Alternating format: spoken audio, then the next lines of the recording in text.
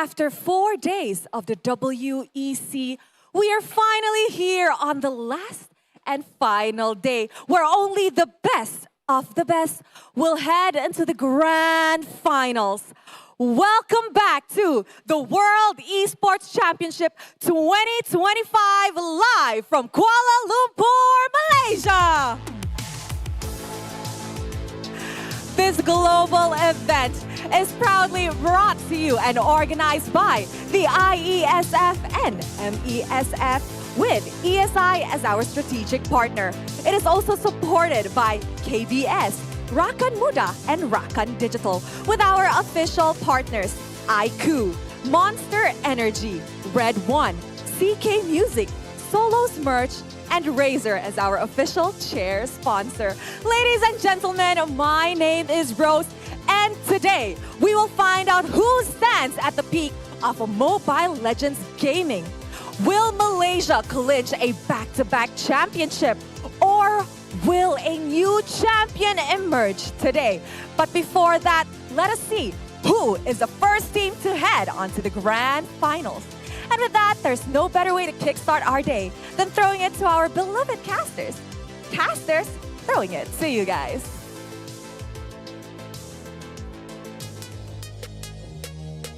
Thank you, Rose, for setting up such an amazing opening here for the WEC 25. You're with us with Fasha Bani as well as Stafa on the caster decks, and we are super excited. We are nearing to the end of our day number 5, where right now all of the tensions are building up even more as we are entering to our top 4 teams at the semifinals. It has been a long journey here, ladies and gentlemen. 4 days of competition have already concluded here at the World Esports Championship 2025, and only a single day remains. We already got to witness the crowning of Team Indonesia for the women's category at the end of day number 4, and now only one more throne remains to be claimed in the open category, where 4 teams will face off in the semi-finals to discover who our new king shall be.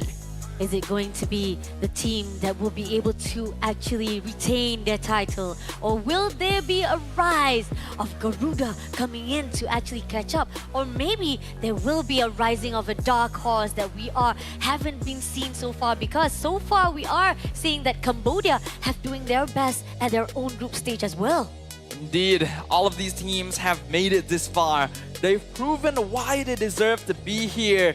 But that throne only stands empty for one squad, and they will have to take down every obstacle in their path to get there. Once again, as a reminder to all of you about the prize pool that we are going to be looking at for the open category here, the champion will be walking away with 32,500 USD, with second place coming out with 19,500, while third place will emerge with 13,500. This shows that pretty much from top of the 4 teams, right? Malaysia, Indonesia, Cambodia, as well as Turkey. One of them, unfortunately, even they managed to actually survive to the semifinals, might not actually have the share for the prize pool as well. But it's okay. They made it here far. This is so much of already their pride coming in. They already have a lot of lights for their names. But looking back on all the brackets that's already been done, start out with the quarterfinals. Malaysia taking down Mongolia with 2-0. And that is the reason why they're going to meet off with Indonesia, who also trampled against Nepal. And we're talking about from the group stage, these 2 teams have been clean sweep record on their own team fights itself. Continue on to Team Cambodia, who managed to shut down Kazakhstan previously yesterday with 2-0 as well. Now Turkey making a huge history right here, as yes, like we talked about 2024, they didn't actually even manage to the playoff itself. Indeed, we've got some new names, we've got some old veterans, but all of them vying for a single title. Now, for the last day of WEC 2025, we are going to be looking at 4 matches. Our first 2, the first half of the day, are going to be covered by the 2 of us on the desk right now. It will be the semi-finals, with the first match being Malaysia versus Indonesia at 12 p.m, followed by Cambodia versus Turkiyye at 2 p.m. two of the teams that is still new into the grand finals or even half of the line into the grand finals. These two teams, Cambodia and Turkey, definitely is hunger for a new record to be set up here for 2025. But before we get into that, this is it. We have our host country to have to build up that strength to make sure they get that first final slot for the grand final. It is unfortunate that this is a single elimination bracket, which means that every single match is just that much more dangerous. Team Malaysia going up against Team Indonesia is an age-old rivalry. I'm sure we all know the history that these two regions have had with each other in various international tournaments, and they'll be kicking off the final day of WEC with their matchup. Going to be tough, definitely, but then again, we are going to see what is going to be like between these two teams. Again, we talked about how they are right now with a clean record. No one able to actually been dropped to a few semi-finals.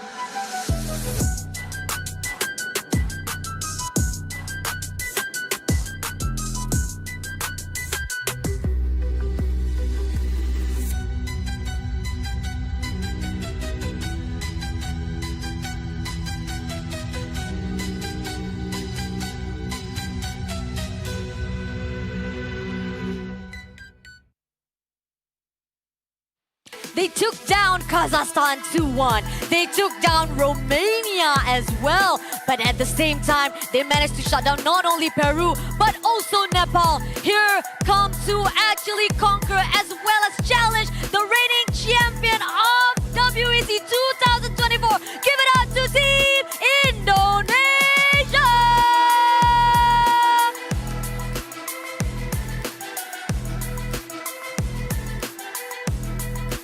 Last year's WEC throne currently belongs to them, and they're not eager to give it up to anybody. With their vision fixated on the future and on this current matchup, we welcome our host country, hometown heroes, Team Malaysia!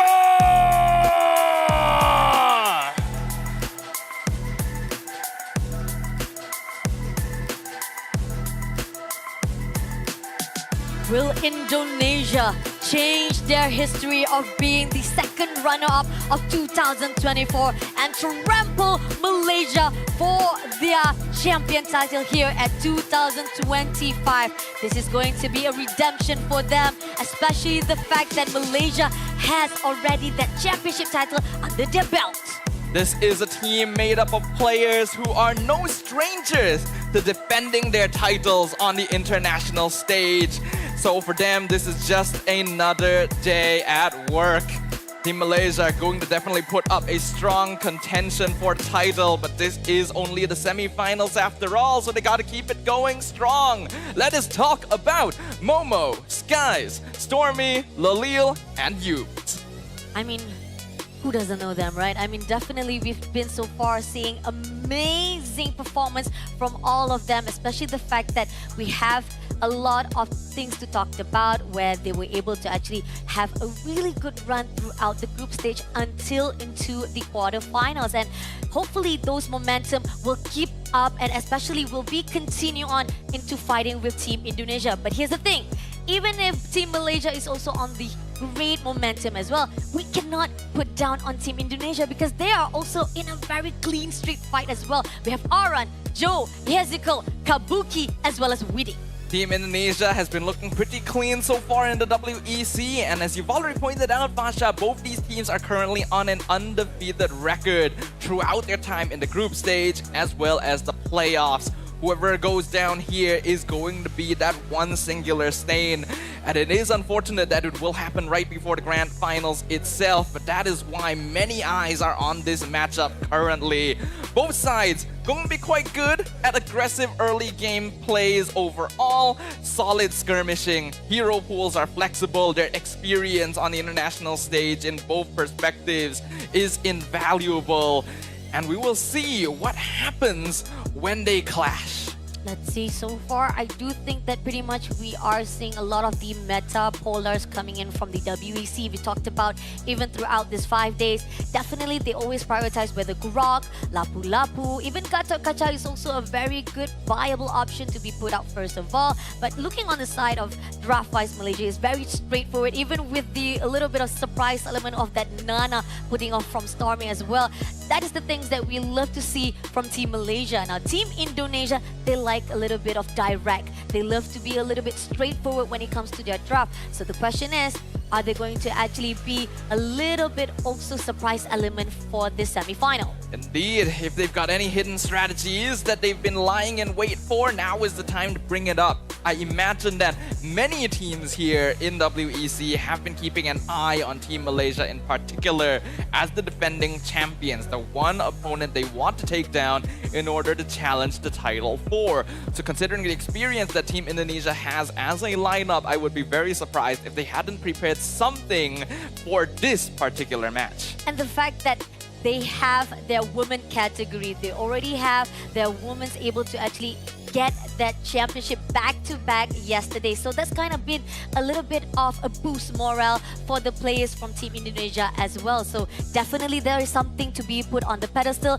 It could also build up a little bit of pressure. So I'll say like, hey, if our team women can do it, must be that men can do as well. But moving into our first map of the day, it's going to be Broken Walls. Why is it that whenever it's in like woman category, we always keep seeing flying clouds, but when it comes to the men, I keep on seeing a little bit of challenge from their own RNG god, you know? And so, but it's okay, I'm liking it. This is why I'm able to actually have the opportunity to cast for the semi-finals men category.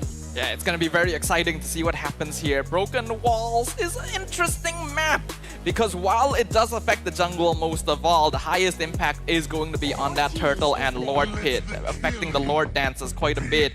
We're jumping into draft now for game number 1. Team Malaysia on the blue side, getting rid of some very interesting heroes right off the bat, the Angela and the Helker. I think pretty much we did saw some of the games that already passed through. There were times that Hellcat was actually going in, and those are the things that they're trying to actually hold out just a little bit or even try to avoid it out. Here's the thing, Grot is still open. Are they going to actually give that opportunity to be picked up? Because they have the first pick, but at the same time, they're gonna actually give up that 2 picks as well to Team Indonesia. Previously, when Team Malaysia was playing against Team Mongolia in the quarterfinals, they were actually the team that was banning out Grok both times, which allowed them to grab the Gatot Kaca for themselves. Now that both roamers are being left open with the Uranus being banned out by Team Malaysia, it creates a very interesting question. Do they want to go for the Grok first themselves? Do they want to grab Gatot instead? Is there a different hero that they would rather prioritize, like the Lapu-Lapu, which so far has been very consistent in Momo's hands? And it seems that it is open for them. They can take the Lapu-Lapu if they want. Even the Grok is still open for themselves. Let's see how they want to actually open things up. Because so far, that is going to be the safe option for Team Malaysia if they want to actually go for the direct. But at the same time, are they going to actually prioritize even the jungler even at this state? Because Hayabusa is still open as well. And even I see like Lancelot. So far, we do see from the side of women's, right? We keep on seeing that Lancelot was been denied countless of time. Only a couple of times during the early stage, like when it comes to the group stage, we did see that Lancelot was able to pass through. But here on out, it seems that Grok is going to be picked up first for the choice of Team Malaysia. So Lapu-Lapu is still open. Gatot Kaca is still open for Team Indonesia as well. Team Indonesia don't need to lock in Gatot here. They can go for it in the 3rd pick since they already know that Team Malaysia won't be contesting it away. Going for higher priority heroes here will be more valuable. Things like the Lapu-Lapu are good. Lancelot, which you mentioned was almost perma-banned on the women's category, is still wide open. Eve as well, having very high priority. They will take the Lance, but they pair it with the Zeus-in. Oh, even Jushin, I think pretty much only once or twice that was able to pass through in the woman category. So yeah, pretty much liking how Indonesia is coming in for the first 2 draft. Team Malaysia, they still be able to actually pick out the assassin if they want to though, but Hayabusa Hayabusa if they want to actually pick it up. We did saw how they were able to actually trample Mongolia on their fight at the quarterfinals. If they want to actually go to that direction, or they want to actually pick up Kimi right now for at least getting. But oh, wait, never mind. Kimi already been banned off. My bad. I'm sorry. But Eve is open, like you talked about. Eve is good. The Eve Grok combination was very popular on the women's side of the bracket, so I wouldn't be surprised if Team Malaysia goes for that. But they will probably need to prioritize the Hayabusa to make sure that Sky's hero pool isn't too limited later on. So something has to be traded. So they give up the Eve, they go for the Lapu, and as expected, the Gatot Kaca will get locked in for Indonesia. Let's see, on the Indonesia side, if they want to actually take down Eve, can be done as well, just to hold out a little bit of the pool for the mid laner, or even the gold lane. They can actually just take down even Ranger right now if they want to actually shut down a little bit. Even Lunox is also a particular, but it seems that Eve going to be the first choice for Indonesia to take down first. We know that Stormy has a very wide hero pool, so it's going to be very difficult to particularly target down the mid lane, but getting rid of Eve makes the most sense overall, since that is still a very effective hero in the current meta. They don't really need to ban any other mages. I think if they're particularly worried, then Lunox is the one to get rid of, or maybe Selena, but otherwise I think they can start focusing on gold lane instead. Team Malaysia, they're going to start banning fighters as is expected, since they already have their Lapu. Lapu and Indonesia hasn't locked in their EXP lane. Looks like it is going to be the Selena being banned out by Indonesia. Again, prioritizing on the mid lane as well, but again, there's still a couple of heroes that Stormy can definitely flex it out here, so we're not pretty much too worried about that. On Team Malaysia, they are focusing on the EXP. If they want to take down Yuzong, they can also shut down maybe Arlet or even Glue, because we do see Glue is also particularly a little bit of popular on their side here for the WEC25. I think Arlet is probably a little scarier, but there's also options like the Alice. It all depends on how much of an advantage Team Malaysia wants to put in the EXP lane. Hilda also is slipping our thoughts a little bit there. They have the Hayabusa. You definitely want to get rid of that. Ooh! Obsidia from Team Indonesia. Okay, Obsidia. I think we rarely see it on the women category, but we do see spotted out a couple of games from the men category, always picking up this Obsidia. Not to say the win rate is actually like a confirmed one, but it kind of actually have a lot of base ground when it comes to the late damage wise. But again, when it comes to Team Malaysia, they have a solid ground when it comes to the frontliners, as well as to make sure they be able to survive it out. And in the equation where the fact that Sakis, if he'll be able to actually do a little bit of execution for the backline, I think that might be okay so far. But here's the thing, Team Malaysia, who they want to actually pick up? Is it going to be... Oh, Farsa is going to actually be picked out, as well as X-Borg. Okay, Team Malaysia going for double fighter side lane without a notable scaling late gamer, but they have Haya and Farsa, so it's actually manageable. I thought that they might go for Lunox rather than Farsa, but if they go Farsa, that means that they are much more easily able to threaten Obsidia and just prevent her from being able to do notable DPS in the backline. We can see in the crowd right now, the Malaysian fans have showed up in full force for the final day here of the World Esports Championship. So Team Malaysia definitely has the benefit of home ground support on their side. All the moral supports coming in. This is what we're talking about home buff itself, and hopefully it will definitely boost up the Team Malaysia itself. For the last pick is going to be Esmeralda. I mean, going into Indonesia, right? I like that draft as well. It has a lot of counters as well against to Team Malaysia. Malaysia also be able to actually do a really good backline engagement with Farsa for the damage wise. But here's the thing, when it comes to execution, this is what it's going to be like. And I'm not sure if you guys can actually catch up or even able to hear the sound of the roaring, the crowd just screaming out and giving all the supports coming into Indonesia as well as Malaysia. Right now, as draft is already been written, I feel like both sides has their answers. Yeah, both sides have their strengths, they have their weaknesses. Team Indonesia is going to be the slightly more scaling composition. Their early game pressure not going to be very high unless Joe is able to make big plays across the map, which means that Team Malaysia will generally have advantage around that first turtle timing, and if they get the lead in the mid game, might be able to close it out early against their rivals here in game number 1. Welcome to World Esports Championship 2020!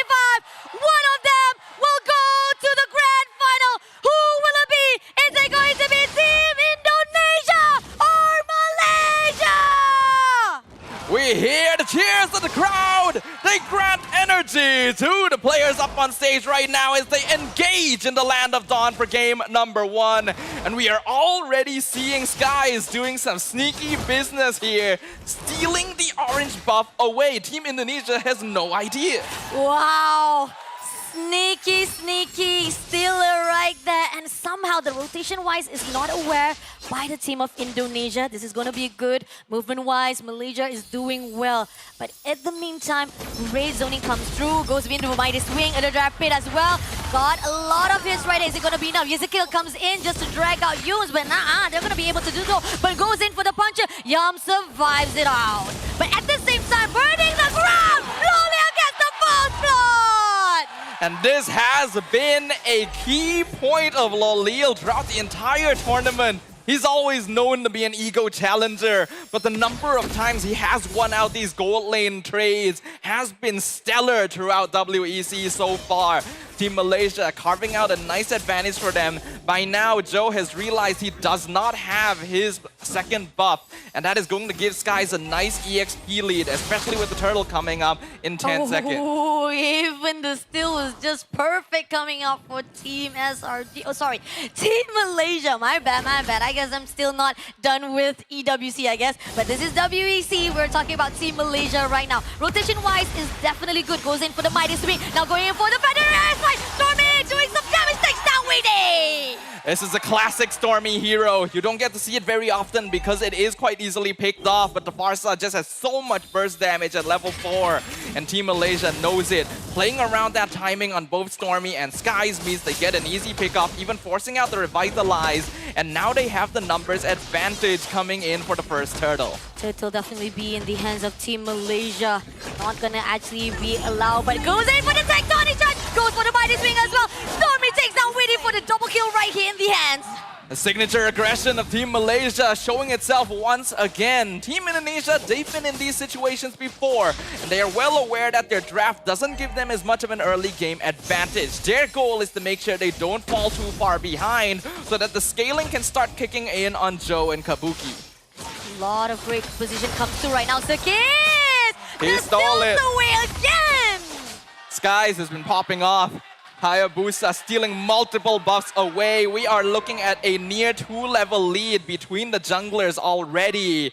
And this is Joe on the Lancelot as well, one of the most feared heroes in the meta currently. The macro play and the rotational pressure from Malaysia is too much. Ooh, even the Bravest Fighter comes in, but the Shadow Kills comes through. Is it going to be enough? Goes in for the hit, but no! Ares managed to survive it all, but that was a really great push comes in from Team Malaysia. That was very, very close. Aran able to keep himself alive there, but we can see that the EXP lane has been completely won out by Momo with a little bit of assistance from the mid lane.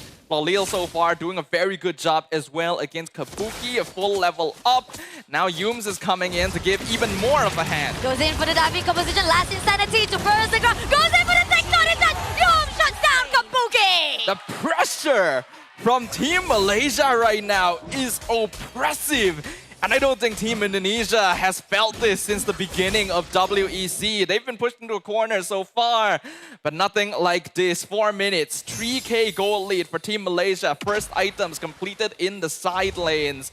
And once again, we did say that Team Malaysia would be stronger at this point, but goes still. in for the tectonic touch. Shadow Kills comes through. Not gonna be enough damage though, but still, it is enough pressure comes through from Team Malaysia.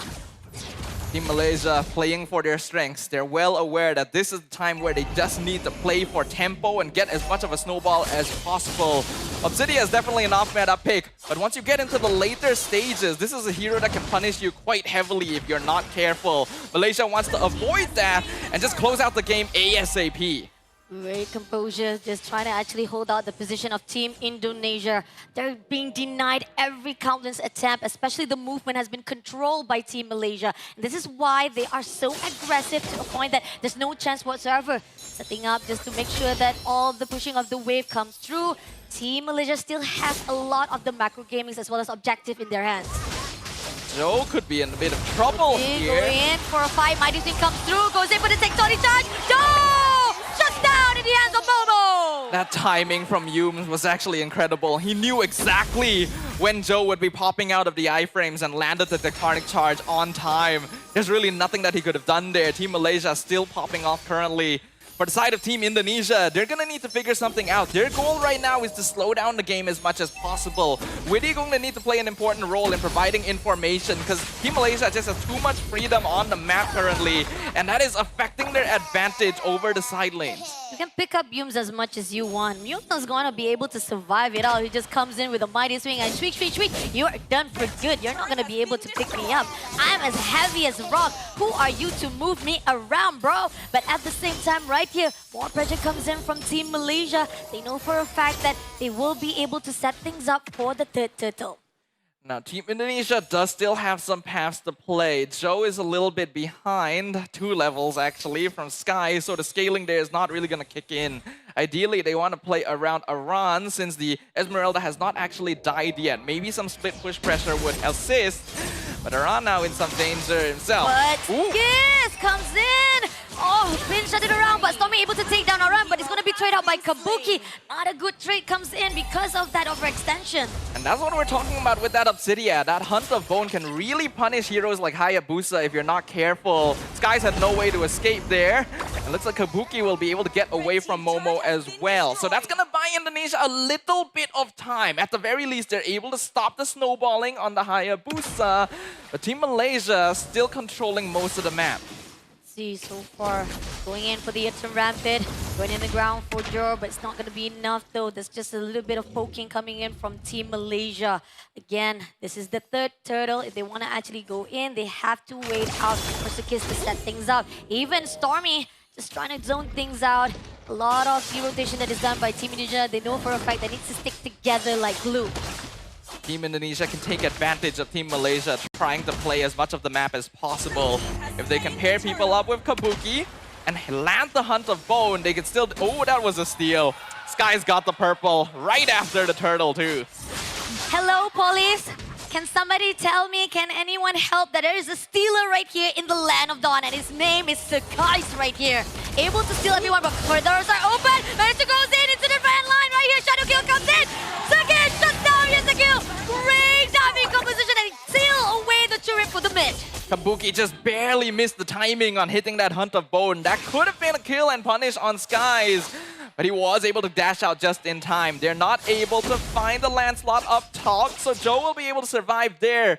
But we are looking at a 7-1 kill score in favor of Team Malaysia. 6.5k lead in 8 minutes. Next Lord is coming up in another minute or so. So there is still a little bit of breathing room right now. But Team Malaysia is going to be upping the tempo. They want to make sure they continue controlling the map and not allow their opponents to extend into the river. This is the level where Team Malaysia is getting a lot of the upper hand. Even with the goal lead right now with 5,000 in their hands, they know they can actually switch things up. They can actually control all the motion, but at the same time, putting out that Earther Rampant denies any movement coming up from Team Indonesia, and at least they can get the turtle or even the turret right here at the bottom one. So far, so good for Team Malaysia. Team Indonesia still needs a little bit more time. Kabuki only has 2 items. Oh, Lolia just picks it up. Sakis takes down Aran, now goes in for the dash. Going in for the diving. Is it going to be enough though? Unfortunately, Sakis had to back things up. A little bit overextension, but still managed to skirt away. But Kabuki with Momo.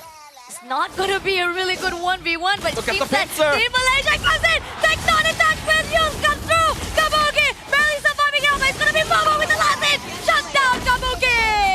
The movements from Team Malaysia are so controlled right now. They get a kill down bottom, they back off, they connect with Momo, who is already communicating with them that this Obsidia is way out of position. And the timing on that could not be better either. The Lord literally has just spawned.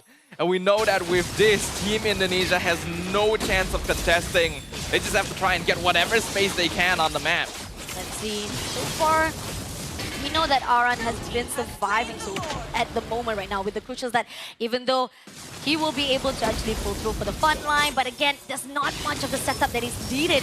A lot of the AoE that is required for the team of Indonesia doesn't come through, and this is where the fine line that if you cannot actually catch someone, Team Malaysia just gonna come through with it. But even if they want to make the catch, Team Malaysia right now moving around the map a little bit too cleanly.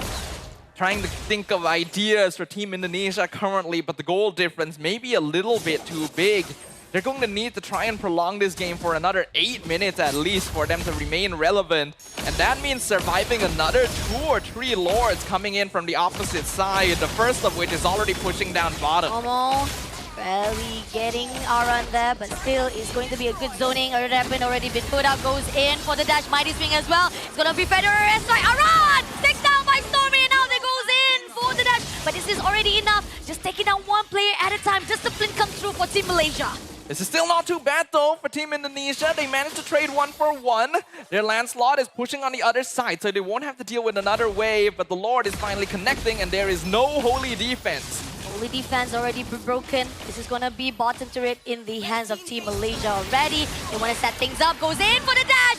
Sky takes down Kabuki. Federer is already open. Witty is in the open. Stormy going to do some damage there, but still surviving it out. Stormy had to flicker away to move it, but goes in for the takedown in touch. Lolio takes down Aran. Crystal in the loose right now. Just a little bit more. Sakis takes down Witty. Only left with Yesical. Is it gonna be enough? Last insanity! Oh, barely coming alive right there, but still managed to actually give a lot of pressure in the baseline. But here, Joe, all by himself, was tagged out by Momo.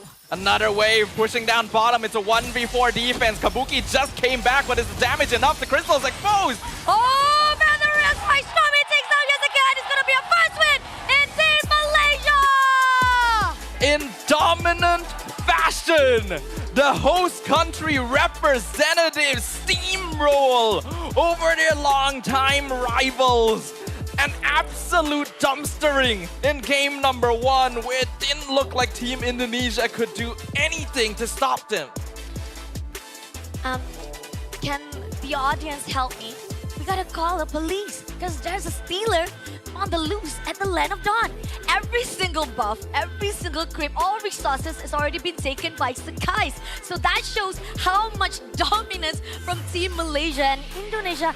Yes, they had the answer. Again, like we talked about, they have a capability to actually lock on, maybe doing a little bit of divide and conquer. And that was what we saw from the team of Indonesia. They actually let Lancelot do a little bit of split push. But again, there's not much of a damage to actually support if they want to actually go for the team fight. Yeah, I feel like Team Indonesia's draft here was actually a little bit reactive if we talk about anything. A lot of their hero picks came out not of their own volition, but as a way to respond to things that they were seeing on the opposite side. The Zuzin being their first pick because they saw the Grok, the Obsidia being locked in because they knew it could punish the Hayabusa. But in doing so, you kind of miss out on the cohesion that you would normally have if you're just sticking to an original game plan. And knowing that they're going to be losing out just straight up in terms of damage and map control due to the way their draft works gives so much space that Team Malaysia can take advantage of. Hot take. I think maybe there's a possibility, yeah, Zushin might be okay to be picked out even though it was earlier on. But that Obsidia though, it's too late. Here's the thing about Obsidia, right? Yes, during the first introduction of Obsidia, she is massive. But here's the thing about her right now. She is a little bit of needed time as well as scaling on going into the game. Even yourself that coming into a minute or even 10 minutes right there, they still need 8 minutes for them to actually step things up so they can have the same level to fight off your Team Malaysia. So maybe there's a possibility that Obsidia could have been changed into another hero, then things could be a little bit different for Team Indonesia. Yeah, I agree. I don't think the Obsidian needed to be locked in. I feel like there were still possibilities for Team Indonesia. They could actually went into something like a Ruby instead for the fighter gold lane. Then they would have had an easier time dealing with Team Malaysia in the initial stages. That final pick, Esmeralda, as well, is only really going to help out in lane against Lapu Lapu. You will end up not having a very good time against Lolil. So Team Indonesia didn't look to have the best draft here to deal with what Malaysia was throwing at them. And that is also going to be their first notable defeat here in WEC all the way in Game 1 of the semis. 14 over 2 kills with 14k total goal. All objective in the hands of Team Malaysia. how more dominance did you want to get right here? This is only the opening of our semi-finals, and we're already seeing so much fire burning from the hands of our Team Malaysia. But again, this is going to be the best of 3. That means if Team Malaysia can keep up again with the second round, they will go to the first slot of Grand Final, unless Indonesia have something to say about it. I hope that they do, because this has been a rivalry brewing for a long time. The match that many of us were hoping to see before WEC 2025 even started. Looking at the statistics, obviously a lot of it is going to be in the favor of Team Malaysia. They were dominating right from the very beginning. And I feel like this is information that any team needs to register. You cannot give Malaysia's mid-trio an early game combo. Farsa with Grok as well as the Hayabusa enables them to move so quick around the map, and then they have lane prio in the side lanes as well, so it was already a recipe for success. Top key players, yes, this is it. Please, Police, please, can you handcuff the keys for stealing every single buff in the Land of Dawn? He is the goal hunter with 831 GPM. He is also the goat with 38,810 total damage deal. Our tanker, definitely, we talked about how Esmeralda with the skill set definitely will be able to survive it out with the swish, slash, whip, lash. But then again, no matter how much you survive at the front line, if you don't have much of the damage to actually build up from the follow-up, they will also falter out. But Yums with that tectonic charge every single time just lands it off, making sure a good setup for Team Malaysia. Yums' timing on his crowd control is just on another level entirely, recognizing the iframes to be able to get the lockdown when needed. But our MVP of game number 1 is definitely going to be Skies.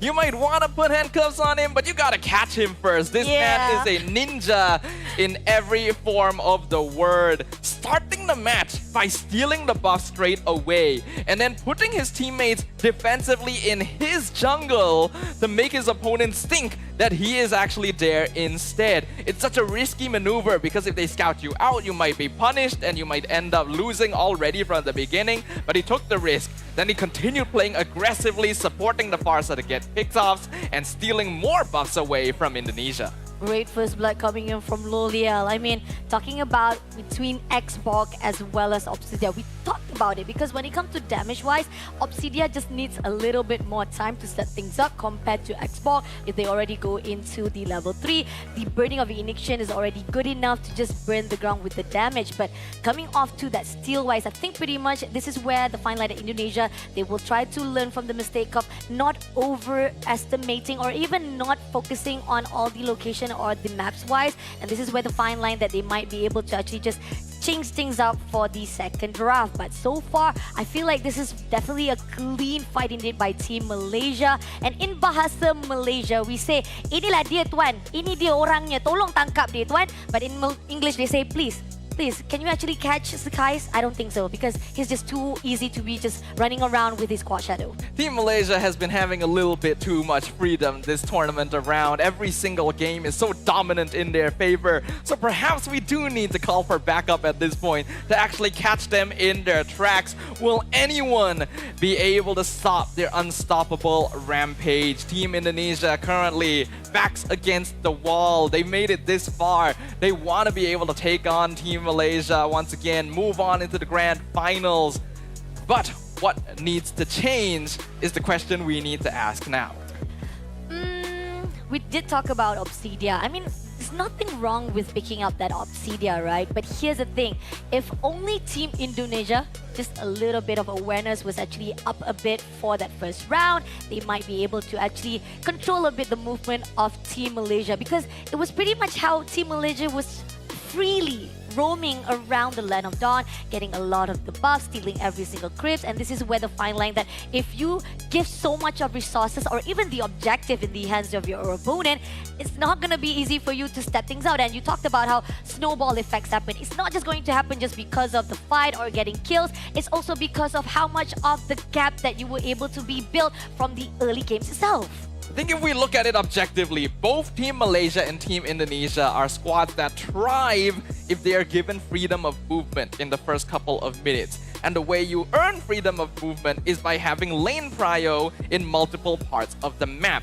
That's why we've already talked about both these teams can be quite aggressive early game because they want to claim those factors for themselves. And a large part in claiming those factors is having a good draft. Team Malaysia had a very solid one. They had lane prio in basically every single lane, which meant they could move around unpunished almost anywhere they wanted, while Team Indonesia tried playing a reactive composition that scaled into the late game. That means that you have to take the risk of losing out on rotational pressure and just generally play defensively to allow yourself to scale. Team Malaysia, though, are quite used to dealing with those sort of strategies. They up the ante so much. The way they move around and coordinate with each other means that you cannot afford to pick a draft that loses to them early. And talking about how the band-wise coming out from Team Indonesia, right?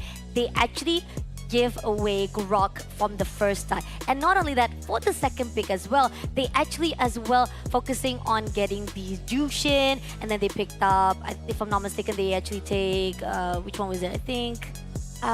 they went Lancelot. Lancelot, yeah, they go for the Lancelot. But then, here's the thing. There's a lot of the heroes of Assassin that we talked about how it is a meta. It's either you actually take down Lancelot or you actually take down Hayabusa. And when you actually give that opportunity for both sides to have it, this is where the fine line that it's too much of freedom or even open for you to actually play around with the draft. I think it's fine to keep it open. It's because you want to keep it basic in the end. And I feel like Team Malaysia was actually attempting to do that, right? When we look at the heroes that they banned out initially, the Angela, the Helker, these are not what you would normally see nowadays, but they're good tease strategies. So Team Malaysia is basically posing the question, we're gonna take you on in typical draft fashion, typical front to back, play the game, the style that it is meant to be played, and we'll see who's better. In this case, Team Indonesia tried to switch it up by going for a draft that should be able to counter individual pieces of Team Malaysia, but you gotta be able to deal with it as a whole. And I do think that when it comes to the mid laners, right, we talked about how when it comes to Stormy, too much flexibility. I'm looking down our FCB even saying that, hey, talk a little bit about Stormy, right? That Farsa, we talked about how, yes, it's either going to be Farsa or Lunox, but when it comes to mobility-wise, Lunox has the capability not just for the damage, but brilliance-wise comes in, will be able to move around very freely and having a really composure to just back things up and have a very quick movement or involvement into the team fight. But Stormy just showing off how, from the backline, he can do so much damage. But here on out for our second round is going to be Dangerous Grass. Okay, for now, I'll say that man category is so fun because every single time when I cast for the woman category, it's always the flying clouds, flying clouds. Hello, God of RNG. So very biased there, right? But it's okay. At least I have the opportunity to cast for the men category for the last day, so it's okay.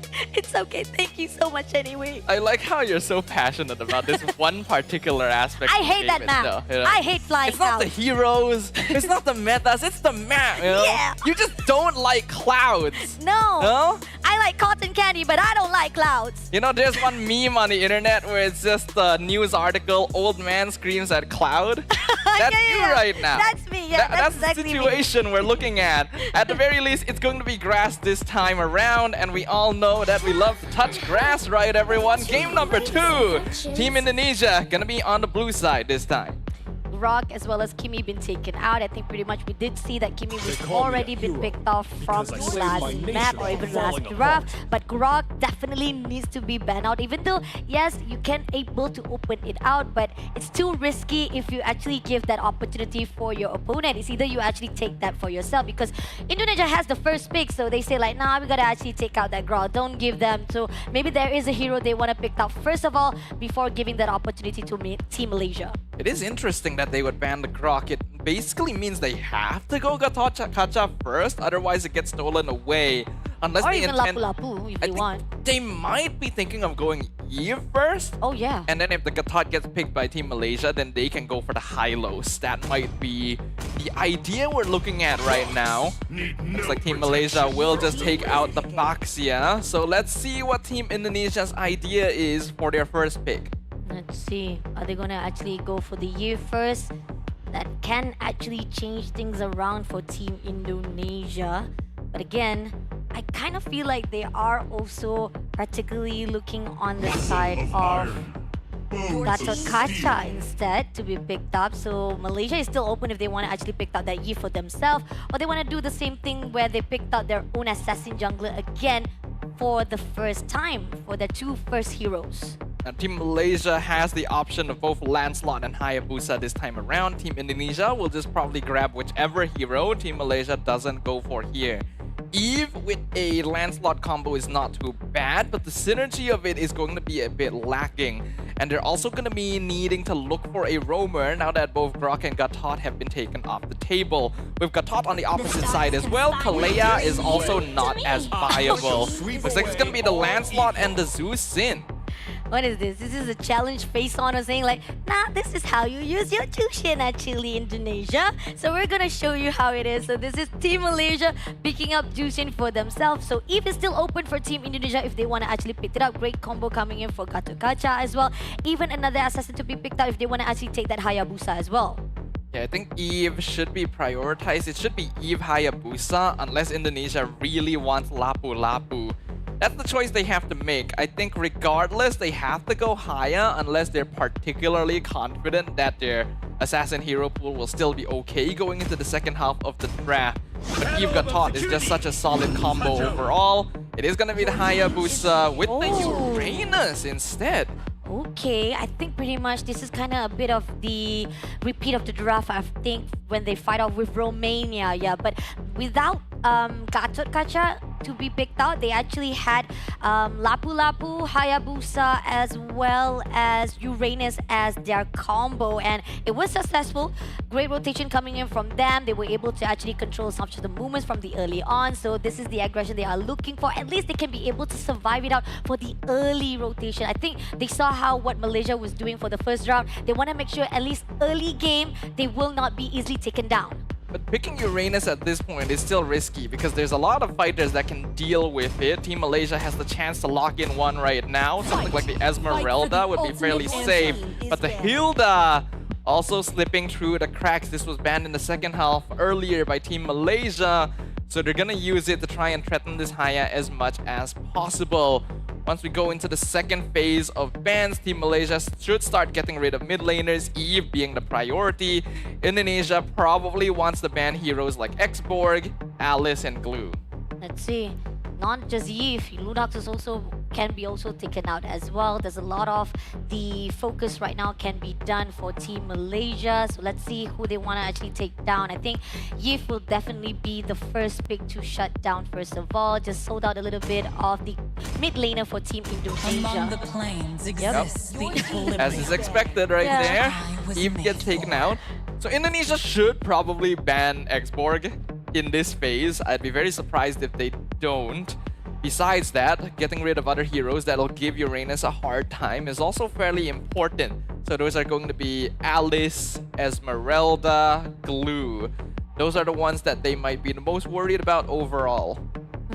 What about the goal lane though? I mean, we haven't seen Granger so far. I mean, do we want to actually put out Carry here? Is it going to be a little bit risky even with Carry having a true damage to just burst down, to just shred and melt out every single... Carry for which team?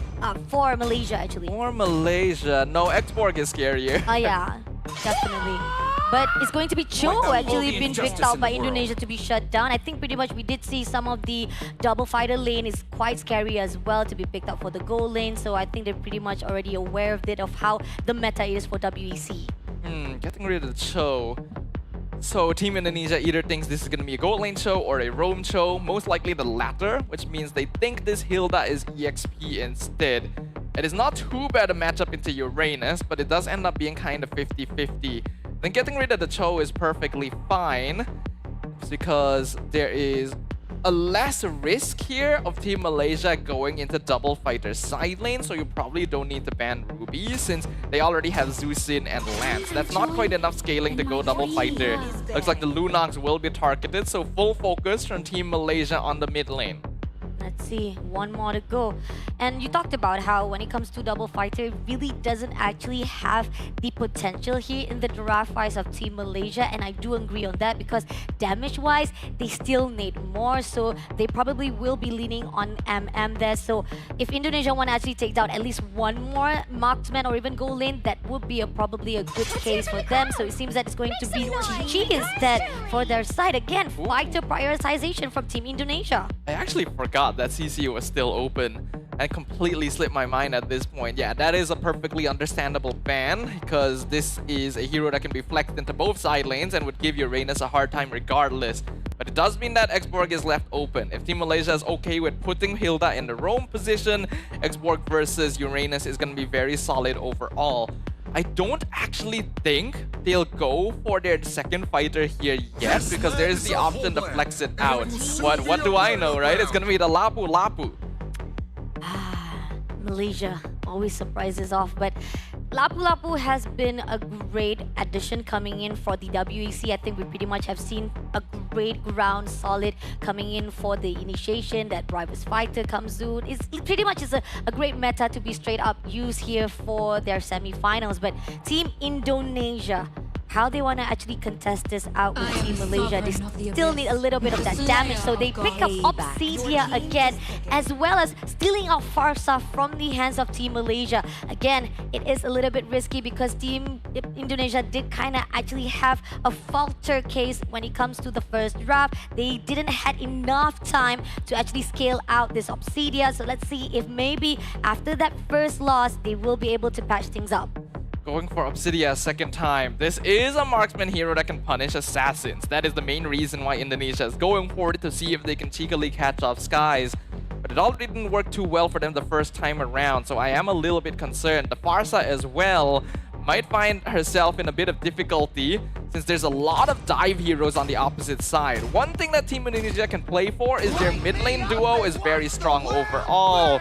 But looks like Team Malaysia will still go double fighter regardless of the lack of scaling. The Xborg in the gold lane for a second time, which means they want to play hard and fast again for the early mid game. Oof, this is scary. I mean, when it comes to damage scaling wise, yes, it is a little bit risky on Team Malaysia, but hey, this is where we say we're just going to Langga. We're just gonna straight away crash everyone from the get-go, and hopefully that will be a great execution for Team Malaysia. Right now, we have one more point to go. Can they actually clean it up with them right here at the semi-finals? Only one can move on to the next level, and those who actually drop for this last match, or even they may be able to actually prolong our semi-finals, will have the opportunity to have the going for a fight with Team Malaysia. Is it gonna be the best of one, or is this the end for Team Indonesia? Give it up for World Esports Championship 2025! Can Team Malaysia go to the grand final, or will it be trampled by Team Indonesia? Our defending champions one step away from making it back to the final stage of the WEC. And it is only their longtime rivals who will be able to stand in their way. Who will come out on top this time? Will Indonesia be able to bring out a second stage now that they're pushed into a corner? Oh, I feel like, again, we talked about how the draft-wise, right? Now we are seeing that Team Malaysia is just going to continue to keep up the pace, making sure that they'll be able to actually pressure out Team Indonesia. Going to actually pick up. Yums comes in, goes in for the dash, but it's not going to be enough though. Still, Stormy just tried to actually pick up one after another just to give a lot of pressure from that mid lane. Now, one advantage that Team Indonesia has this time around is that they do actually have mid lane prio. Gatot and Farsa together pair up very well. Kabuki not having a good time in lane, as is expected of anyone dealing with an Xborg. But Team Indonesia can take advantage of their mid lane rotational pressure. It means that Yums isn't able to aggressively invade. It looks like Skies will still try to be a little bit annoying.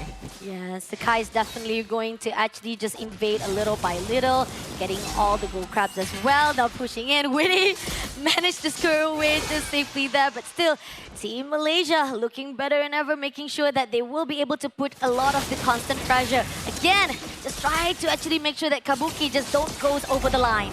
Skies is here to clear the wave as much as possible to make sure that Lolil can actually join the turtle fight.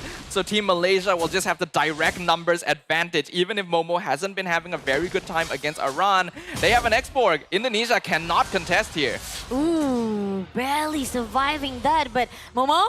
Momo? No, definitely not. But it is going to be a free turtle in the hands of Team Malaysia, right? In instant, giving a lot of the grounds to be covered things out, especially with the gap as well. But here on out, Burning Greedy just a little bit, also picking up as well. Federer Center is already open. Joe managed to actually move away with a shadow, but at the same time, a lot of pressure has already been done by Team Malaysia. I think the timing from Joe could have been a little bit better there. If he waited for the Feathered Airstrike to break the Faraga armor, he could have actually entered afterwards with the Quad Shadow and attempt to take out Lolil. But it's still pretty even currently. Team Indonesia has been playing defensively, trying to make sure that they don't fall for the same tricks that happened to them in game number 1. Gold lead is minuscule, though slightly in favor of Team Malaysia.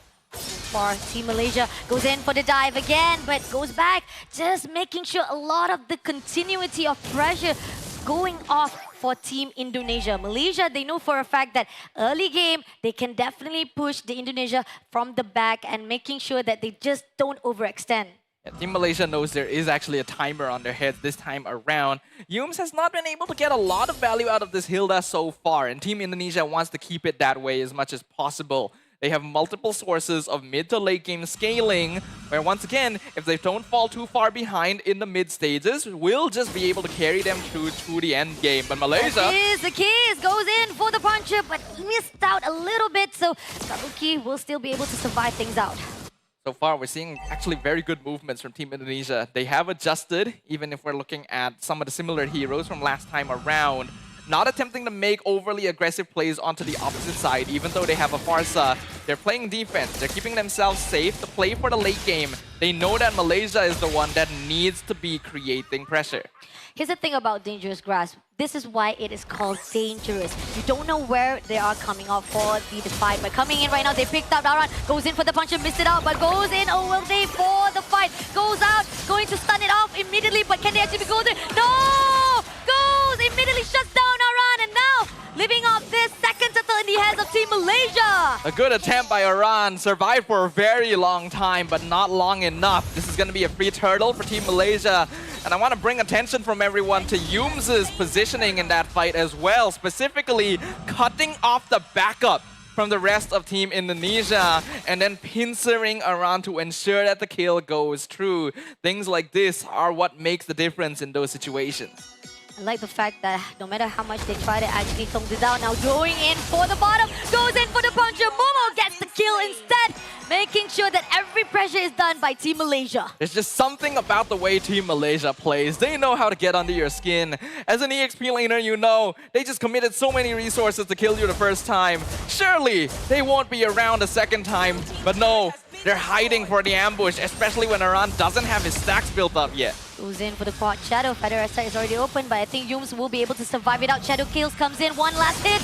Dojo takes down Yums immediately, but there's going to be just a little bit of trade for Team Indonesia. But Stormy on the other to say, did you just take Yums? You are in the no man's land, my friend. The kiss comes in, he goes in on, but the airball comes through, and Stormy says, Joe, you are down! There is no escaping from the eyes of Mage Prodigy himself. Joe finally able to get a kill on the side of Team Indonesia, but the trade of the jungler for the roamer is simply not worth it currently.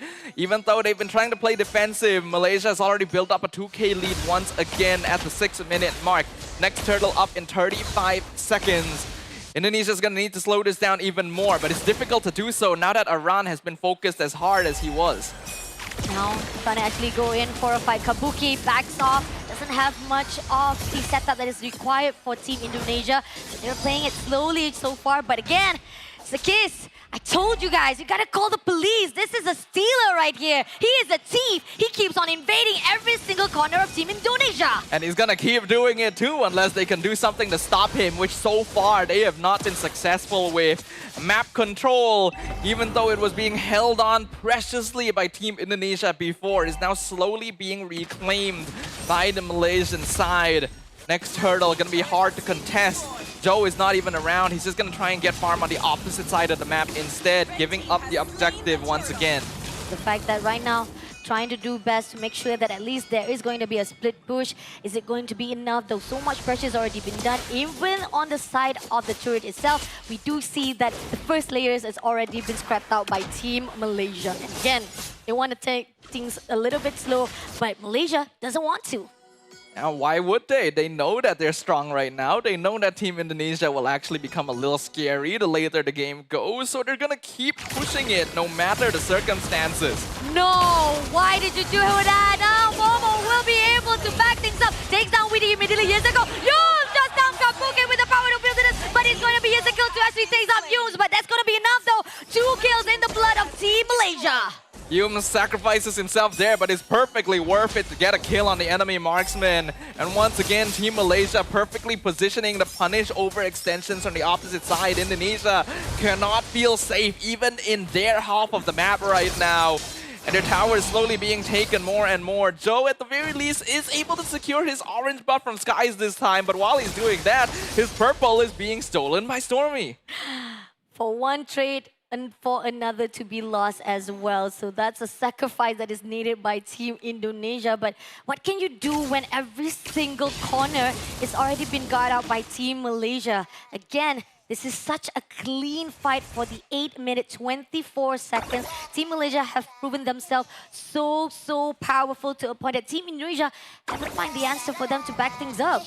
The gold lead still looking pretty big right now for Team Malaysia. Team Indonesia, they have the late game scaling, yes, but they do still need some control on the map in order to achieve it.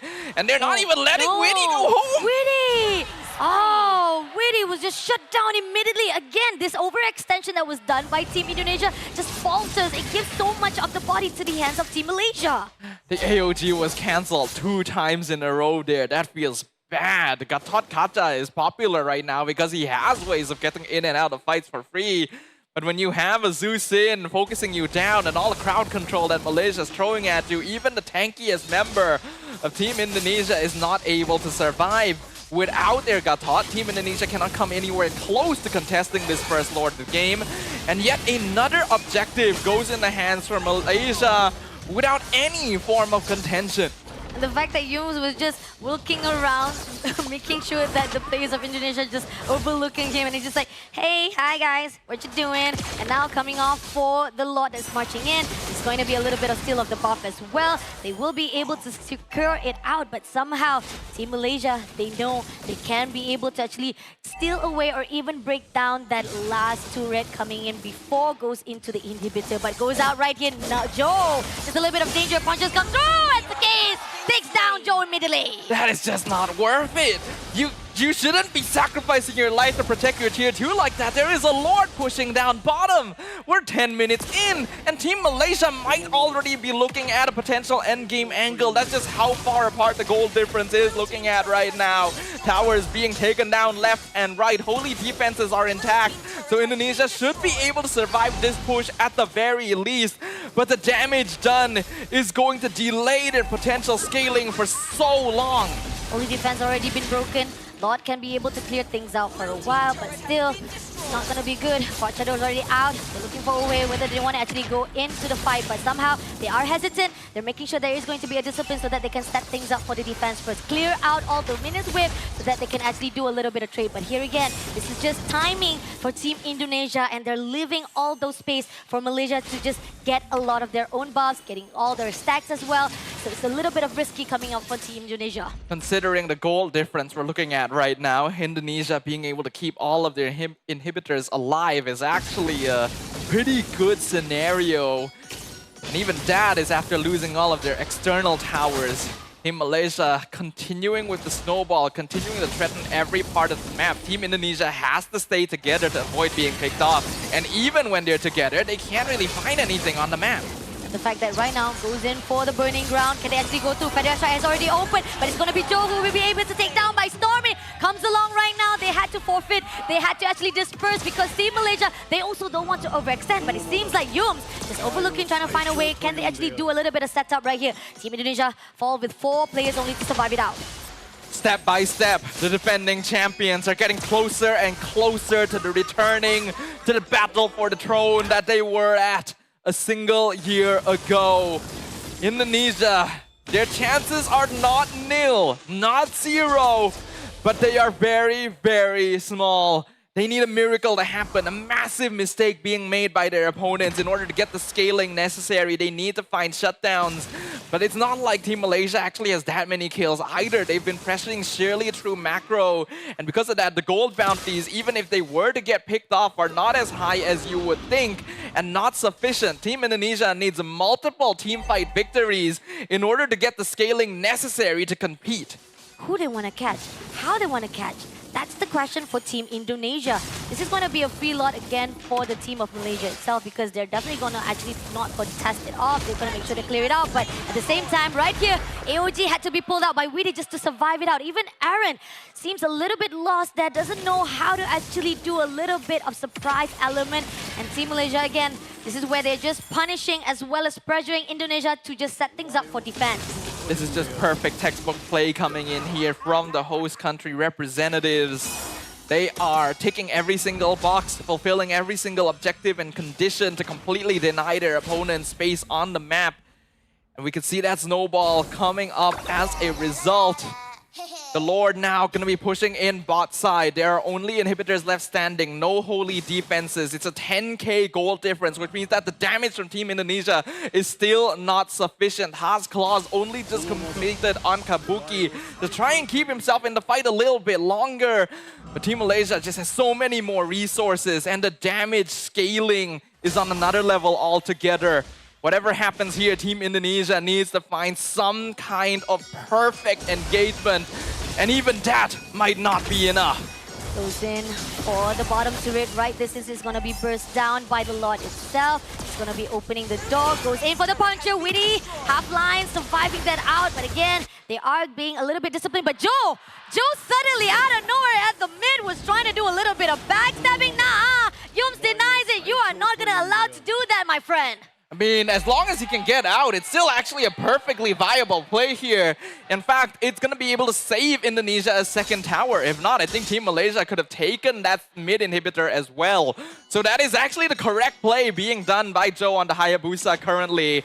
They're going to try and delay for as much as possible, but here comes more minion waves. Fighter Strike has already been opened just to make sure to clear the minions of wave. Coming in right now, Loleo trying to actually burst down with the ignition, but still not going to be enough though. Now River Spider comes through, but they are going to jump right into the midst right here with Shadow Kill, but doesn't make it actually a good damage. No, it's not going to be enough though. Still have a survivor from the side of Team Malaysia, so they can back off easily, fastly. But I like the way how the sages say, "Good job, you," because they were literally rushing on, saying like, "Yums, go get him, man." Of course they would, right? They're in a very comfortable place. They're feeling themselves. Everything's going their way. But I will give praise to Team Indonesia right now. Those were very solid defenses that we saw considering the gold lead. Keeping themselves as safe as possible, using their health as resources, and dropping in whenever they think they can do enough poke to maybe zone Team Malaysia back. Because of that, they have been able to keep 2 inhibitors intact for now. Next Lord is going to be coming up in 20 seconds. And Team Indonesia might be able to hold on to it if they're able to keep themselves in place. But the ideal would be to try and maybe contest it away from Team Malaysia. They still have to be very careful because the bot lane is wide open and Skies is already setting up the slow push into it. Because of that, they can take the Lord Dance quite easily and consistently threaten a backdoor victory. Let's see. Is it going to be a backdoor success? Goes in for the VS strike, but at the same time, they goes in for the last insanity. Somehow doesn't manage to go in, but Yums able to take down Kabuki. Goes in for the AOG. Witty just managed to actually disperse Team Malaysia. But is it going to be enough though? So far, they are managed to actually trade off 1 player. A beautiful ambush again from Team Malaysia. They have their front line threaten the jungle, then they come from behind. Comes in, yes, a go!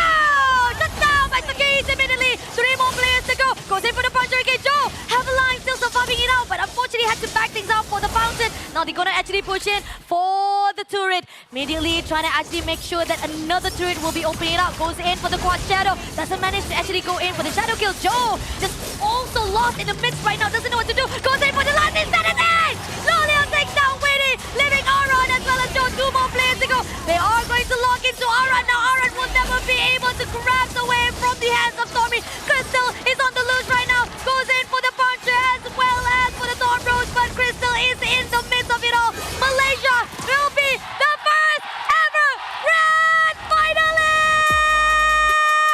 The defending champions return to the final stage of the World Esports Championship. In spectacular fashion, they have systematically dismantled Team Indonesia. Not a single opportunity given, not a single mercy spared. This is the strength of Team Malaysia on full display. Such performance. Definitely, this is another history to be made for our Team Malaysia. They know for a fact that they want to contest. They want to keep that title under their belt. And this is why they're making sure that the first game of the day is a clean sweep. A well-deserved victory and a team deserving all the praise in the world. There's really not much more we can say about it. That is unfortunately the end of the road for Team Indonesia. And as per usual, we've got an interview up on stage with our host.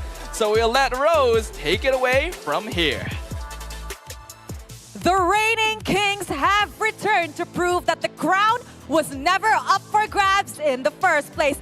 Tuan Tuan Dan Puan Puan, this is your first grand finalist, Team Malaysia! Boys, that was such a convincing win. A very clean 1-2. How does it feel to be defending your title in front of your home ground? First of all, I want to say thank you and very grateful, Alhamdulillah, for this win, for this slot secured to Grand Final. And I'm really satisfied because we really working hard for this. Because we have only 2 weeks after MPL to prepare this, and I'm really grateful with our new lineup as ISF. We able to achieve this grand final. Maybe not champion yet. We will tomorrow. Today. Later. Later. Okay, sorry. Later, we will get the trophy. Don't worry, guys. Wow, that is such a statement and a promise to the citizens. And of course, Stormy, with such an incredible win streak so far in the WEC, how do you expect the grand finals to play out later? And who do you think you guys will be going up against between Turkey and Cambodia? Cambodia. We want to fight Cambodia. Why? We missed fighting them in M series last time. Yeah, you guys miss fighting them. And of course, how do you think that's going to play out? Do you think it's going to be like a very 50-50 game? We never know what is going to happen, right? So let's just see. All right then. Once again, guys, this is your first grand finalist. And later on in the evening, we will see the grand finals live in action. Thank you very much to Sakais and Stormy for having a little chat with me. And with that, let us right back to the casters to give us a full rundown on this incredible match. Well, we never know what'll happen, but we will see indeed. But what we do already know is that Team Malaysia is on another level here at the World Esports Championship. A clean 2-0 sweep. And the games didn't even look like they made them break a sweat here. 17 minutes, but the kill score is 12-2. Systematic oppression, taking every single angle of the map away from their opponents. It's really definitely a great momentum building up right here for the first game of Team Malaysia, and it's actually setting up as well our prediction or even our expectation coming into that grand final as well. So looking on the stats right now, we do feel like it is heavier on Team Malaysia. They know for a fact what needs to be done.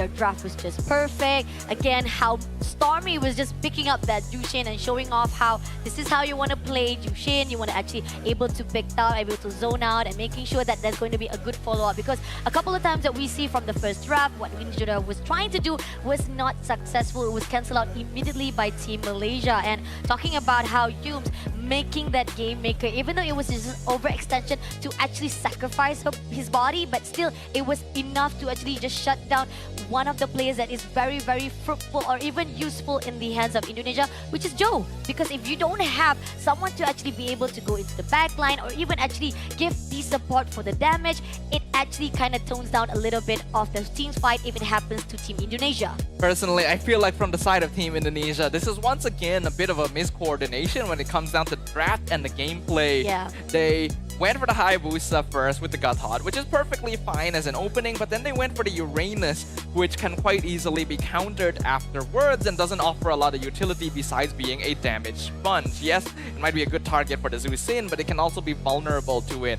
When they locked in the Farsa afterwards, I was expecting them to take advantage of mid lane prio with the Farsa Gatot duo and maybe get kills on the side lanes, but instead they played defensive to attempt to scale up for the Obsidian and heroes like that, but that gives, again, too much control and too much initiative freedom over the Team Malaysia. Oh, agree, definitely. But this is out. Our key player for our second draft. Again, can somebody call the police right now? Not just Sakis getting 2 titles right now. He's getting 3 titles all by himself. Kau tamak Sakis. Very, very greedy right there. We've got Hunter with 807 GPM, the GOAT with 59,000 total damage, and with the best support total assist as total 9. And we have our tanker yet again. Indonesia was doing well. I mean, we saw how Witty was during the first round as well with the Esmeralda. Try to make sure that they have a good, solid front line, making sure that the survivability was really good. That's the only question. When it comes to Indonesia, we don't question that. They know that they can be able to actually just hold out their position when it comes to setup. But again, that damage that needs to pull through for the follow-up was not there. And that was missing out for the action for Team Indonesia. But our MVP for our last round of semi-finals between Malaysia versus the team of Indonesia is going to be Sakai, the Stealer, the Thief, with KDA 209, GPM 807 with DPM 3,504. The Sky Prince does not need to steal, for everything in the Land of Dawn already belongs under his throne. But he goes ahead and steals it anyway, because Yeah. why not, right? Yeah. This man stealing every buff on the map, every jungle camp, every advantage that Indonesia could have, stealing every key player, every MVP title, and also the hearts of Malaysian fans at the same time. What more can you say? This man was just flexing on that Lancelot. Oh, definitely. Perfectly executing every single rotation as a jungler, even as an assassin as well. And this is where the fine line. You talked about how the players from Indonesia, will they actually give it a really direct, honest, straightforward draft where you actually give that opportunity for Hayabusa as well as Lancelot to be picked up? Now, going into the grand finals, between Cambodia as well as Turkey, will they actually deny it after all? Because that is going to be a little bit of risky if they actually let it out. Because when we actually compare to woman category, right? Pretty much either they take out Lancelot or they take out Hayabusa, leaving only one assassin, at least one of the assassin for the meta junglers to be picked up for either side of the opponent or even the first pick team. But going into the highlights here, I think when it comes to the no man's land, I mean, yeah, Joe was doing best to trade it off, but again, you're trading off with the Roma, and it ended up being tagged off by not just the Kais, but also by Stormy. This draft coming in from Team Malaysia is not without its risks, of course. They're going to be lacking in terms of late game damage output since they don't have a single marksman, nor do they have heroes like Lunox that could potentially make up for their lack of presence. That means they have to dominate early to mid game as much as possible. They have to end the game before the 16-minute mark, or at the very least in such a big lead that it doesn't really matter anyway. Because otherwise, you lose out a lot because your heroes just drop off in terms of utility. Team Malaysia, though, is probably one of the best teams at demonstrating how this kind of team draft should be utilized, should be executed. The way they split themselves up to find farm on every corner of the map, the way that they know how to send us the specific amount of resources and bodies necessary to make something happen somewhere, to make sure that objective contests are totally free. It's very systematic, very textbook, but it's also very hard to execute. So it's so impressive to see what they've been capable of here. Hey, high risk, high reward. That's what they always say. And this is a great reward for the team of Malaysia to secure that final slot. But that's just going to be the first slot of the day. We still need to find the second grand finalist. And that's going to be the next game that is going to actually determine whether or not Cambodia versus Turkey that will get that slot. Both of these teams have experience as being the dark horses of international tournaments. Both of these regions have demonstrated plenty of potential in the past. And I'm really eager to see what will happen when they do go head-to-head. With the threat of Team Indonesia now taken off the table, all eyes are going to be on Team Malaysia. One of these two squads will have the chance to challenge them for the throne of WEC at the end of the day. Yeah, but before that, we have a short break. As usual, we have to take a little bit of breather. I need my monster energy to unleash my beast for the next semi-finals. And not only that, we got to be prepared for the grand final as well as lower brackets. So stay tuned. Don't go anywhere. Get your drinks, get your snack as well. This is the World Esports Championship with Fasha Bunny as well as Staffar. We'll be right back right after this. To be in the zone, gamers need true support. One that's in sync with your body at every angle. Takes your weight without pressure.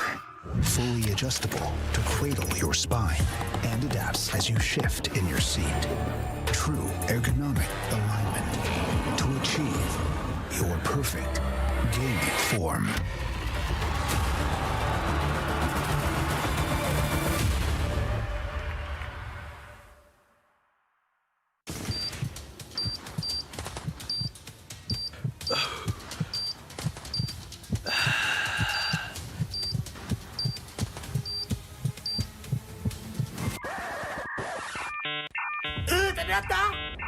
Data habis? Jangan risau.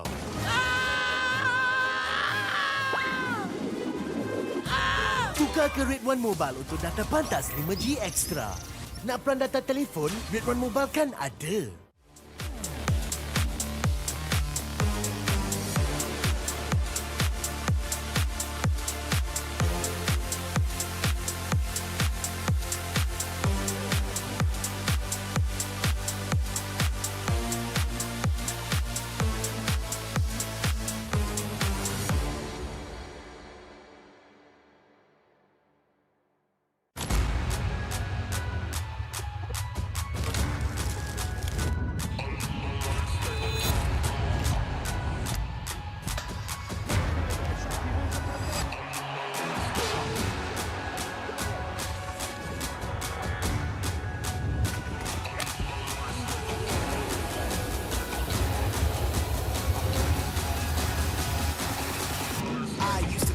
In the waterfalls, in the wishing well. Now I get plenty coin, I'm self-made. You ain't gotta wish me well. You ain't like me then, but I guess it's past tense, cause you tapped in. You was never who you said. I see the facade when looking, it really be like you to tell. My guard up, I ain't taking L's. If it's not in my favor, won't sign a deal. I got the royalty in the mail. I got authority in the field. Take a look in my iris. I be precise with the timing. I move on a touch like the high risk. I never know where my mind went.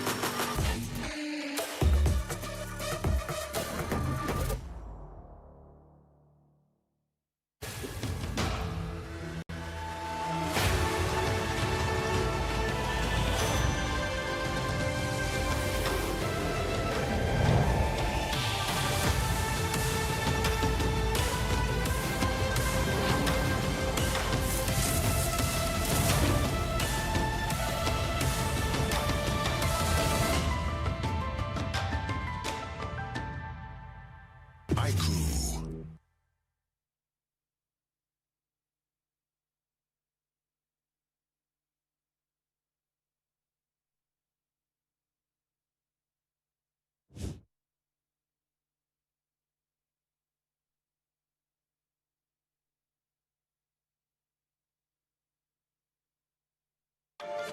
Every champion starts with one moment. Activate your place in the world of esports. Compete, manage, track, dominate. Everything you need in one platform. Gear up for WEC25. For results, streams, and more, visit IESF.gg.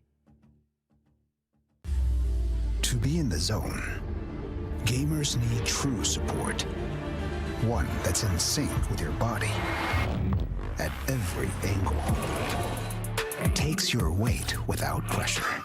Fully adjustable to cradle your spine and adapts as you shift in your seat. True ergonomic alignment to achieve your perfect gaming form.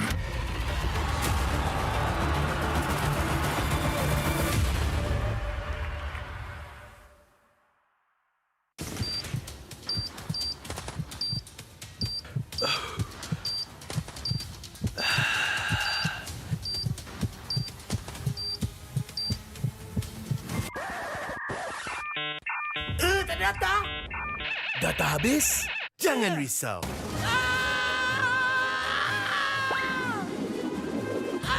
Tukar ke Red One Mobile untuk data pantas 5G Extra.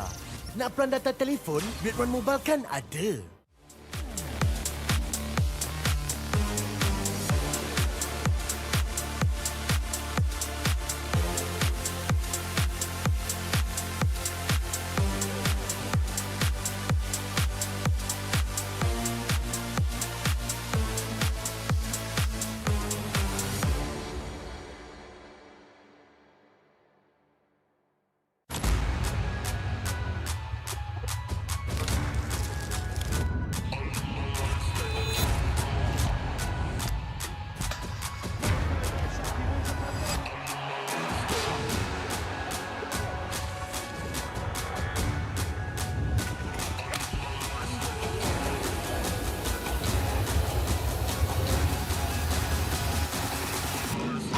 Toss a coin in the waterfall, send a wishing well.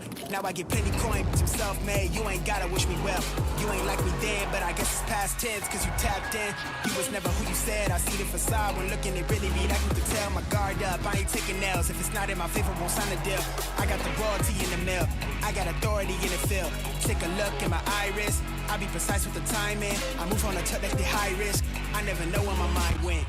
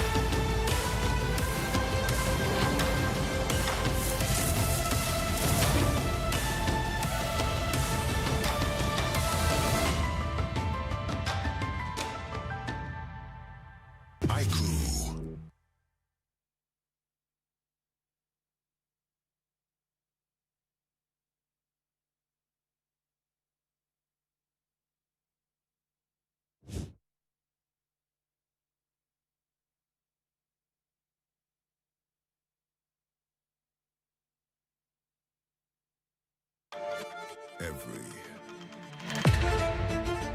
champion starts with one moment. Activate your place in the world of esports.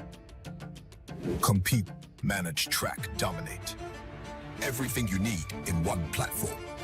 Gear up for WEC25. For results, streams, and more, visit IESF.gg. To be in the zone, gamers need true support. One that's in sync with your body at every angle. Takes your weight without pressure. Fully adjustable to cradle your spine and adapts as you shift in your seat. True ergonomic alignment to achieve your perfect gaming form.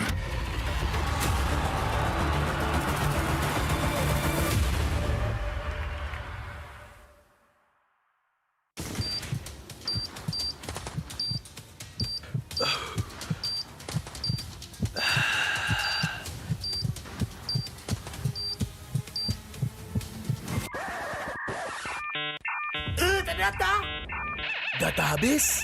Jangan risau.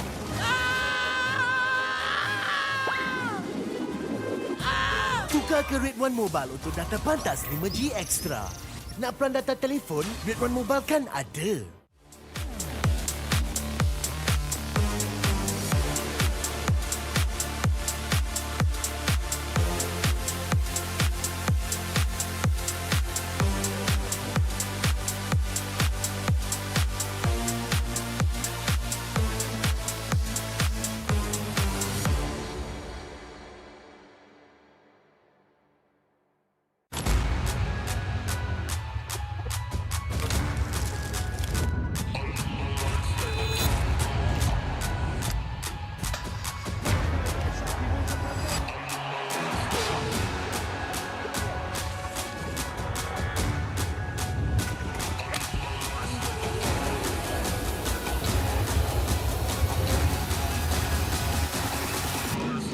Toss a coin in the waterfalls in the wishing well. Now I get plenty coin, but I'm self-made. You ain't gotta wish me well. You ain't like me then, but I guess it's past tense, cause you tapped in. You was never who you said. I see the facade when looking, it really be that you can tell. My guard up, I ain't taking nails. If it's not in my favor, won't sign a deal. I got the royalty in the mail. I got authority in the field. Take a look in my iris. I be precise with the timing. I move on a touch that's the high risk. I never know where my mind went.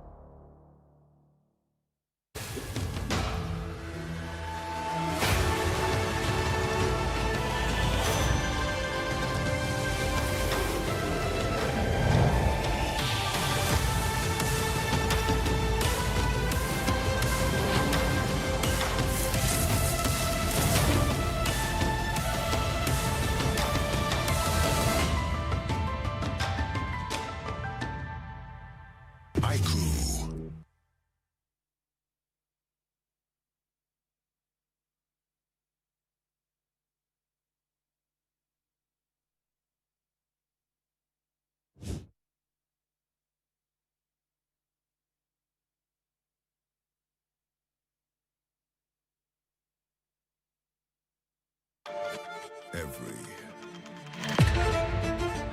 champion starts with one moment. Activate your place in the world of esports. Compete, manage, track, dominate. Everything you need in one platform. Gear up for WEC25. For results, streams, and more, visit IESF.gg. To be in the zone, gamers need true support. One that's in sync with your body at every angle. Takes your weight without pressure.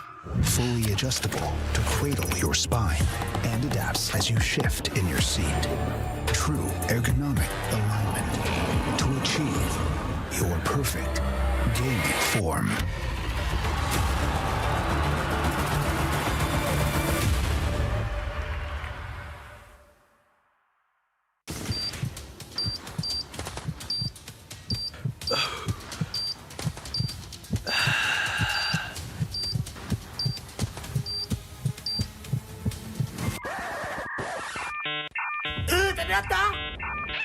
Data habis?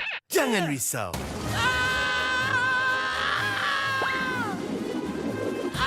Tukar ke Red One Mobile untuk data pantas 5G Extra.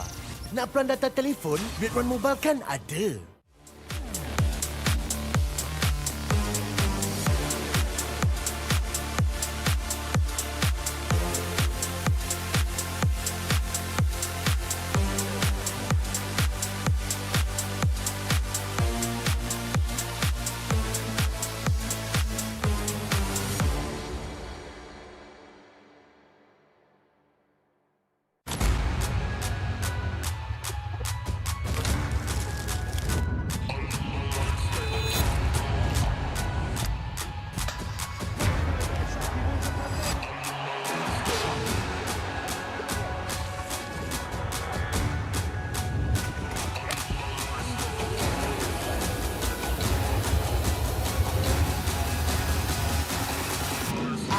Toss a coin in the waterfalls, in the wishing well.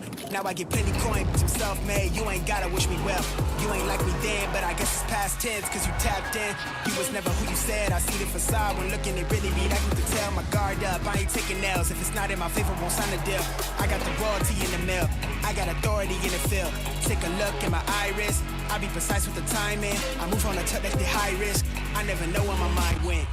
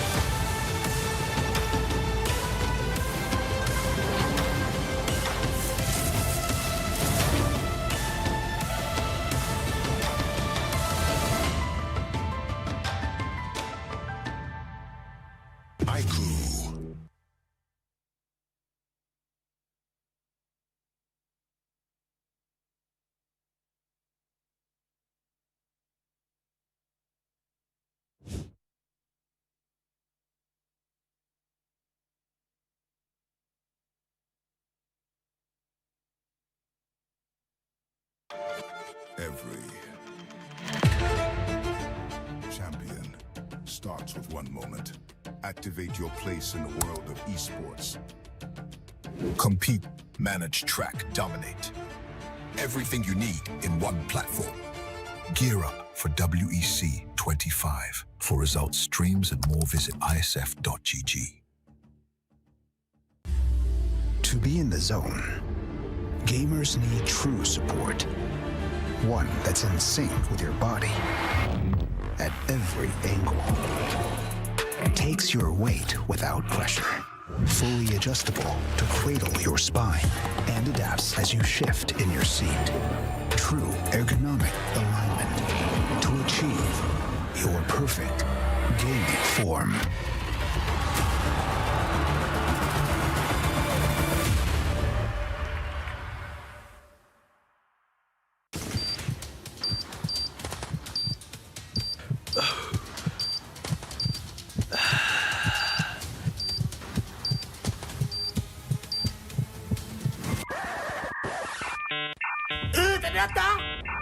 Data habis? Jangan risau.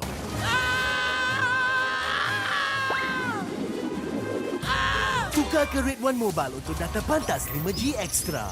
Nak peran data telefon, Red One Mobile kan ada.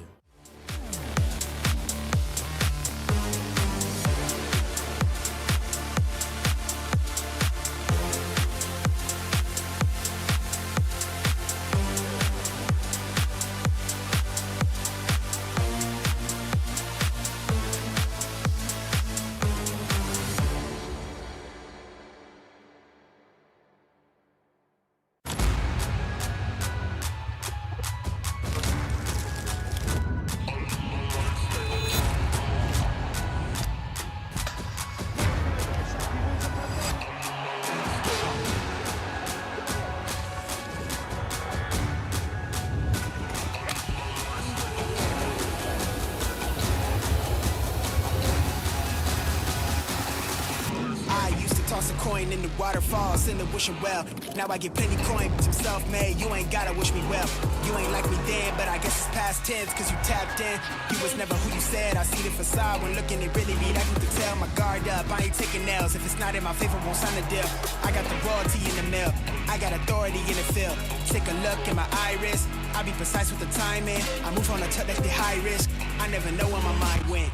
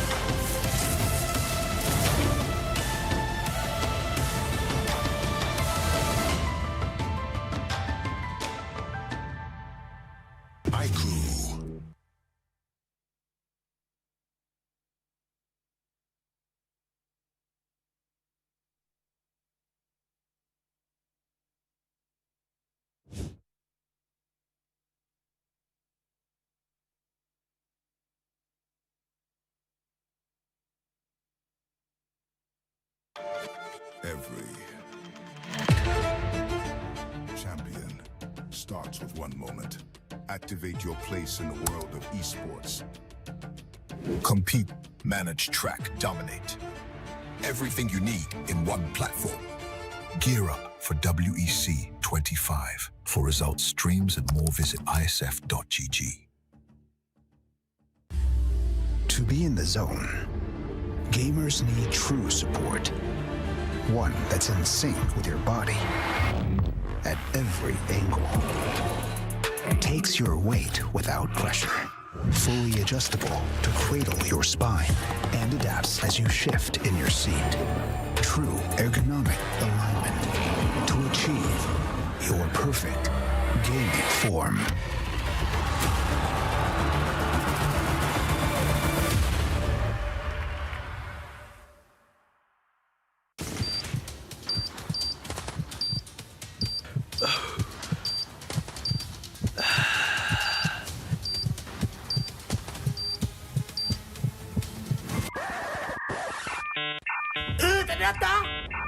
Data habis? Jangan risau.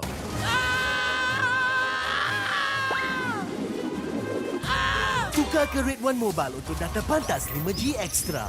Nak peran data telefon? Red One Mobile kan ada.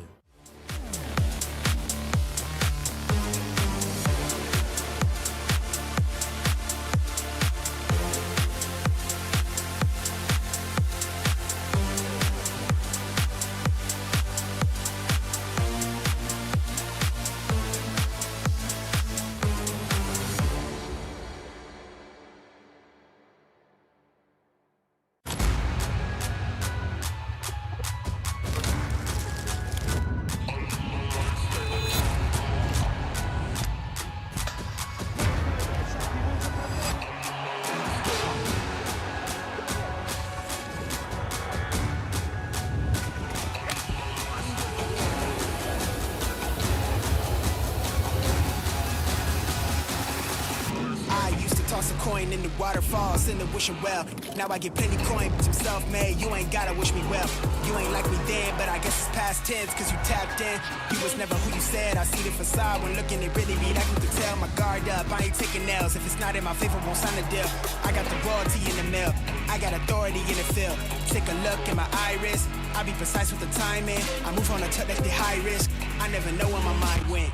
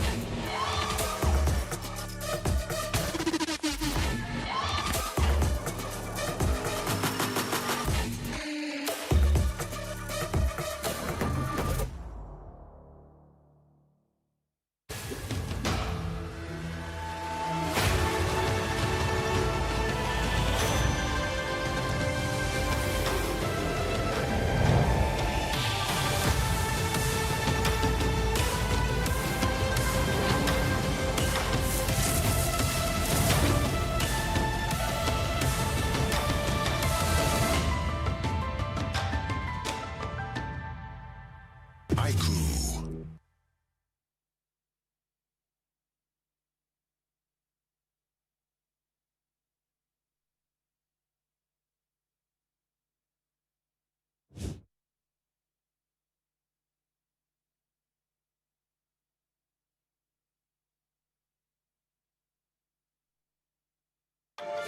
Every champion starts with one moment. Activate your place in the world of esports. Compete, manage, track, dominate. Everything you need in one platform. Gear up for WEC25. For results, streams, and more, visit IESF.gg. To be in the zone, gamers need true support. One that's in sync with your body at every angle. Takes your weight without pressure. Fully adjustable to cradle your spine and adapts as you shift in your seat. True ergonomic alignment to achieve your perfect gaming form.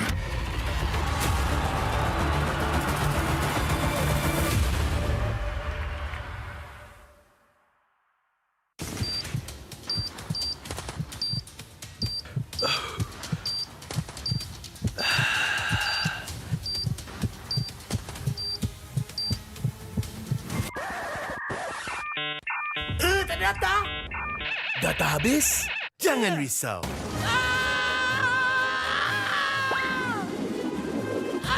Tukar ke Red One Mobile untuk data pantas 5G Extra. Nak peran data telefon? Red One Mobile kan ada.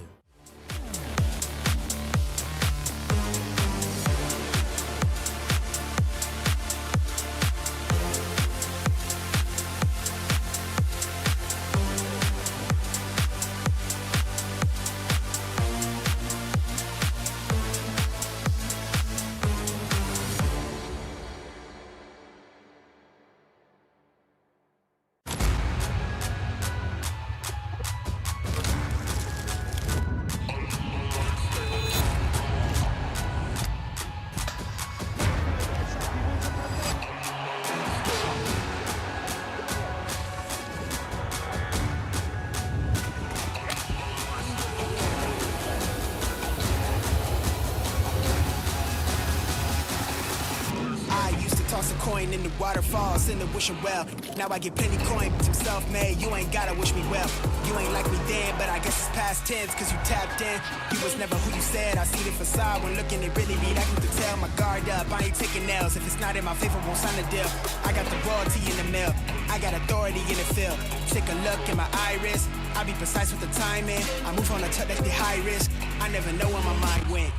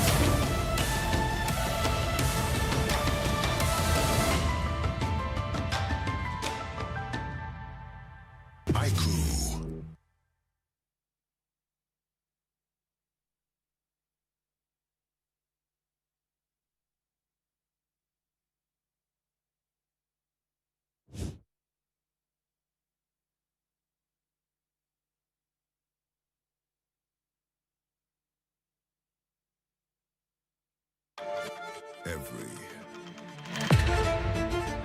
champion starts with one moment.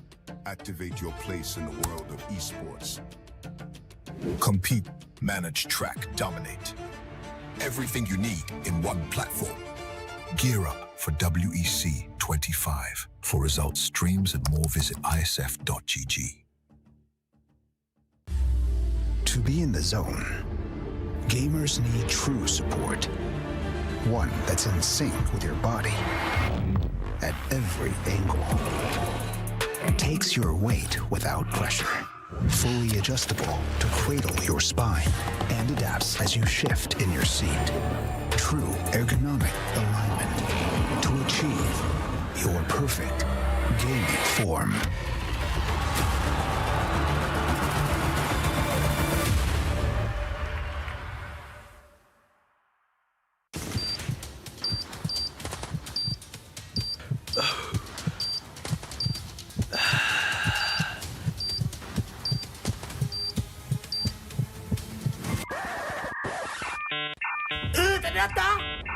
Data habis? Jangan risau.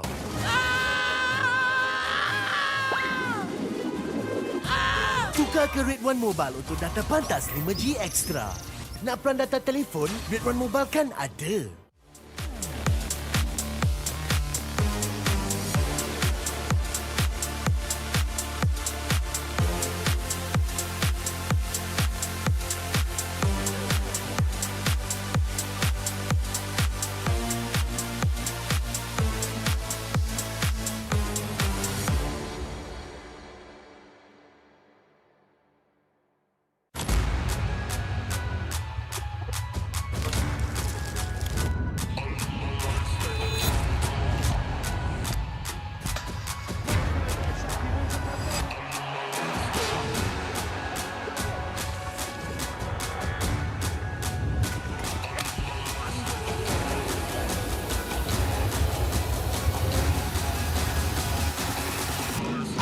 Toss a coin in the waterfalls in the wishing well. Now I get plenty coin, I'm self-made. You ain't gotta wish me well. You ain't like me then, but I guess it's past tense, cause you tapped in. You was never who you said. I see the facade when looking at really me, like you could tell. My guard up, I ain't taking nails. If it's not in my favor, won't sign a deal. I got the royalty in the mill, I got authority in the field. Take a look in my iris, I be precise with the timing. I move on a touch like the high risk.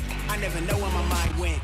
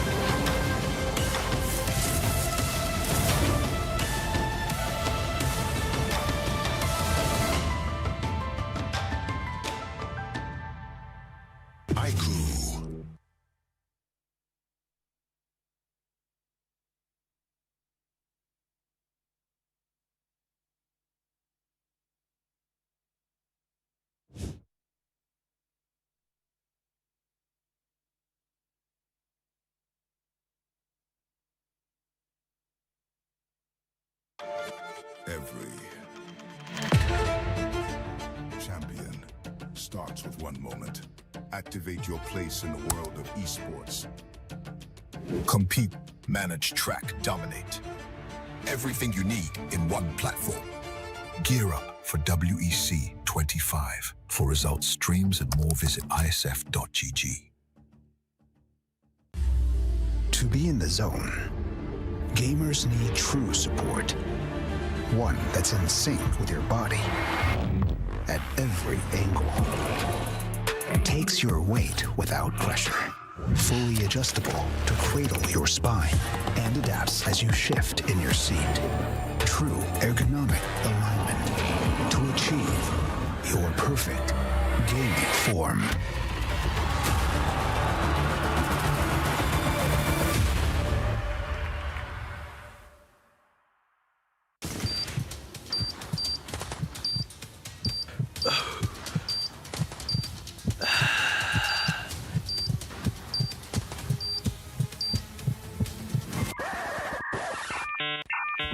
Data habis? Jangan risau.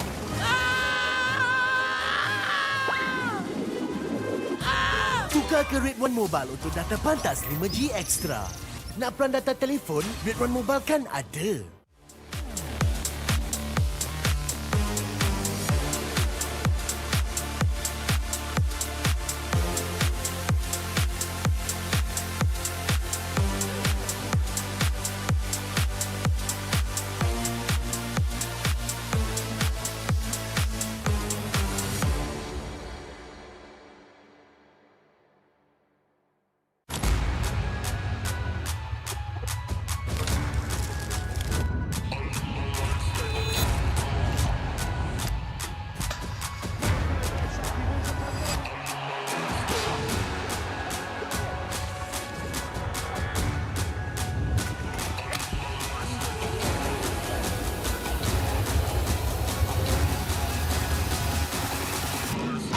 Toss a coin in the waterfalls in the wishing well.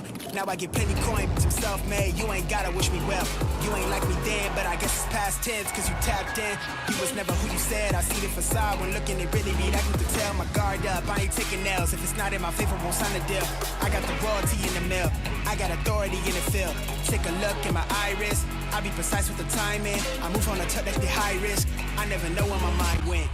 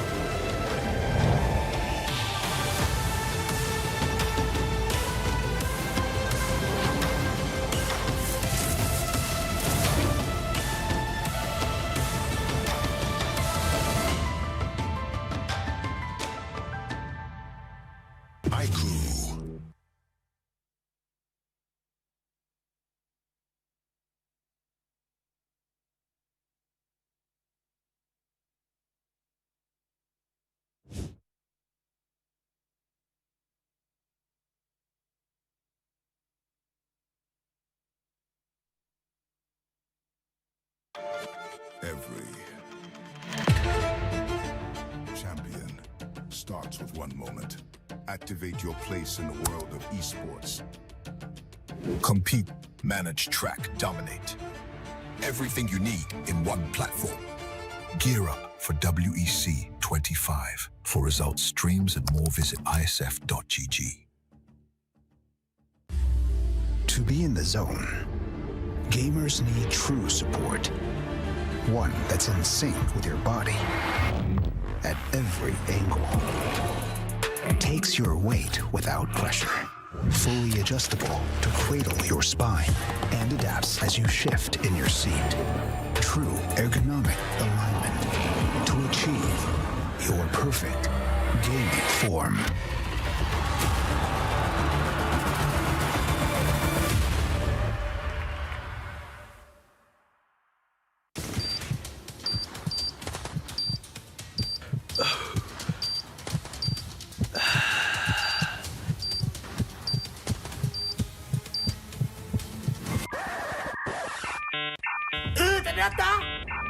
Data habis? Jangan risau.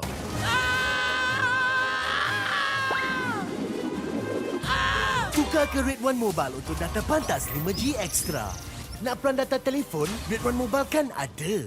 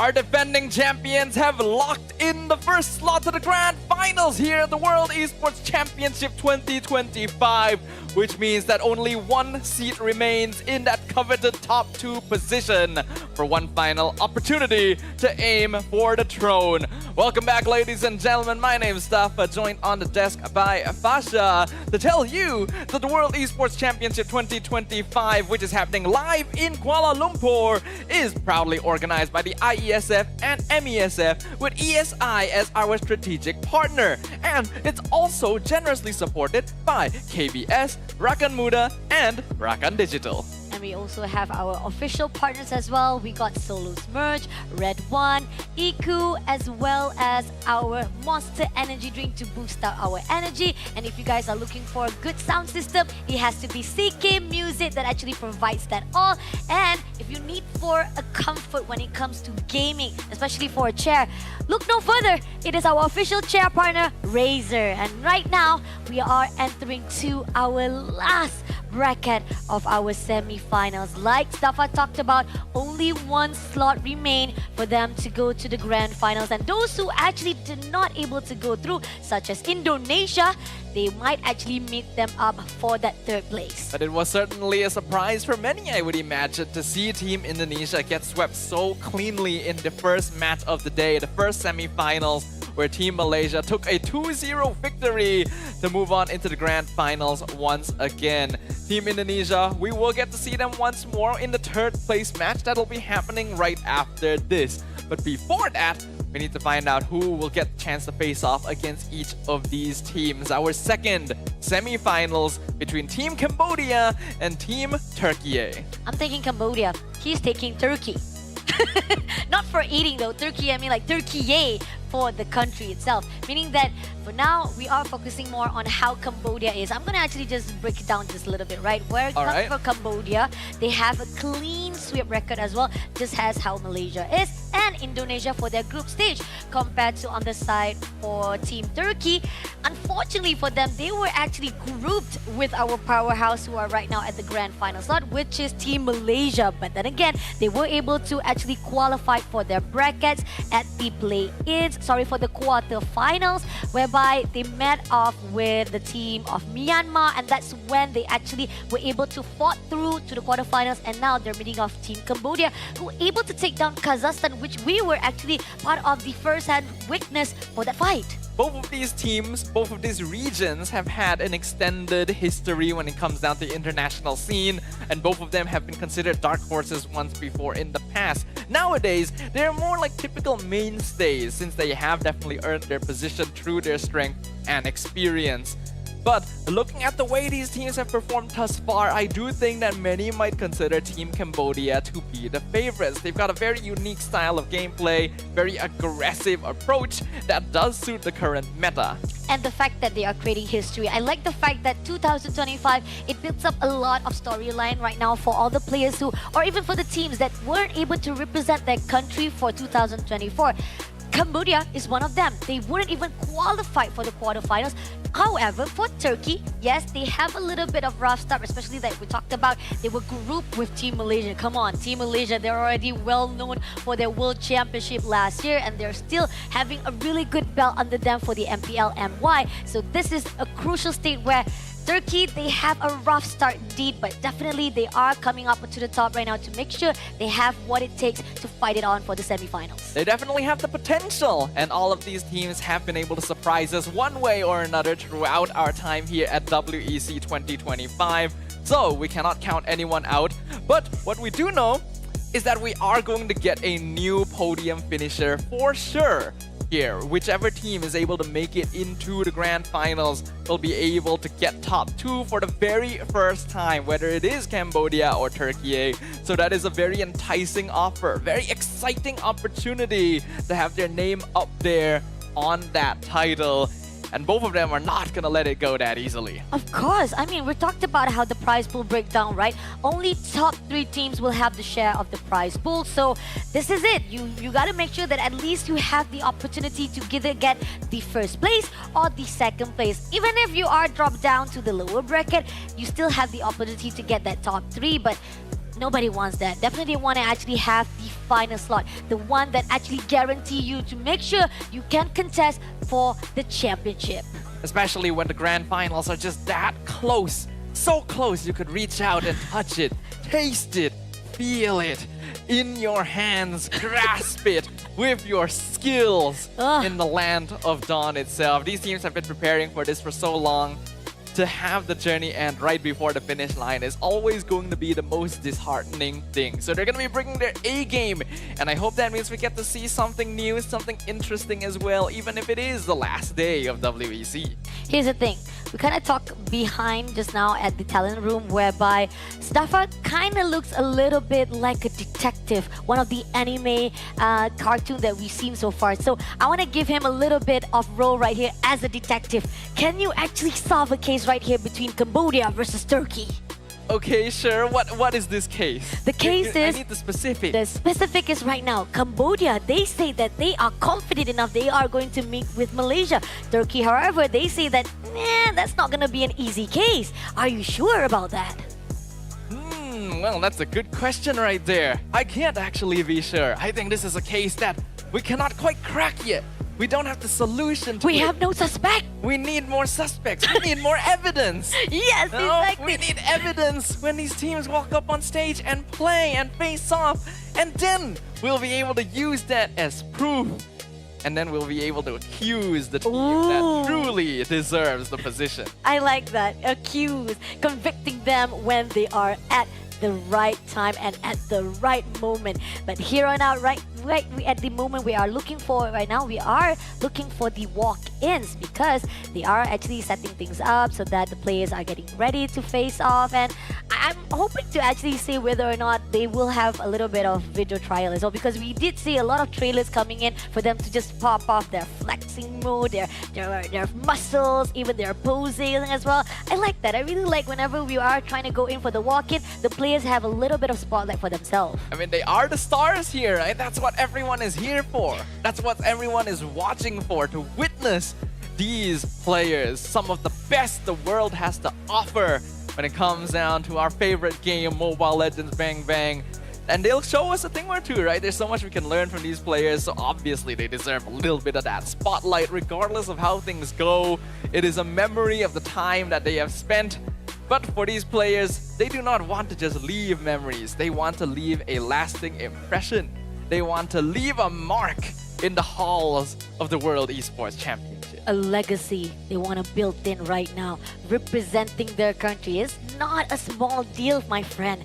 You making sure that your country name just builds even more and goes into the spotlight, and players all around the world say, hey, I know you. You are from that country and you did amazing on that stage. And this is what all of the players are trying to do here for the World Esports Championship 2025. We're still waiting for it. I know you guys are also in motion whereby, where's the players? Where are the teams? When are we going to actually start the game? And especially the fact, I know there were some of the comments as well saying that, is the final starting now? Nah, wait, hold on. We haven't even had our grand finalists yet. We have Malaysia, but who is going to meet Malaysia? So hold your horses, sit down and relax. We checked out whether Cambodia as well as Turkey is going to fight it out through and through, making sure that they get that slot. Just to refresh you guys on the schedule once again, there are going to be 4 matches in total here for the last day of WEC. First match just concluded. Team Malaysia with 2-0 score, making it into the grand finals and sending Team Indonesia to the 3rd place match. The second match of the day going to be happening right now, in fact. Team Turkiyye and Team Cambodia that we just talked about, once they've concluded their bout, the next match will be the bronze placing match, the 3rd place duel between the losers of the 2 semifinals to see who will be able to step their foot on that final spot in the podium. And then the capstone of it all, the grand finale at the end of WEC. The grand finals will officially be happening at 7:30 p.m. tonight, so keep your eyes peeled, and there's still gonna be a lot more MLBB action to go. Yeah, and I kind of hear that there is going to be a little bit of also show performance as well, where we are getting to set things up for the grand final. So that's going to be interesting as well. I love it when you actually set things up, build up the momentum with not just showing off the games as well, and then you're actually able to actually portray all the skills as well as all the talented citizens from Malaysia as well here in Kuala Lumpur. I'm looking forward to see our traditional dance as well.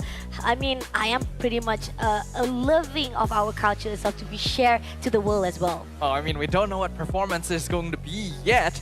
So that's going to be interesting, right? Yeah. Looking forward to seeing what kind of surprises WEC will have to throw at us themselves, because these players have already been surprising us plenty this entire time. Now, while we are still waiting for the players to get ready to walk up onto that stage, we've already gotten to see some things today with Team Malaysia versus Indonesia. Any other heroes or drafts that maybe you're hoping for? Pretty much right now we are seeing most of the metas are just really straightforward. They pretty much playing on a really honest thread. I really like that. There's not much of a risk. But again, when it comes to the exclusion of the Obsidia, I do think that this is where the fine line that Team Indonesia should not be falling back into that kind of draft again once they meet off for their opponent at that lower or at the third place fight itself. Because here's the thing, Obsidia has a risk, so there are a lot of more heroes of mid lane that still can be picked up. Because I think we saw it from the woman category. We kind of actually covered a lot of the woman category, right? For the fact that they were able to actually go in for the metas of the Granger as well. But I think pretty much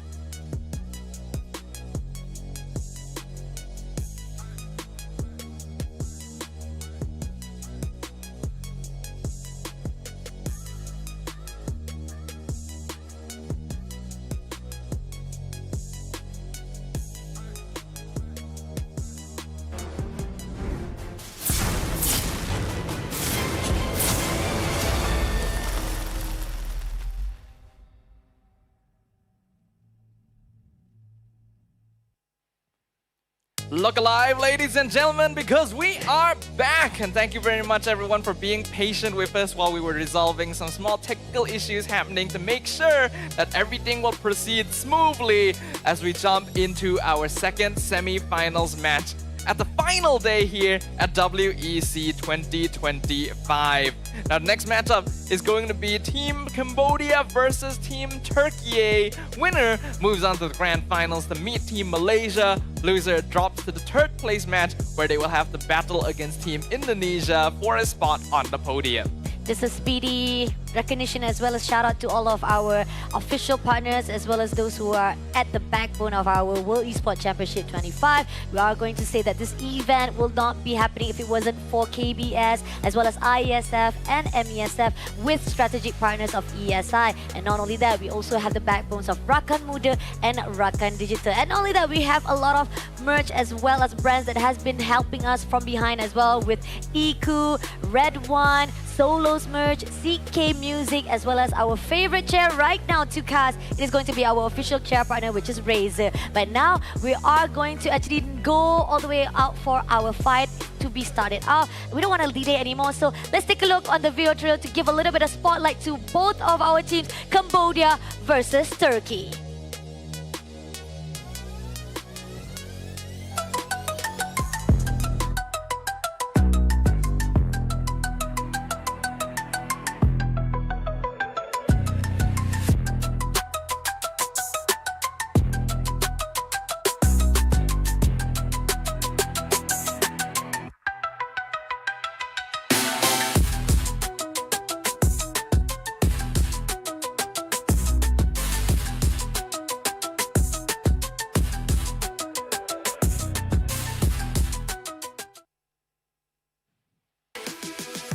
The start of their adventure at WEC was a little bit dicey, being put in the same group as our defending champs, but that did not stop them. They battled their way through every single obstacle and kept their heads held high regardless of the challenge to make it to the semi-finals.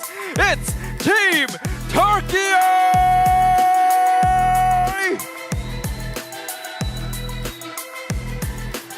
Such a smooth sailing for team that was able to actually trample at the group stage. They are right now on par with Team Malaysia as well as Indonesia. But here's the thing, they have to make a history as well alongside with the team of Turkey. Give it up to Team Cambodia!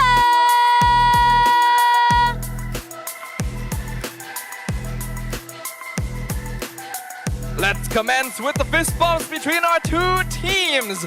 A single spot remains in the grand finals, a single opportunity to guarantee top two, and a single chance to fight for the WEC throne.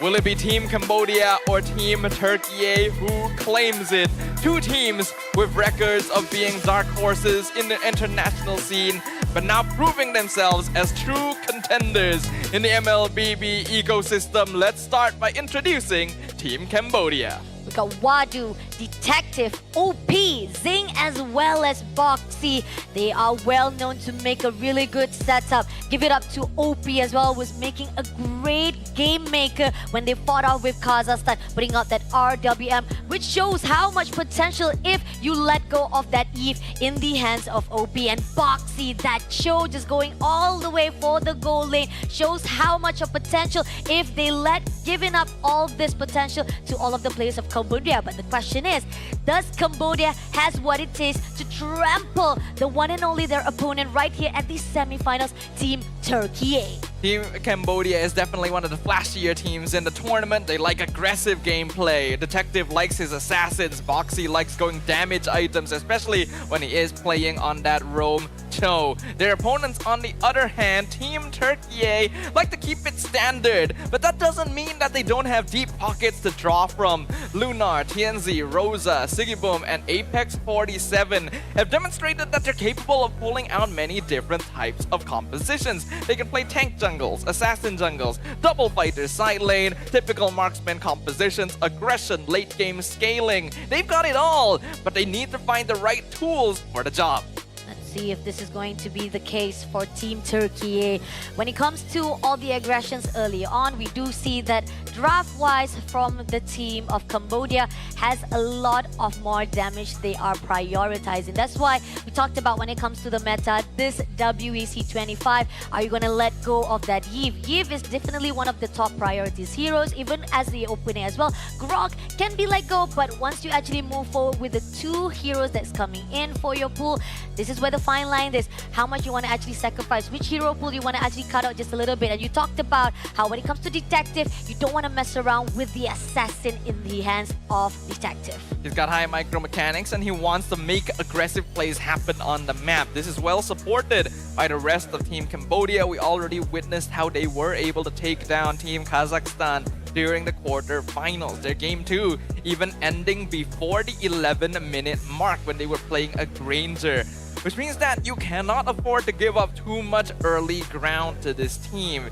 Team Turkiyye, in comparison, had a slightly more difficult time when they were facing off against Team Myanmar, with their games lasting a little bit longer on average, but it's still being a clean sweep overall. That shows how much they pretty much prioritize on the mid games or even the late games killing. This is where the fine line is. Who will be a little bit more disciplined when it comes to fine line, and especially the fact that we saw how it was for Team Malaysia. They know for a fact that they will make sure that if you want to actually go for the late scale, they will deny it immediately for the early aggression. And this is what Cambodia is much well put, or even so, they are a little bit of mastery on that. So Team Turkiyye, if they want to set things up again, just like they did with Kazakhstan, they need to make sure they slow things down for a while for their draft. And making sure that you're able to draft the right heroes for the right situations is going to be crucial here. I feel like that is what eventually made the difference when it came down to our previous match between Malaysia and Indonesia. And we've seen it throughout the World Esports Championship so far as well, where despite the mechanics that are displayed by the players, if the heroes they have aren't the right ones for the job, then you end up with flaws in timings of the game, in the way the heroes interact, and the dynamics of the team composition that end up costing you, especially now that we are in the last legs of the tournament. Yeah, and the fact that I do feel like there's one game that we see from the side of Turkey that surprised us off on the first day itself. They picked up that Harley though, but going into the map, right? We are going into dangerous grass again. This is biasness. I know I've talked about it many times already. This is my last bracket. This is why I kind of like the men category more than we actually had to cover up for the woman category. But hey, I'm still all for women. I'm pretty much no. It's not the category's fault, you know. Yeah, it's RNG. It is the RNG. I know. This is why it feels like they're just. They kind of actually give a lot of more challenge to the side of the players for the men category side. But again, at the moment where I see it right now, this is actually an opportunity for how we talked about the draft between these two teams. We talked about how Cambodia, early aggression, they are likely to do so. And this dangerous grass can actually put a lot of that advantage. Yeah, I think that Team Cambodia should have a slight edge when it comes down to dangerous grass. They already like going for aggressive initiation, so ambush setups are going to be even cleaner for them. Heroes like Hilda, like Cho are going to work out very well, since Voxy likes going into higher mechanic roamers that can actually dish out a good amount of DPS for the side of Team Cambodia. And Assassins as well, going to be an interesting contestant. I expect them to probably take out the Hilda themselves, just to make sure that Detective can go on his comfort picks. Let's see if that's going to be the case. But I do see that Turkey did actually had a fight at Dangerous Cars against South Africa, and they kind of actually had a really good win rate that shows how much potential they have as well, especially with 10 minutes 52 seconds. That I think that pretty much show how they are also quite comfortable at that map. So let's see how they're going to actually draft things out for the first round itself. Again, reminder to all of you guys here at the stage as well as at home who was watching this World Esports Championship. This is for the semi-final, the last semi-final. One of them will be getting the last slot to the grand finals, and those who didn't might actually have to fight off for that 3rd or 3rd place for our share of prize pool. So to everyone who is watching from home right now, make sure you guys share in the comments about which of these two teams you are supporting. Who do you want to see make it all the way to the end goal and face off against Team Malaysia? We'll find out very, very soon what kind of dynamics we will be witnessing here as we are going to be jumping into the draft for game number 1 in just a little bit.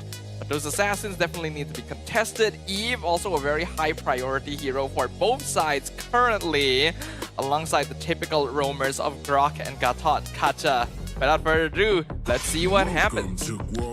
Fanny been taken out as well as Gatot Kacha, and then we see Cho also Grok been taken out. If they want to actually just also shut down some of the mid lane, they can actually just take down Eve as well. And also Chi-Chi is also still open for them to ban off, because we do see a lot of the Chi-Chi was taken out from our previous fight. But we are already seeing a little bit of respect going to both sides. Now I have to note, this Fanny was also banned out twice by Team Myanmar when they were facing off against Team Turkiyye. We haven't had a chance to really witness them play it on the main stage yet, but it means that multiple teams are actually giving respect over to Turkiyye for this potential jungle pickup. The Cho also being banned out very early on in the draft as a direct respect to Boxy, who so far has had the most consistent performances throughout the entire tournament with it, and is just generally a nuisance if you want to play a front-to-back composition. Lee Sun-shin gonna be the final ban for Team Cambodia, so now Team Turkiyye's got a choice to make. Like I said, Chi-Chi still will be able to actually take out if they want to actually let go a little bit more, but it seems going to be the side of Yuzong to be shut down. So again, Chi-Chi is open, Gatot Kacha is not there anymore, but it seems it's going to be Lapu Lapu. No, it's Lancelot actually been picked up. Lapu Lapu is still open, Yiv is still open as well. So let's see which of the heroes Turkey want to actually prioritize now. Safe opening would definitely be Eve Lapu Lapu. You could also go Eve CC if you feel particularly confident. Looks like it is going to be Eve Lapu Lapu, keeping it standard as expected of Team Turkiyye. Now Cambodia prioritized the Lancelot because we've already mentioned that Detective really likes playing these assassins, and he pops off really hard if given enough space. This means that Team Cambodia needs to prioritize a mid laner that can actually match up to the trading and wave clear of the Eve. Let's see, are they going to actually pick up Lunox as well in the meantime? Because Lunox is also great when it comes to the damage-wise, especially just clearing out the wave can actually counter off to Weave. And even so, having a really good escape mobility-wise on the end. So it is a good choice to be picked up right now if they want to go there. But if they actually picked up another hero, maybe Kimi also, if they want to actually go out for the damage-wise. But it seems like it's going to be Esmeralda as well as Jushin. Jushin hasn't had the most high success rate overall throughout WEC, but we did see a very impressive performance of it by Stormy earlier in our first semi-finals match. Esmeralda also a pretty safe pick to lock in now that you've already seen the Eve and the Lapu Lapu. This is a hero that matches pretty okay into both of them, and since Team Turkiyye knows that there's not going to be a lot of meta assassins left in the pool if they don't lock it in now, they go for the Hayabusa to match up to the Lancelot. Now it seems that they're going to actually take down Ruby first of all. They are actually questioning whether or not they want to actually go for the goal or even double fighter lane, so that's why they take out Ruby. But more so, if they want to actually shut down even more, they possibly can actually take out as well, I don't know, maybe another side lane as well. Hylos is actually also a good option to be taken out by Team Cambodia. You want to make sure at least there's not a way for you to go in with the glory pathway. So this is just to make sure that not much of the backline can be exposed from the side of Turkiyye. Hylos is typically a hero that will show up if Eve is in the game, works well as a counter, works well as a support because the Glorious Pathway has interesting interactions with the RWM. The Hilda's going to get banned out, which is as expected. I'm kind of surprised this wasn't picked up a little bit earlier, especially in the hands of Team Cambodia, since they could have potentially punished Team Turkiyye for going into Assassins, but it's perfectly fine to get rid of that. I'm a little bit more wondering about the Ruby ban actually, because Team Cambodia doesn't really have a good setup to go for double fighter side lane here with Lancelot Jushin. I feel like that's something that Team Turkiyye didn't need to be too worried about. Kind of true though, but Team Cambodia, if they want to actually take down also maybe a gold lane right now, probably also another option. So there's probably one of the choice, but it seems like going to be Chi-Chi to be taken out, and you know for a fact that Chichi also have the potential to just mess things around at the front line, one-on-one when it comes to the Esmeralda. Not to say that it is in the same level, but still it can contain a little bit of the team fight. Now, Team Turkey is gonna have first pick in the second phase. They're still looking for their gold lane as well as their roamer. The fact that they've kept their roamer up until this long makes me think that it might be better to leave it for last, just so you have the most counter ability possible. But if you do intend to keep the flexibility of double fighter side lane open, then you want to lock in roam here so that you can still choose whether you want to put a fighter or a marksman gold once you've seen the entirety of Cambodia's draft. Both of these roles have some flexibility. It's up to Team Turkey to decide which one they want to select first. It looks like it will be the roam. Kalea gets locked in. Okay, good choice coming up from Team Korea, but comes along the Granger as well as Badang. Okay, this is where the final line Team Cambodia finally they know for a fact they need to do a lot of those damage coming in. Setup's good with the Fizz Break as well as Fizz Crack. This is where the final line Team Cambodia, they have the answer now. Team Turkey, with a single lockdown comes in from the Kalea side. They need someone that can actually even burst even more all the setup that is done by Team Cambodia. I mean, for now I do feel like maybe there's a possibility they can actually just pick up Glue. Is it possible? Glue? And Lapu gold? I don't think so, yeah, no. no. It's a marksman here for Team Turkey. They probably can consider Harif. We know Oh, yeah, that Ivritel is the direct Granger counter, but I don't think it works too well into the rest of Cambodia's matchup, so I'd prefer that. Uranus going to make an appearance. So this is Lapu gold lane then, I presume, which is interesting. Team Turkey does have some scaling, but in comparison to Lancelot and Granger, they are going to be the ones that need to make things happen in the early to mid. Very interesting final choice. Definitely interesting coming up from Team Turkey, double fighter lane. And so far, we do see a lot of the win rate coming in for the double fighter. It is not one of the methods that we've seen so far throughout all of the fights that has a really solid ground with the damage wise. So let's see if Turkey will make something happen here with the surprise factor. But on the side of Team Cambodia, I kind of lean onto them more because they have a really good structure, they have a really good front line, they'll be able to survive it out even though there is going to be a setup, especially with that setup coming in from the Badang. Yeah, Thing is, even though Team Cambodia does have better scaling with the Granger and the Hayabusa, when it comes to that mid-game, Team Turkey is just going to straight up be stronger. They have a lot of team fight potential. Because they have fighters, they rely on a 2-3 item power spike, which means that they can come online earlier and put a lot of pressure onto Team Cambodia. Basically do something similar to what Team Cambodia will typically perform in their matches instead, and take advantage of the fact that they may have slightly less early game pressure to maybe punish. But I'm not too sure if Uranus was the right pick for the job. This is being selected into an Esmeralda, so it's a bit more of a 50-50 lane. But Uranus ideally doesn't want to go into a 50-50 lane either. It's a hero that relies a little bit more on momentum. So it's a bit of a tricky spot. This is kind of an unusual draft dynamic. Thinking the fact that we are seeing Turkey right now trying to make sure that they will be able to actually have a really composition with the Esmeralda. Again, I do feel like they are much playing off in a comfort zone. I do see they are having some of their drafts picking off that Uranus in their side. So this is probably them just trying to say like, hey, maybe there's a possibility that we can play with all the comforts that we have. They did actually manage to win against Iran with the Uranus, but the question is only because they were able to actually have a goal lane, a MM in their own draft. So again, damage-wise was really good, and they have an opportunity for them to actually rise to the occasion for that late game.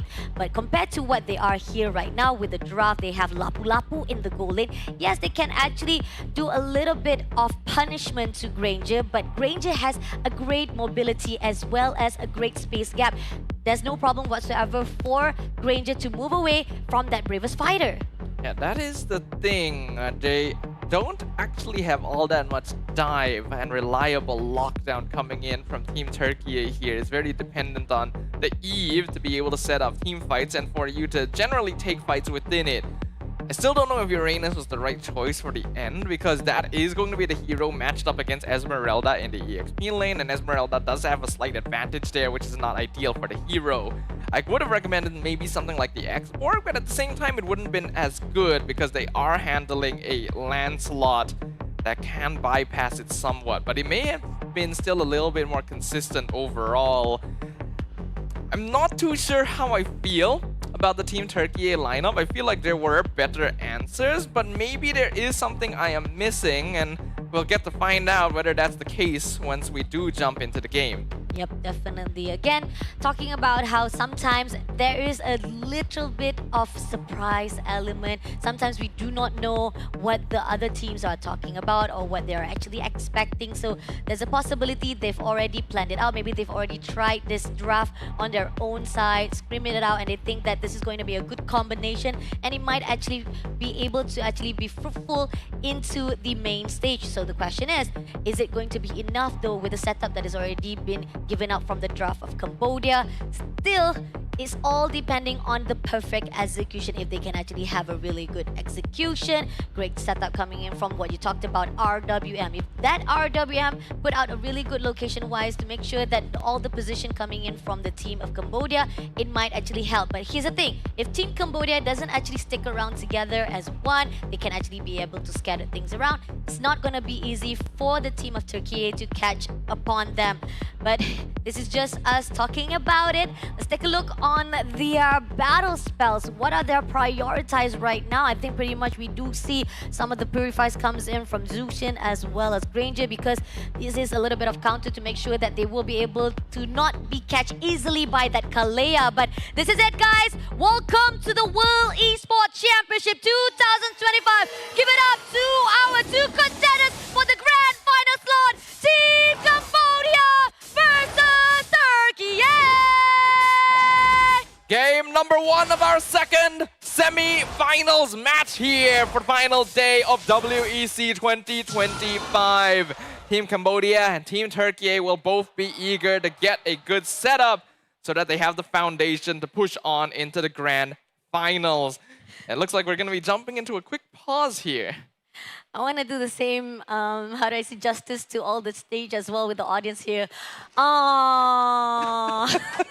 Me too, man. Me too, everyone. I do feel the same feeling as well, but it's okay. We want to make sure that everything goes well for all of our players on stage, so we kind of need to actually falter just a little bit, give a little bit of time for them to set things up. There's a possibility maybe the sound is not coming off, or maybe they need to actually be prepared just a little bit for the technical issues, but we'll wait it out for a while. So far, when it comes to the draft-wise, again, we want to actually just dissect a little bit into the draft. Again, we've talked about how when it comes to draft of Turkey, it is risky, but it is also what we've seen from Malaysia fighting off with Indonesia. You talked about how they were also having a little bit of risky draft, but they had a high reward. Is it going to be same case here for Team Turkey? Hard to say, really. It's possible, but it seems a little bit difficult on paper compared to Team Indonesia, for example, where they wanted to go for full-out scaling with the Obsidia. There isn't really a direct answer this time around, and they are depending on this Uranus in order to create space. Now, Eve will actually do a really solid amount of damage once we get into the later stages, and that's one of the reasons why this hero is in such a solid place nowadays, because she can actually kind of act as a sub-DPS role, even a main DPS, depending on how fed she gets. But then you have a bunch of fighters, not a lot of AoE crowd control. You're actually depending on the Kalea to make catches, and then there's two Purifies on the opposite side that can deal with that, which means that Kalea is going to need to look for Lancelot a lot of the time, which is not easy. Oh, definitely. We'll be able to actually just move around. We'll be able to slip through her fingers, easily be able to actually just move away without being taken out by Team Turkey itself, right? Thinking about it, actually, Kalea Okay. has a pretty good win rate against Badang, if I'm not wrong. Ah. Because Badang will usually walk in front, and compared to other typical roamers, he's not quite as bulky, so Kalea can just grab him rather than going for a core, burst him down, then they will definitely have a numbers advantage, which will then benefit them since they have more fighters and mid-game power spikes. So that might be something that Team Turkey can play for. Okay, when you talk about Kalea versus Badang, right? This is the two heroes that I've kind of actually spot out some of their tactics to play around with it is by surprise, ambush-wise. It's either Badang comes in, goes in for a setup to actually go for a lock-on, 2 players or even 3 heroes coming in front with the freeze break as well. And this is where also Kalea comes in as well. We'll be able to do a surprise. And we're at the dangerous grass, and this is what are the setups or the landscape of the map itself that they can actually take advantage of. But here's the thing. Kalea-wise, when it comes to lock-on, it's single, individual. Compared to how it is when Badang's, right, when it goes for the setup of the fist break, they pretty much actually have potential to grab 2, even more 3. If it happens like 4 players right in front, might as well Badang just take it all. I mean, Badang is a hero that can get AoE grabs, yes, but that relies on enemy mispositioning. Compared to heroes like Gatot or Grok, who have very good ways of just initiating with AoE CC, Badang's AoE is very short range and basically requires his enemy to be right in front of him, and if he wants the AoE, then they all have to be stacked together right in front of him. Which is possible here considering the number of fighters there are, but you're typically just going to be seeing the Badang catching the Uranus a lot of the time, or the Lapu Lapu if it jumps into the enemy team, and then otherwise, not a lot else. That's the issue with the hero. Badang has a bit of a low success rate in WEC. I would not say it's low rate. It's pretty much because we haven't seen Badang been picked up a lot here for WEC. I mean, a few times he has, it hasn't gone well. Yeah, it doesn't gone well because I think it didn't really match up with how the meta is right now. So that's why we didn't actually see Badang being prioritized a lot. That's why right now we are seeing rising of Rock. Gatot Kaca still has been relevant throughout the years as well. And then we are also seeing that no matter how it is, go back to the basic that Lapu Lapu has been phenomenal throughout this month. That's true, still very consistent hero overall. So they can rely on that somewhat, but I'm gonna be honest, this is the kind of match dynamic that we're not gonna be able to talk very much about because True. it is largely unproven with the way that the hero interactions are. That's why I kind of was hoping to see what would happen in the game itself, but well, seems like fate had other plans. Interesting. Going into the draft, looking at the team of Turkey, right? My question is, yes, they will be able to survive things out, a lot of sustainability, a lot of them will be able to actually, not to say they are a slick heroes that are in the hands of the players, but at the same time, I do feel like coming along for you to survive out all those team fights or even every damage that has been pulled out by Team Cambodia, can you actually counter-attack back? The reactive that is needed from Team Turkey, is it going to be enough though? What are your thoughts on that? I mean, it's possible. They have an Eve. The Yeah. Eve is the key point, Yeah. basically. They also have the Lancelot was on their side, right? Yeah, on the Oh wait, yeah, Cambodia. Lancelot's That's on the Cambodia side. They have They have Hayabusa, Hayabusa okay. though. Yeah, it's mostly gonna be Eve then. So Eve is the main core, Eve is the main DPS, Eve is the easiest catcher besides the Kalea when it comes to like starting up team fights.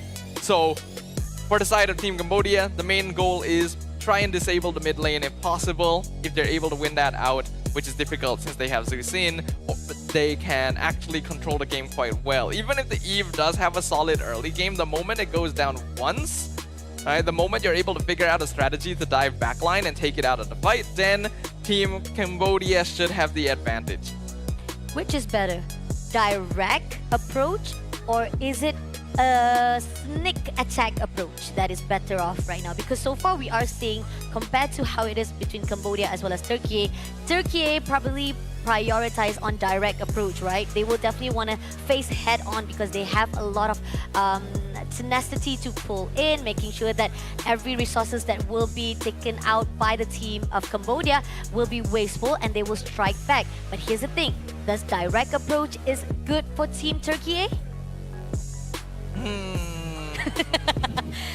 I mean, Team Turkey has a lot more flexibility in this. Yeah, exactly, right? They can go direct, they can go from flanks. They should actually go for flanks because there is a Granger on the opposite side. But then that also leaves themselves a little bit more vulnerable. They have to play in a way where they can protect the Eve while taking out the opponent's artillery fire, which is possible with the tools they have, since they also have a Hayabusa that could potentially threaten Granger. So the Kalea can stand in front, maybe grab Badang, take him out of the fight straight away. Then the Lapu Lapu responds by jumping into the backline to create the distractions, give time for the Hayabusa to find the angles necessary. But the longer the game goes, the more difficult it is going to be to do this. Side lane priority is important since they are playing double fighter. Team Turkey needs to have side lane prio, ideally. So we should see them rotating a bit more in the first couple minutes, I think. Again, welcome everybody to the World Esports Championship 2025. Sorry for all the technical issues, but let's give it up for Team Cambodia versus Team Turkey. This is the fight to go to the grand final. All right, let's see how things will go here. Looking at the emblem setup, nothing too out of the ordinary for either side. As we already pointed out, 2 Purifies on the... Oh, hold on. Oh, goes in for the Wave Break, comes in as well for the Wave Break.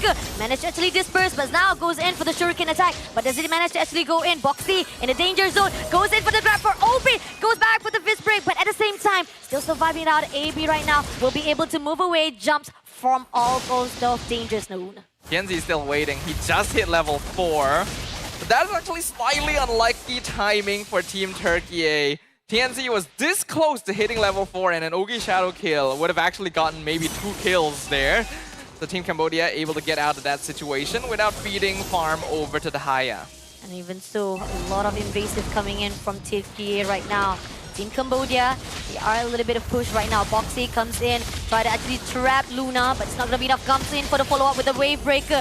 Push in with the RWM. They are making sure that they're zoning out this turtle, but goes in for a 1v1 fight. Is it going to be enough? Boxy managed to survive it out, but Stu right now with AP want to survive with the Adu, but somehow they're going for the puncher. Rosa gets the turtle first of all for Turkey, but it's going to be a first blood as well for Sigibum right at the bottom. Well, that's an interesting turn of events right there. As we already pointed out, this Eve is going to be the most consistent damage for the side of Team Turkey. Really well played to Rosa to identify the failed timing on the Retribution to steal that away. I don't think Singh should have tried to take a fight against Sigabom at that time. He knew that the rest of his team would not be nearby, and it didn't seem like the Lapu Lapu was low enough for him to punish. So Team Turkey with a slight advantage for now. Well played as well to Lunar for keeping away Boxy from the fight. This is already what we mentioned. Team Turkey has a slight lead earlier on. Coming up right now, they are trying to do a little bit of invasive. Comes in with a puncher, but those goes in for the Whisper. Face back comes through. RWM. Sigibum takes down Boxy. They are wanting for more, but it's going to be Cambodia to just disperse. Right, this is going according to the plan thus far from Team Turkey. OP. Oh, Tsunami Slam! Going in for the Shadow kills. AP3 takes down OP immediately for another kill. And now they want to actually go for the trade, but is it going to be enough? Zin takes down AP, but at the same time, Detective had to move away before being taken out. A small bit of a reversal there from Team Cambodia. Being able to give that kill to Singh helps make up for his earlier first blood in lane as well. But Team Turkey is well aware that they want to play fast, especially with this Uranus. So far, Lunar doing a good job of matching up in lane with the Esmeralda, doing exactly what is needed of him. Boxy is having some difficulty. This Badang, so far, hasn't had the... Oh, hold on. But this open up right here for the setup. Sigabom managed to move away safely. Sing, a little bit of overextension will be denied immediately by TNC. Now they want to come in for Boxy. Goes in for the famous spider and shuts down immediately for the double kill. Excellently done by Team Turkey right there. Blocking the hits for the Lapu Lapu. Sigibom being able to jump back in with the extra shield from the enhanced auto attack and punish Singh for trying to go for the snipe. Now Lunar is buying time as well. Goes in for the Falling Star, but at the same time, right here, Quad Shadow comes through. TNZ just trying to pick a little bit for Oppie. Somehow they will not be able to actually take down anyone just yet. Turkey doing a lot of composition, a lot of pressure to the side of Cambodia. And that is exactly what they need to be doing right now. Boxy is going to try and be annoying here, but he is surrounded. Tsunami Slam picks up Boxy. Boxy will be able to move away safely with a flicker, but at the same time, Luna zoning out Wadu, OP, as well as Boxy. They goes in the front line, going to fight with TNZ. Our damage has already been picked up. Shadow kills, doesn't get anyone. Unfortunately, shit! TNZ will be shut down by Wadu instead. Now moving on, Sigmund takes down Detective for the trade-off. But it's gonna be only Wadu to be surviving for the front line. Still managed to actually go away, but Boxy, lifeline, a little bit of deep place. So danger zone going in for that recall for the side of the grass, but still, they will be able to move away safely. It ends up being slightly in favor of Team Cambodia because both the junglers were traded, but Singh was actually not part of the fight and was able to get a free tower down bottom. However, Team Turkey seems to be repositioning for the turtle faster due to their sustain. TNZ has respawned. They will claim that turtle. Net worth lead still slightly in favor of Team Turkey. Turkey bring a lot of the objectives. A little bit of split push coming in from Team Cambodia. All the macros as well as the micros are going to be seen a little bit different from both of these teams. So far, when it comes to the goal difference, it's just 1K, so that's not much of a big deal. Still, Cambodia can have a little bit of turnover if they can actually hold out the position right now. If they can hold out the position, they'll still be okay. Though Singh, unfortunately, dying twice is not the most ideal circumstances. We can see that Sigibom is an entire 1,000 gold ahead of the Granger currently. The junglers, though, pretty close. So it can still go either way. Cambodia now needs to make a decision. Do they want to play a little bit more for Detective? Do they want to play a little bit more for Singh? Depending on which decision they make, that'll affect their next couple rotations. It'll make them decide how they want to approach the next couple minutes. Seems that AP3X47 just making sure that he will be able to actually give a lot of the information. Even with Sigabum trying to be catched out by Boxy will be denied immediately. And this is giving a lot of opportunity for Turkey to just get as much as resources, stack things up. But now Tsunami Slap comes in, try to break away. Sigabum takes down Boxy immediately. And now it is an opportunity for Team Turkey to mash things up for the 30 seconds of that Turkey. And I like how that's literally the interaction I mentioned before the game started. If you see the Badang, just grab him, pull him into your team, burst him down. Now suddenly you have the numbers advantage regardless of the situation. Though Apex in trouble. Apex, a little bit of overextension as well as confidence comes in. Wadu goes in, giving a little bit of damage, but somehow it's not going to be enough to shut down. But it's going to be Sigabum who goes in for the dive, takedowns in. And now OP want to make sure that can actually trade things out, but somehow Sigabum is just too hard to be picked up. I can't remember if we've seen Sigibum playing on the gold lane Lapu Lapu up until now, but he is playing a mean game currently. 5-0-2 on the gold lane fighter. Being able to pick off his opponent multiple times means that Turkey can play off of this momentum and continue controlling. All the damage comes in to OP side. They want to make sure they get the last turtle in their hands. Again, all the objectives is already in the hands. Goes in for the fist break. Doesn't actually make sure there's a follow-up though. A little bit of slow coming in, but they are going for the push. Detective! Still away the turtle in the hands of Cambodia. Singh comes in with that break to be shut down. Now pushing on with the fist strike. TNZ comes in with the shadow kill. Takes down Singh for the trade as well, but it is going to be 1 kill for the side. No, it's going to be 2 in the hands of Team Turkey. It's an absolute chaotic mess right now, but Team Cambodia are the ones in control and they're going for more. Puncher comes in, Detective takes down Sigabum, but that's already enough damage for Cambodia to turn things around. That is actually disastrous right there for Team Cambodia. Lunar now also in trouble.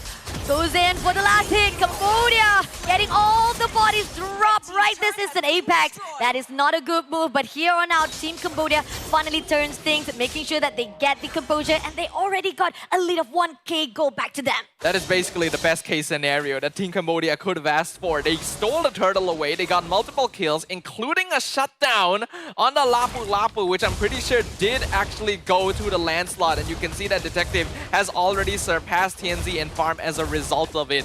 The gold lead that Team Turkey had built up and was holding on to the entire time has been thrown away in a single instant because they lost their formation and allowed themselves to be scattered. They did not protect Rosa. Wadu was able to chase him down, make sure that that was no longer a question in the fight. And now Team Cambodia regains their momentum and they're scaling. See, Team Turkey They want to actually go in for the setup again. They can do so, but they got to make sure they can find a way to lock on OP. So far right now, the only one that's actually giving a lot of the opportunity. RWM has already been picked up, goes in for a fight, but somehow we are seeing OP able to actually scare away, but he will be taken out by Sigaboom. Wadu will trade off with Rosa, but at the same time, Sigaboom will not be able to take down Wadu, so it's going to be a 1v1 right here for the side of mid lane. I think Apex 47 is going to need to make sure that he is able to defend Rosa from Wadu. This Esmeralda is picked up specifically to counter the Eve. And so far, this interaction hasn't actually worked out too well for Esme because the Eves have been able to position correctly with protection for their teammates. Team Turkey, though, playing a very snowball-oriented fighter-style composition means that they don't quite have as many tools of handling things. Most of their heroes just need to dive into the front line and hope to do enough damage to come out on top, which is not good news for their one and only backline DPS. Let's see if Team Turkey, this Lord, is already going to be a bit poke coming in from Turkey as well, setting up already. And we do see a little bit of pressure coming in from the top lane. So TNZ is quite far off, not actually too far off. Definitely will be able to jump in if he wants to actually pull in. But somehow, this is a discipline coming in from Team Cambodia as well as Turkey. They know for a fact they don't want to mess things up. Pact coming in right now from the back line. Conceal comes through, but already been spotted out. Doesn't manage to actually get in to actually kill someone or even to steal. Tsunami Slam comes through, gets Wadu, but Wadu survive it out. Detective takes down Rosa immediately. This is going to be Luna, also being catched by OP itself, but survive it out with the Transcendent Ward. Somehow, right here, Team Cambodia, they have a really good composure, managed to actually retreat back. But here, Wadu wants more, wants to actually contest it out. Is it going to be enough though? It seems that they want to actually pull through. There's a little bit of damage here from the side of Cambodia, but Team Turkey say, nah, slow things down, and this is going to be opening the lot for them. And now that we've reached the 11-minute point, I think everyone watching can see why I was so confused about this Uranus last pick. The moment that Rosa is taken out of the fight, really well played by Detective there to find the puncture straight through the heart of Team Turkey. The rest of them literally can't do anything. They're just walking around like headless chickens. Literally no target, no damage. They can only soak damage at that point. Team Cambodia is aware of this. That's why every single time when the fight starts, this Eve needs to go. And even here, we see Wadu is doing so much of the damage. His break comes in. Tsunami Slam, want to steal away Wadu. It's not going to be enough though. Apex in danger, had to move away. A lot of damage comes in, and now this is going to give that mid turret in their hands. Sigaboom, being in danger. OP trying to make sure that she will be able to actually pick that up, but OP somehow will make sure that at least it is going to be a pressure at that mid lane, and somehow the Lord pushing in as well for the bottom turret. Holy Defense is already out. Somehow it might be an opening for the team of Cambodia to just push through to make sure at least one of the lane is bare, but they still managed to survive it out. This is a really good defense coming in. Even Wadu just trying to actually tease a little bit. It was not enough though, so Team Turkey still have it in the back just a little bit for now. Pretty good defense for now, though they will lose all of their external towers as a result of that. Cambodia finally building up a sizable 4.7k gold lead. A big chunk of this going to be in the hands of Detective, since he was able to get a lot of kills sequentially. The gold lane farm is still pretty even, but this is the risk of going for a fighter gold lane. Lapu Lapu is a lot less efficient now that we've reached this point of the game compared to something like a Granger. And Lunar also falling very heavily behind in terms of farm compared to Wadu, which when you add on to the fact that consistent DPS is wholly lacking from the side of Team Turkey, means that it's a lot more difficult to get rid of the Esmeralda as compared to the Uranus. Timing is crucial right now for Team Cambodia. If they can actually have a really good composition, making sure that Turkey doesn't actually able to steal away, because no matter how much Apex trying to make sure that he will be able to steal with a Tsunami Slam, that Purify just denies immediately. And this is why Team Cambodia, they have so much of escape. Slippery hands coming in from the Turkey side. This is how they will be able to survive every attempt coming in from Turkey. Team Turkey needs to commit to split pushing, I think, at this point. They have to take the risk, they have to throw bodies. They are fairly sustainable, so it should be okay for them to play independently. If they keep trying the team fight, they're not going to win. Even OP tried to pick up one of the players there, Luna, barely surviving there with a lifeline, but still managed to move away without any casualties. So far, Team Turkey maintaining their own position so that they do not drop some bodies. Even though it is necessary right now, they are trying to make sure that at least during the fight for the Lord, they have enough manpower. But is it going to be a great fight indeed? Because if they be able to actually steal this lot from the hands of Cambodia, it will be a great turnover for Turkey. Main goal of Turkey is once again to try and just grab Boxy or even better Detective and burst him down before the fight starts. Then they'll have much more advantage when it comes to actually contesting the objective and going for the team fight. The Eve is still good zone control, but it's gonna be risky all the time because Cambodia can just run them down like this. Look at that. Everyone been dispersed just by Team Cambodia. Now Detective just trying to actually poke a little bit of that lot. Sikibum has already been spotted out, goes in for OP, but can he actually make it through? Fist Break comes in, still surviving it out, but Shadow Kill comes in from TNC, takes down OP immediately. Now pushing on TNC, having a little bit of damage right there, had to move away, but it's still a good win coming in from Team Turkey itself. But it seems that Detective goes into the backline, trying to go in for the puncher, doesn't get the kill that he wants, but somehow he will be able to survive it out. He goes in TNC again, one more try, that is the overextension, and this is denied by Team Turkey. Really good dive here from Team Cambodia. Really good defense by Team Turkey. We're seeing solid micro mechanics overall, but now the dynamics of the draft are really rearing their ugly head in this game. Team Turkey played that pretty well. Sikibum got a great catch, jumped in alongside TNC, got the pick off on OP, but even though they had the numbers advantage, they still couldn't actually take the fight to Team Cambodia because they are lacking consistent DPS output and they need to keep Rosa alive. Look at Wadu. Wadu just at the front line, doing everything he can to make sure that that can zone out every single movement of Turkey. And Wadu doing what a Frankler should do. Luna comes in, gonna try to pick it out, but is it gonna be enough? Fist Break comes in, Detective gets the turn on the hands of Cambodia, and now they're gonna always strike back. Gets attacks as well. Moving on right now, still surviving though Sikibum. Sikibum managed surviving, but OP comes in for the take, and now they're moving on to fight it off. Stuns a bit, had to move away with the flicker, so Turkey will be able to survive it out, but Luna in the end will be also be taken out, but RDM has already been picked up. Is it gonna be enough though? Wadu comes in, Puncher comes through from Detective, now Shadow kills. Is it gonna be enough to get the Boxy? But Boxy still survive with immortality. One more hit, TNC!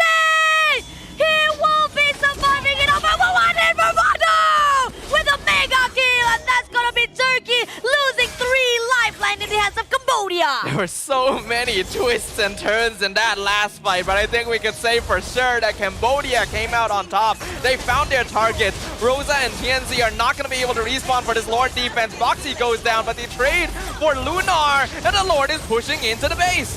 Pushing in into the base, Sikibum trying to make sure Wavebreaker also comes through, but Apex, all the lifeline goes in for the Tsunami Sun, but Detective takes him down immediately with the Crystal in the hands of Team Cambodia for the first win. And with that, Team Cambodia sets themselves up. They are now 1 victory away from potentially making it all the way to the grand finals. A solid game performed there by the side of Team Cambodia, but the draft coming in from Team Turkey was not doing them any favors. Relax, Detective is here. And that is what Cambodia has said and spoken here at the stage of WEC25. I'm loving it. I'm liking the confidence that is coming in from Team Cambodia. But this is still is just a first win. And we talked about how when it comes to semifinals, we are going forward with the best of 3. So one more game to determine whether or not Team Cambodia will be moving on to the grand final. And there were so many things that I felt like could have been done better, but the draft itself already gave me reason to pause, I feel like. Again, the Uranus last pick, I don't really know why they did that, actually. You give up all your scaling, you give up all your control for a EXP laner that doesn't necessarily win the lane and doesn't offer utility beyond soaking damage, which Cambodia can just ignore in the first place.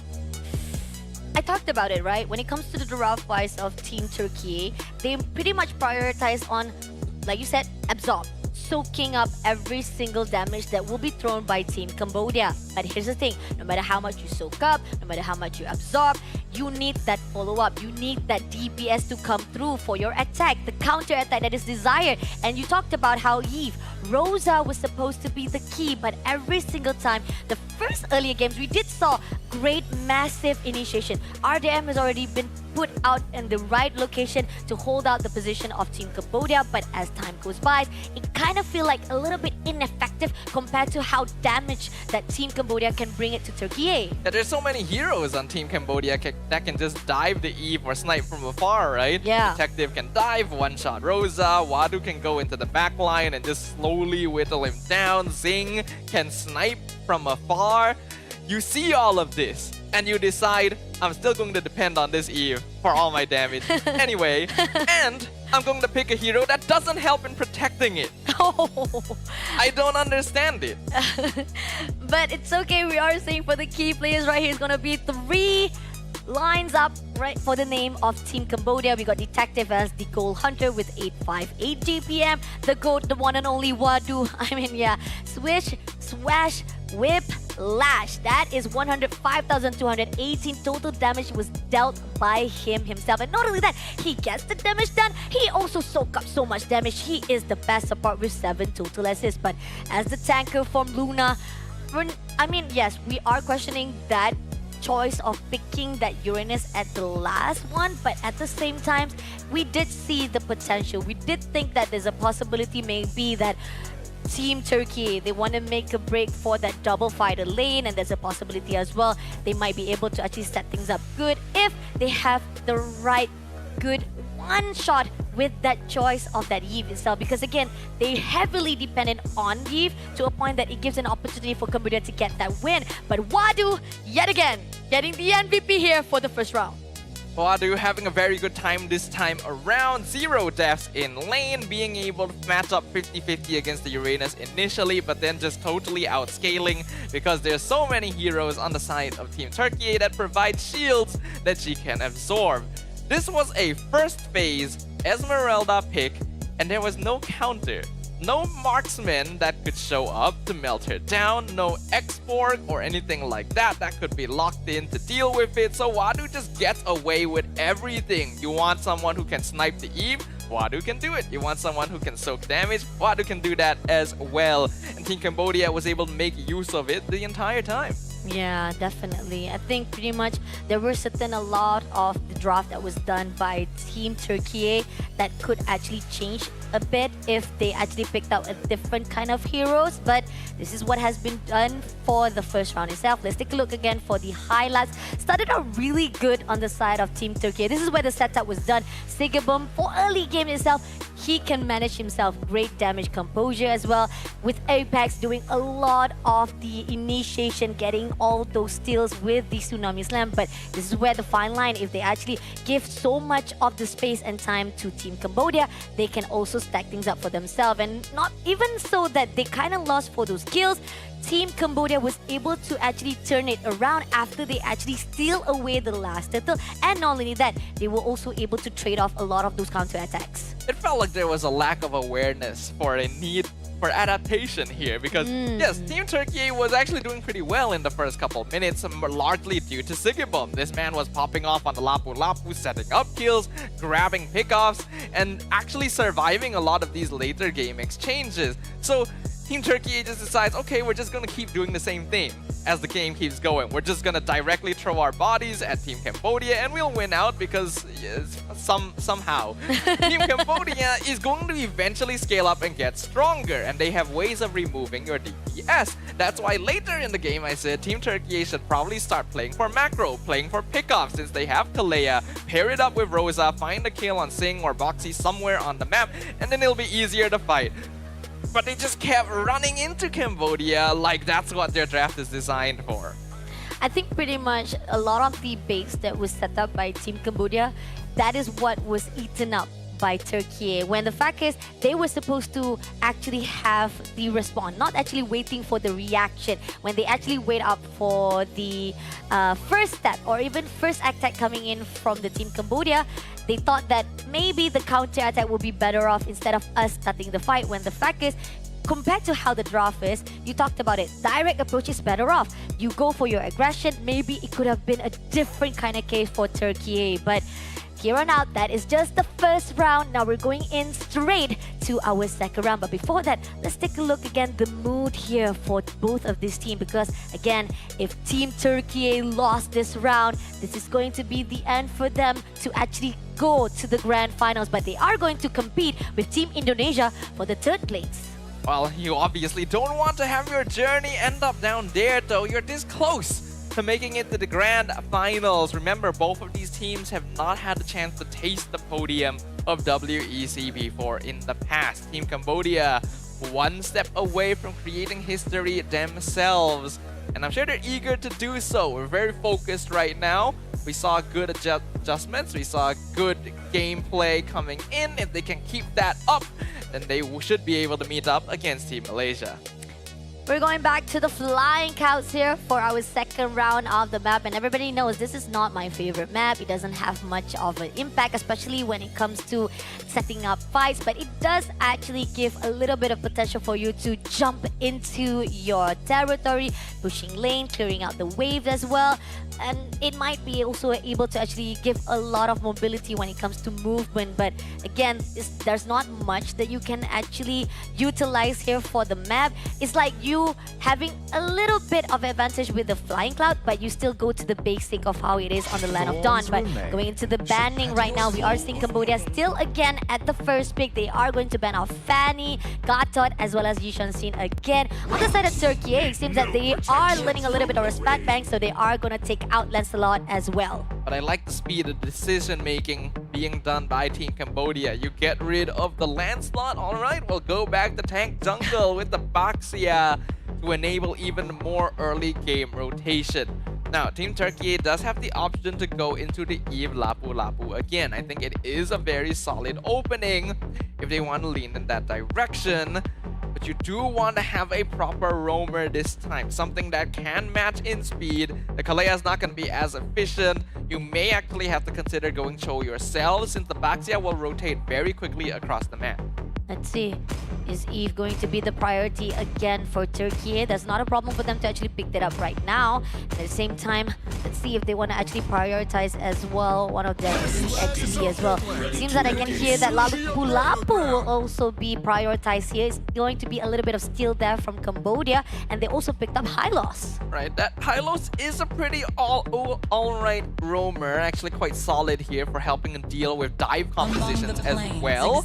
But that means the Eve is going to get let through to the side of Cambodia, and they're going to be very happy with that. Even pairing it up with the Granger in advance, this is 100% going to be a front-to-back for Cambodia. Definitely. And now Team Turkey, do they want to actually pick up that jungler now, or they want to actually just take that mid laner before the ban coming in for the second phase? I feel like they are going to actually pick up that jungler immediately with the Hayabusa. I mean, again, we've seen that Hayabusa was able to do a good amount of damage for the shadow kills, and it wasn't really that much that it was not fruitful on the side of Team Turkey. It's just that they need as much as input or even a lot of catch to go into Cambodia side that it wasn't enough. So maybe with a little bit of drafting with the side of Turkey with that high loss, it might actually change a little bit for the second draft. I actually don't really like the Hayabusa here. I would have preferred... Oh wait, no. I would have preferred the Yisan Shin, but I just realized that the Yisan Shin was banned. So I guess Team Turkey didn't have too much of a choice here, which is a bit unfortunate. Hayabusa doesn't have the best matchup into Eve or Baxia. It's okay against Granger, but a good Granger can outplay it, which we've seen before in the past. They will cover their bases by getting rid of the Hilda, while it looks like Team Cambodia is going to start focusing on the mages. Let's see. Hilda is definitely one of the counter for Hayabusa. Now Farsa has already been taken out. I think pretty much if they want to actually shut down a little bit more of the mid laner as well, they can also push into the Jushin side. I think we did see a lot of the potential coming from OP with the Jushin, so probably that will be a case as well if Turkey will be able to pick them up. But I'm not sure if that's going to be one of the signature of comforts from the side of Turkey though. So Are they going to actually zone out a little bit more of the sustain hero instead? Let's see. Let's find out what is Turkey going to actually ban off for the last spot. It seems going to be Esmeralda. Yeah, that kind of slipped off my fingers just now. So definitely Esmeralda is one of the respect ban that's needed. Wadu with that Esmeralda doing a great job for the front line. Definitely needs to be taken out. But here Cambodia shuts down one of the gold lane. Harith definitely will be banned out. That's a good call from Team Cambodia. They see the Esme ban. It's not just a counter to the Eve, it's a counter to the Harith as well. If Turkey is taking it out themselves, it means that they want to play something like the Harith, and so they'll just take it out of the pool. And it's one of the marksmen that actually handles Granger really well in lane. Now, I'm gonna say Team Cambodia has a really good setup for Cho. I feel like they're probably going to end up playing Cho. And I hope that Team Turkey has some way of dealing with it. Should be the Ruby to be safe. Kagura. It looks like it's the Kagura instead. I think we've seen Kagura in our main stage for the woman category, right? And so far for win rate, it's kind of 50-50. There are certain times it is good choice to be made for mid lanes, but I kind of feel there's more mid laners that you can be picked up here for the side of Turkey. We haven't seen Lunox being prioritized so far, right? That's surprising. I thought Lunox would have been better here, but Kagura's still okay. Allows you to burst down the Granger and even the Eve if you have enough farm.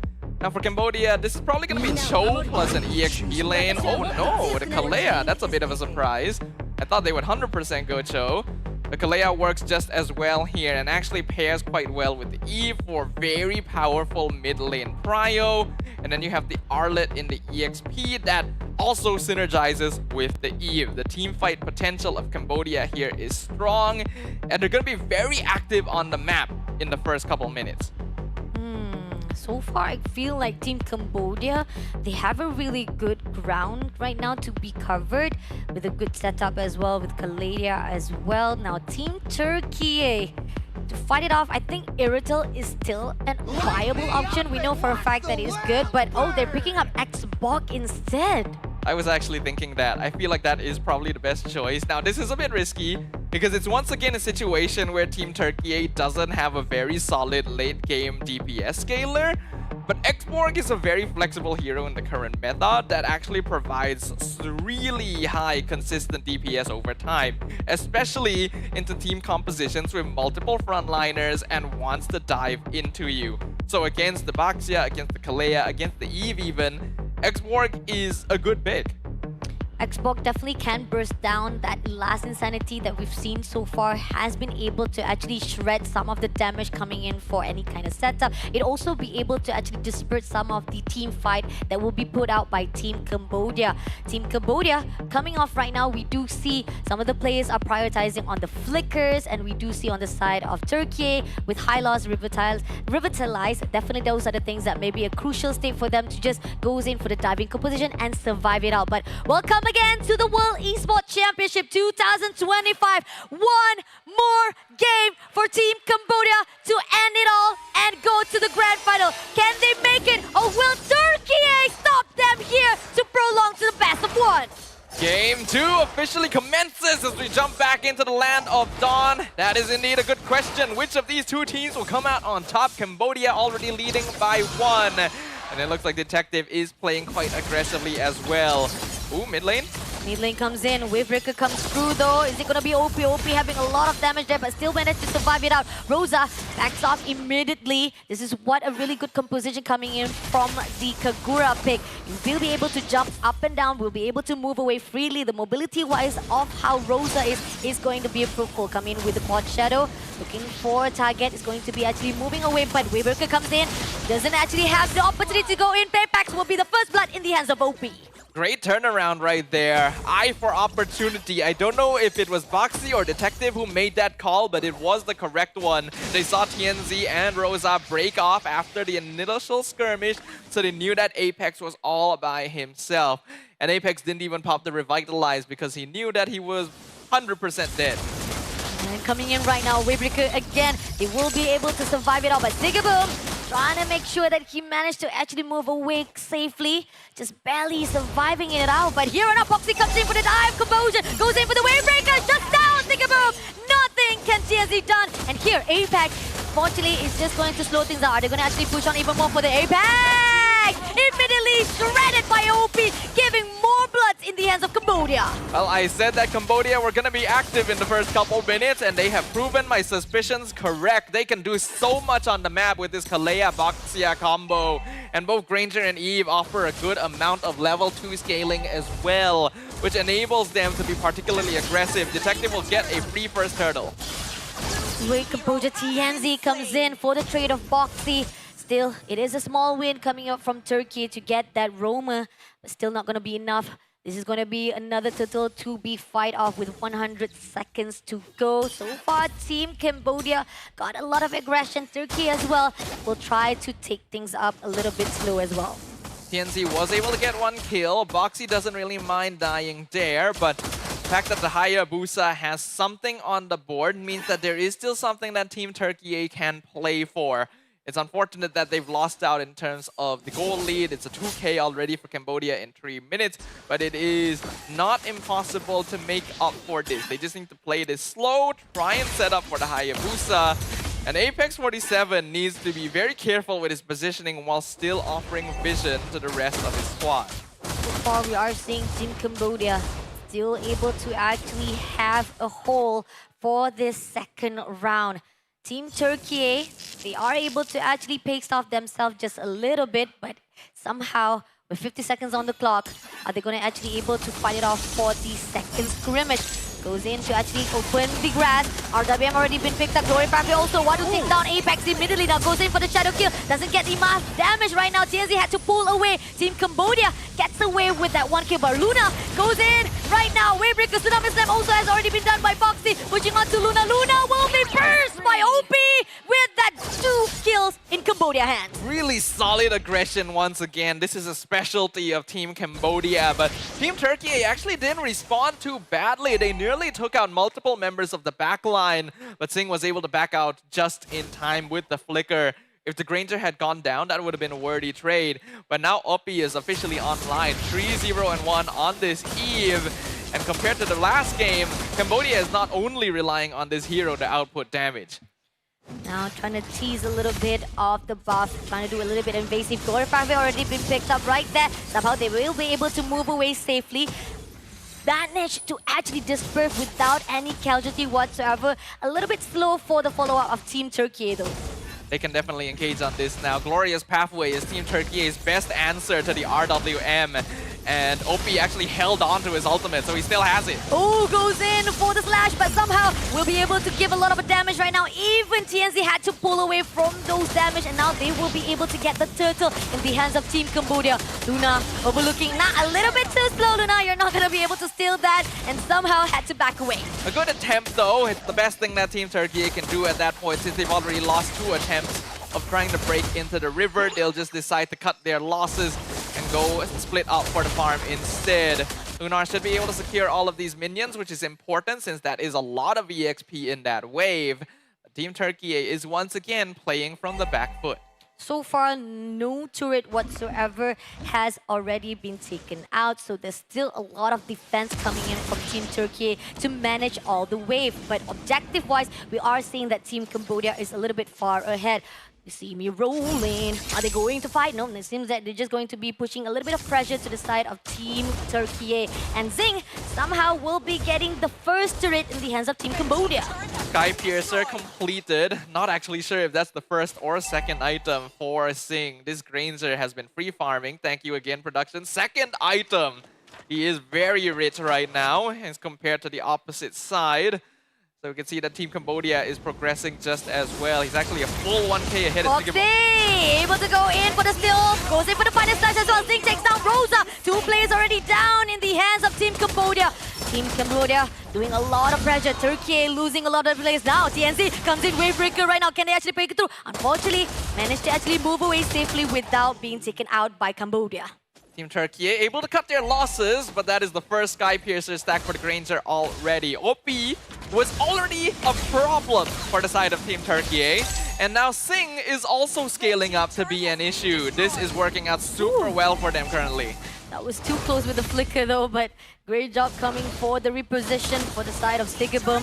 But still, this is going to be invasion from the side of Cambodia, getting all the creeps, all the buff on their ends, and Team Turkey losing their dominance of their own territory. Team Turkey, they had a lineup that wants to play a little bit for the mid game, but because Cambodia had such an effective early game, they have delayed that scaling heavily. And that's actually really bad for Team Turkey because they don't actually have very good scaling and compared to Cambodia either. They needed Sigabum to be in a good position. They needed TNZ to actually have a snowball going, but neither of those conditions have been met. And we are looking at a 6K goal lead in 7 minutes. This is starting to shape up to be an absolute snowball. And Team Turkey is going to need to find shutdowns on the backliners in order to turn it around. One more turret in the hands of Team Cambodia. Rosa making sure that nobody can step into the mid lane as well. They are trying to make sure they have a split push right at the top with Sigaboom, trying to make sure a little bit of micro objective can be secure. But is it going to be enough though with the lot coming in with the 70 seconds? Somehow Team Cambodia, they're looking well. Goes in for the wave breaker. Moxie goes in for the steal with a tsunami step. Gonna make it through. Goes in for the final side. Sing takes out Apex first of all. In the moment right now, they're crucially giving a lot of pressure to the side of Luna. RWM already been put out right in season. Luna takes out by Wadu. That's 2 kills already in the hands of Team Cambodia. Somehow Turkey will be managed to go in. Shadow kill comes in. Yes, he goes in for OP trade. But is it gonna be enough? It is not enough as so much damage already been put out by Team Cambodia. That's actually not too bad for Team Turkey. I mentioned that the turnaround condition is to find a shutdown on the backliners, and it's best if it goes into a core. So TNC was able to get the shutdown gold on Oppi. They lose 2 in exchange, but Lunar and Apex are not actually worth all that much right now. So that is a bit of a swing. Reduces the gold lead by about 1,000. Team Turkey, if they can recreate that, it would be ideal, especially if they're able to prevent too many people from dying on their side either. For Team Cambodia, their positioning is very, very clean. I especially like how OP is holding on to the RWM as long as possible to catch Turkey on the retreat rather than when the fight initiates. God coming out within 3 seconds so far. Yes, it is successful coming from Turkey to make sure the pressure can be cleared out. We'll be able to trade out just a little bit, having a little bit of stack here at the Hayabusa. But this is going to be a free lot in the hands of Cambodia for them to at least lean out that second level tier turret. So let's see if they can actually open out a little bit more dominance here for the Turkey land. But at the same time, right here goes in Detective, spotted out Apex. Just gonna actually roll him out a little bit. Gets the mid lane as well. One shot comes through. Goes in for the final slash. RWM already been picked out. Sigabomb! Just down immediately in the hands of OP. First down to the core. And now they want to make it more sure that at least all the minions wave will be able to give more pressure to Turkey. What a beautiful pick off there though from Cambodia. They see the final slash push him in. RWM right around where the dash off the Varaga armor is going to end to line up the artillery fire. We can see the damage from Sing is really ramping up. Just a single shot drops Rosa by a quarter HP. The inhibitor is taken out without even any contention. There is no holy defense. The Lord is pushing down bottom. Can Turkey defend this? Team Turkey is leaving a lot of loopholes coming in for Team Cambodia. Now Detective rolls in, stuns it up. Glorious pathway right to the back line, but is it going to be enough? Wadu takes down TAZ immediately. Now moving on, Apex will be also trying to survive it out. Wavebreaker comes through, but RWM already been picked up. Surviving for the last insanity. Doesn't get anyone. Sigabum takes down OP at least for the trade, but team right now, Cambodia will be able to do a lot of damage. Final strike comes through. Rosa barely surviving, but does get the last hit from Wadu itself. 2 players still surviving. Crystal right now is in the focus with all the initiation comes through from Sigabum. Sigabum, one last save by Wadu again, taking double kill, and now leaving one more player. It's going to be the team of Cambodia clearing out with the wiped out in their hands. TNZ and Apex 47 will be able to respawn. They need to clear the minion wave. Ooh, dodges the final slash. Ooh, Shadow kill comes in, Glorious pathway as well, but is it going to be enough though? Managed to move away into the fountain. Apex! 1 shot, 1 kill by Sing himself, and now Team Turkey, they are back, but great discipline coming from Cambodia, not to overextend. I will say, Team Turkey surviving that is really, really impressive. A lot of things lined up for them to actually be able to do so. Rosa got a massive yin-yang overturn onto the backline, which dropped them low enough for the last insanity to force them back. And they were able to keep returning and rotating through the base to absorb enough damage to eventually clear up the minion wave. Team Cambodia, unfortunately, didn't target the crystal quite well enough. And that's going to allow Team Turkey to prolong the game slightly. But we are looking at an 11K goal lead at the 12-minute mark. And it is still an absolute snowballing. They still need to find a little bit more. Shutting down Sing is going to be their next goal. Let's see if they can do that though. So far, 40 seconds on the clock. This is going to be the second lot. TNZ just making sure that the position, trying to figure out all the positioning wise, but somehow they are going to actually drag out Apex, going in for the glorify for the escape mechanism, but somehow they will be able to slip through the fingers. But here, Stigaboom meeting off with Detective Luna, just overlooking, but Last Insanity doesn't get anyone, but one more shot to go. Zing comes in, takes down Stigaboom, and making sure that Luna spotted out by Detective all by itself. 1v1, what is going to be like right here? Luna tries surviving, but is it going to be enough though? Luna will be able to score away, but this is going to be 3v1 situation. Boxy comes in, surviving it out with the land checker, but somehow Sing, Godlike comes through with Luna being wiped out. Shadow Kill comes in, will be able to take down OP. OP will be able to survive on her own, and this is why this team, Cambodia, will be able to fall through. Glory Pathway just as a survivor. Final slash! Gripping into the hands of Apex, barely surviving that, and Team Cambodia showing off how much kill. Tsunami Slap comes in just to steal away Stigaboom, barely surviving it out by Rosa, flickers away to survive. Now they're pushing in to get the kills. They are focusing just to make sure all of the plays. Final slash again comes in for Wadu. Zing takes down TXC, now pushing out with Luna as well as Stigaboom surviving it out for the fountain, but gets the third kill, and now moving on with Stigaboom just down Bozy for the trade. But it is going to be the end with the Maniac in the hands of these. Welcome to the grand finals to the team of Cambodia! An absolute brute force victory where Team Cambodia knows we are so rich that there is nothing you can do to stop us. The cannon fire from the Granger, the damage from the Eve, all of it ramping up to become one unstoppable snowball, rolling right through the gateway of Team Turkey.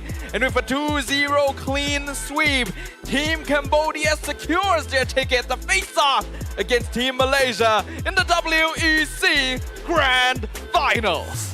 Congratulations to the team of Cambodia for making a great history here for 2025. Want to give a little bit of highlight to the team Cambodia. We'll have a little bit of interview at the stage with our beautiful host, Rose. So take it away, Rose. Thank you. Congratulations again. From the Kingdom of Wonder to the grand stage, ladies and gentlemen. Sekali lagi. Okay.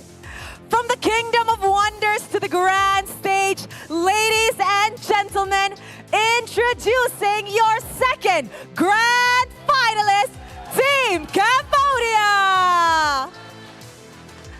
Congratulations, boys! What an amazing win in the semi-final. And right now, I am with Sing and Detective as my translator. Yes, this time I shall not ask him any questions as he requested. Sing, how does it feel like to be back in the grand finals? អារម្មណ៍នេះវាបែកចិត្តភាសាយើងអត់ដែរឡើង grand final នៅ international. He said he's very happy because he has never advanced to the grand final in international stage. Oh, that is amazing. And you know what? I'm pretty sure a lot of the Malaysian audiences are also supporting you guys. Because look at them. It's still practically a full house watching your game this semi-finals.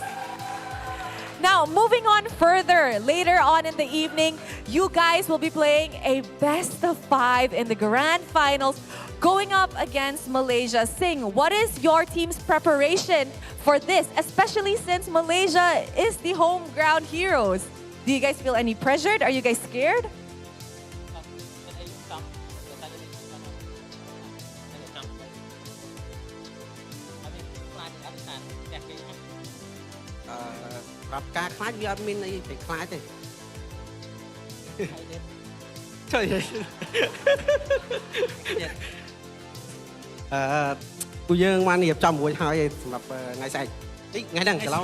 Grand final.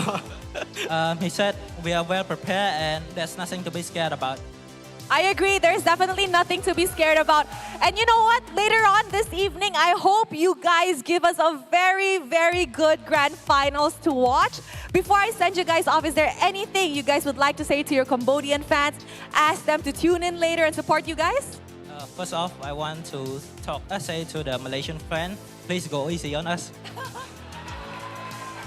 And secondly, to my camp, and តមកទៅ fan ខ្មែរទាំងអស់គ្នាខ្ញុំអរគុណមែនតើតែជួយគ្រប់គ្រងពួកខ្ញុំនឹងខំប្រឹងអស់ពីសមត្ថភាពហ្មងដើម្បីយកមេដាយមាសនិងពានជូនអ្នកទាំងអស់គ្នា I think he said somewhere along the lines of, to all the Cambodian people, thank you very much for supporting us in our journey. Am I right? Was I right? Just say yes. I didn't hear you. It's okay. I think I'm right. I'm correct. Thank you very much. I love the Cambodians.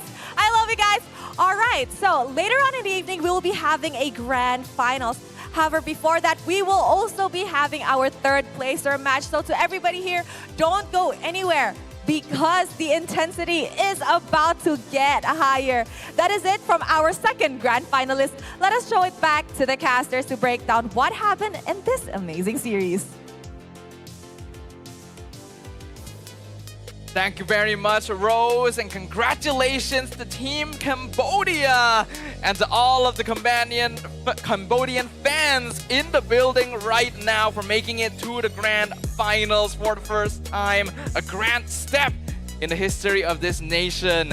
And a beautiful game it was coming out from their team. Nearly perfect, actually, with only 4 kills going to the hands of Team Turkiyye and a 13,000 gold lead in a 13-minute game. It's definitely what we see from all the draft that was done by Team Cambodia itself. I think we've talked about how prioritized that was done by Team Cambodia from the first as well as second was just much more on leaning off the honest and straightforward fight compared to how Turkey is. It is questionable a little bit on their draft. Like, there were certain heroes that should have been there. Maybe they could have actually switched things up, and coming into the second draft is the same case as well. They had that diving composition. Yes, we did see how the glory pathway was used or utilized in a perfect condition or situation, but coming into the late game, and this is what we talked about, late game security definitely goes into Team Cambodia. They have what it takes to make sure they can actually get a really good damage from behind. No one was able to actually grab anyone, especially with the fact that they were expecting TNZ to make it or break it, goes into the back line, maybe goes in with a shadow kill, but that was not much of a damage. And you talked about how even it was a snowball already. With goal lead is already in the hands of Cambodia, there's not much of the item as well as stacks that you can actually play around with. So congratulations again to Team Cambodia with them getting the 3 key players. We got Zing with Gold Hunter 927 GPM, as well as the Goat with 83,680 damage. And then we asked the tanker here, Apex. We do see how much that Apex was trying to set things up with the glory pathway, but sometimes it was a little bit too slow, and it was a lot of the fight, or even all of those skill set that was used by Apex, it was pretty much just to use for the escape mechanism for the team of Turkiyye. But the best support goes to the one and only this assassin, not just good for the tank wise, but also has the best support with 16 total assists. But is he going to be the MVP? No, it's gonna be Zing, who gets 2 key player as well as the MVP title with KDA 11, no 0 death whatsoever in his hand with 10 assists. Also, a 900 plus GPM is very difficult to achieve in the current meta due to all the nerfs to farming, which means that Singh was going absolutely ham. 11 kills, 0 deaths. He was being funneled and farmed all the way from the very beginning. If we look at the highlights here, unfortunately, once again, I do think this draft from Team Turkiyye was a little bit flawed. Going for double fighter side lane with a Hayabusa jungle needs you to be ahead early to mid. But then they picked it all into a Baxia, picked it into an Eve. The Kalea showing up at the end is just the cherry on top. Cambodia has the advantage in the early game. They have the advantage in the mid game. They have the advantage in the late game. It is a complete draft victory. Team Turkiyye had chances of making something happen, but it required high-level execution, being able to surgically extract the most important kills in the middle of Cambodia's death ball. and that was a bit too difficult to achieve. And even on the last fight itself, I like how Wadu just comes in, goes in for the last hit, as well as the final splash dives in. A great composition for zoning out the team of Turkey shows how much of confidence from Team Cambodia here when it comes to fighting Turkey. Again, getting that maniac in the hands of Zing shows how much prominent and deserving of the MVP as well here for the second game. But congratulations again for Team Turkey to make it here to the playoff. They're not done yet with their job. Just like what Rose has talked about, there'll still be a lower bracket coming up next before we close our WEC25 with the grand final. Two of our powerhouse has already been determined for their slot. Malaysia versus Cambodia. But before we get into that, we need to determine who is our third place, and that is between Team Indonesia versus Turkey. The grand final is the battle of the Southeast Asia. But is it going to be that case? But here on out, this is the end of our journey between me and Sdafa. So thank you again for those of you guys are tuning in. It will be taken over by Lafel and Husky. Truly sorry if there was any wrongs or mishap from our end. Hopefully we'll see you guys again in the future. Please keep on staying tuned and supporting WEC 2025. In the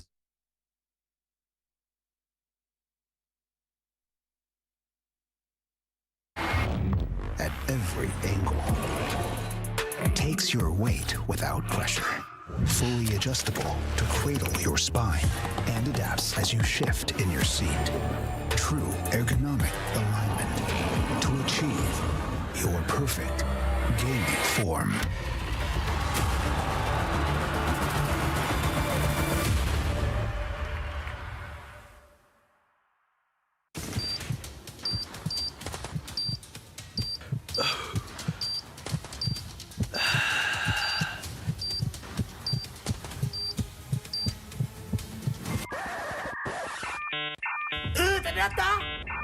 Data habis? Jangan risau.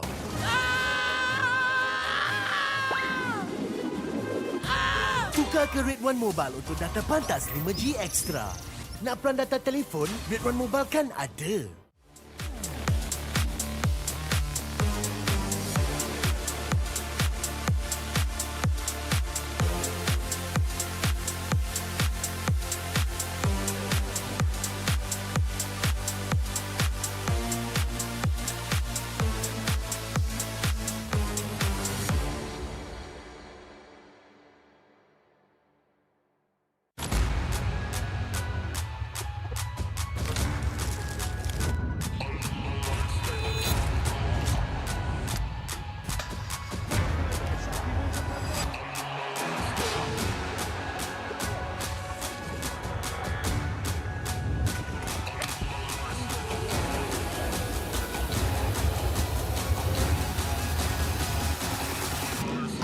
Toss a coin in the waterfalls, in the wishing well.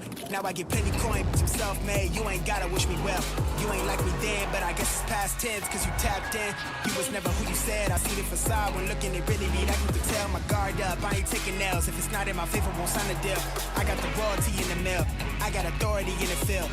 Take a look in my iris. I be precise with the timing. I move on a touch like the high risk. I never know where my mind went.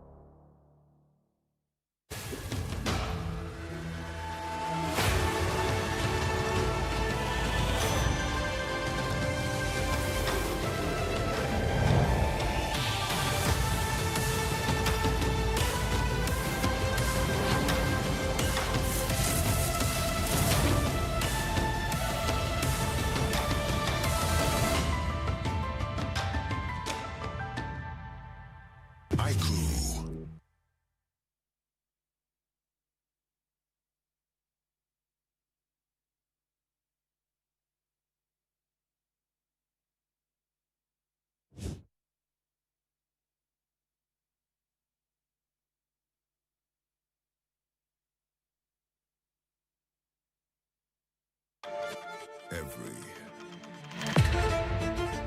champion starts with one moment. Activate your place in the world of esports. Compete, manage, track, dominate.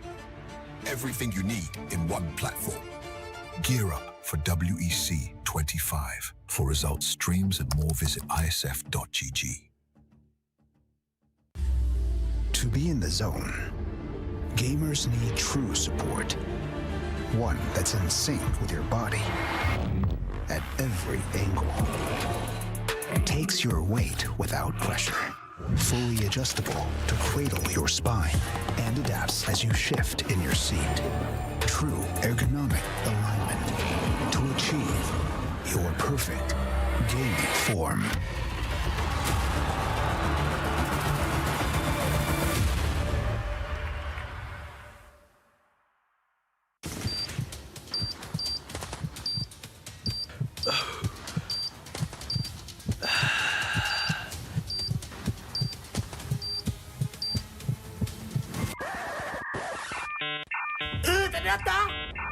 Data habis?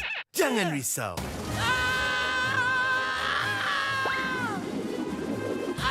Tukar ke Red One Mobile untuk data pantas 5G Extra. Nak peran data telefon, Red One Mobile kan ada.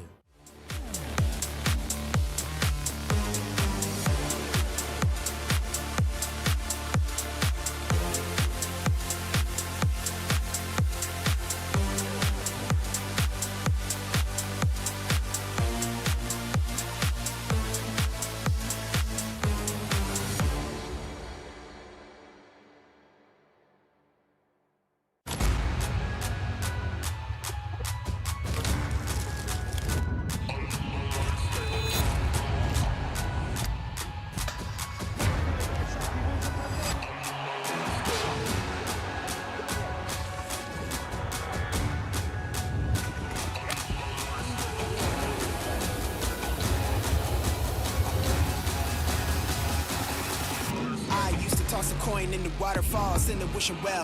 Now I get plenty coin, some self-made. You ain't gotta wish me well. You ain't like me then, but I guess it's past tense, cause you tapped in. You was never who you said. I see the facade when looking at really me, like you could tell. My guard up, I ain't taking nails. If it's not in my favor, won't sign a deal. I got the royalty in the mill, I got authority in the field. Take a look in my iris, I be precise with the timing. I move on a tuck like the high risk. I never know where my mind went.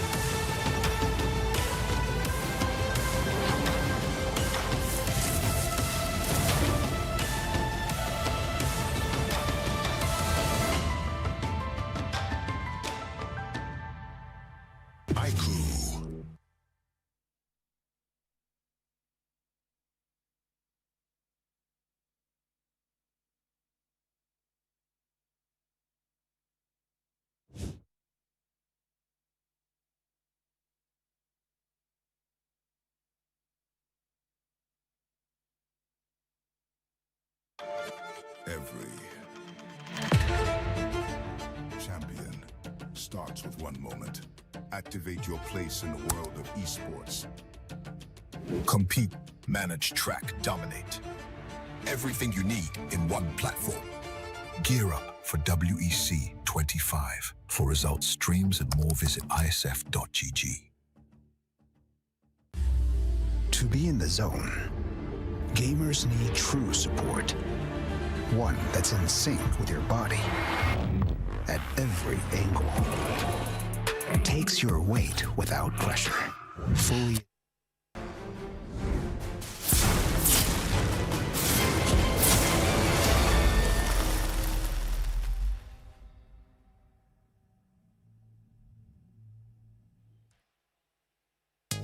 Ladies and gentlemen, we would like to officially welcome you to the bronze match for today. It is going to be Indonesia going up against Team Turkey. My name is Abel. Alongside with me is Husky. It's going to be an interesting one because both contenders have been defeated in the semifinals earlier on in a 0-2 fashion, but the journey is not done just yet. They can still reclaim pieces of their glory by winning in this bronze match and placing themselves third. Indonesia was third last year in WEC24, whereas for Turkey, top 4 is already a milestone, but they want to go further. And again, we would like to say thank you to a lot of people. First of all, thank you to Fasha Bani as well as Tafa for casting the semifinals. But also, we wanted to say thank you because World Esports Championship 2025 is live from Kuala Lumpur, Malaysia. This global event is proudly organized by IESF, MESF with ESI as our strategic partner. And of course, generously supported by KBS, Raka Muda, Raka Digital, and our official partners, Red One, IQ, Solos Merch, Monster Energy, CK Music, and lastly, our official chair partner is Razer. Now we gotta talk about what they are fighting for here today. It's always about pride, but also it's about money.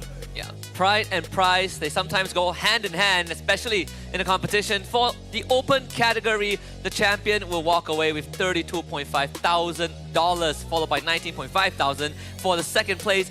And for at least Turkey and Indonesia, they are trying to go for the $13.5 thousand for third place.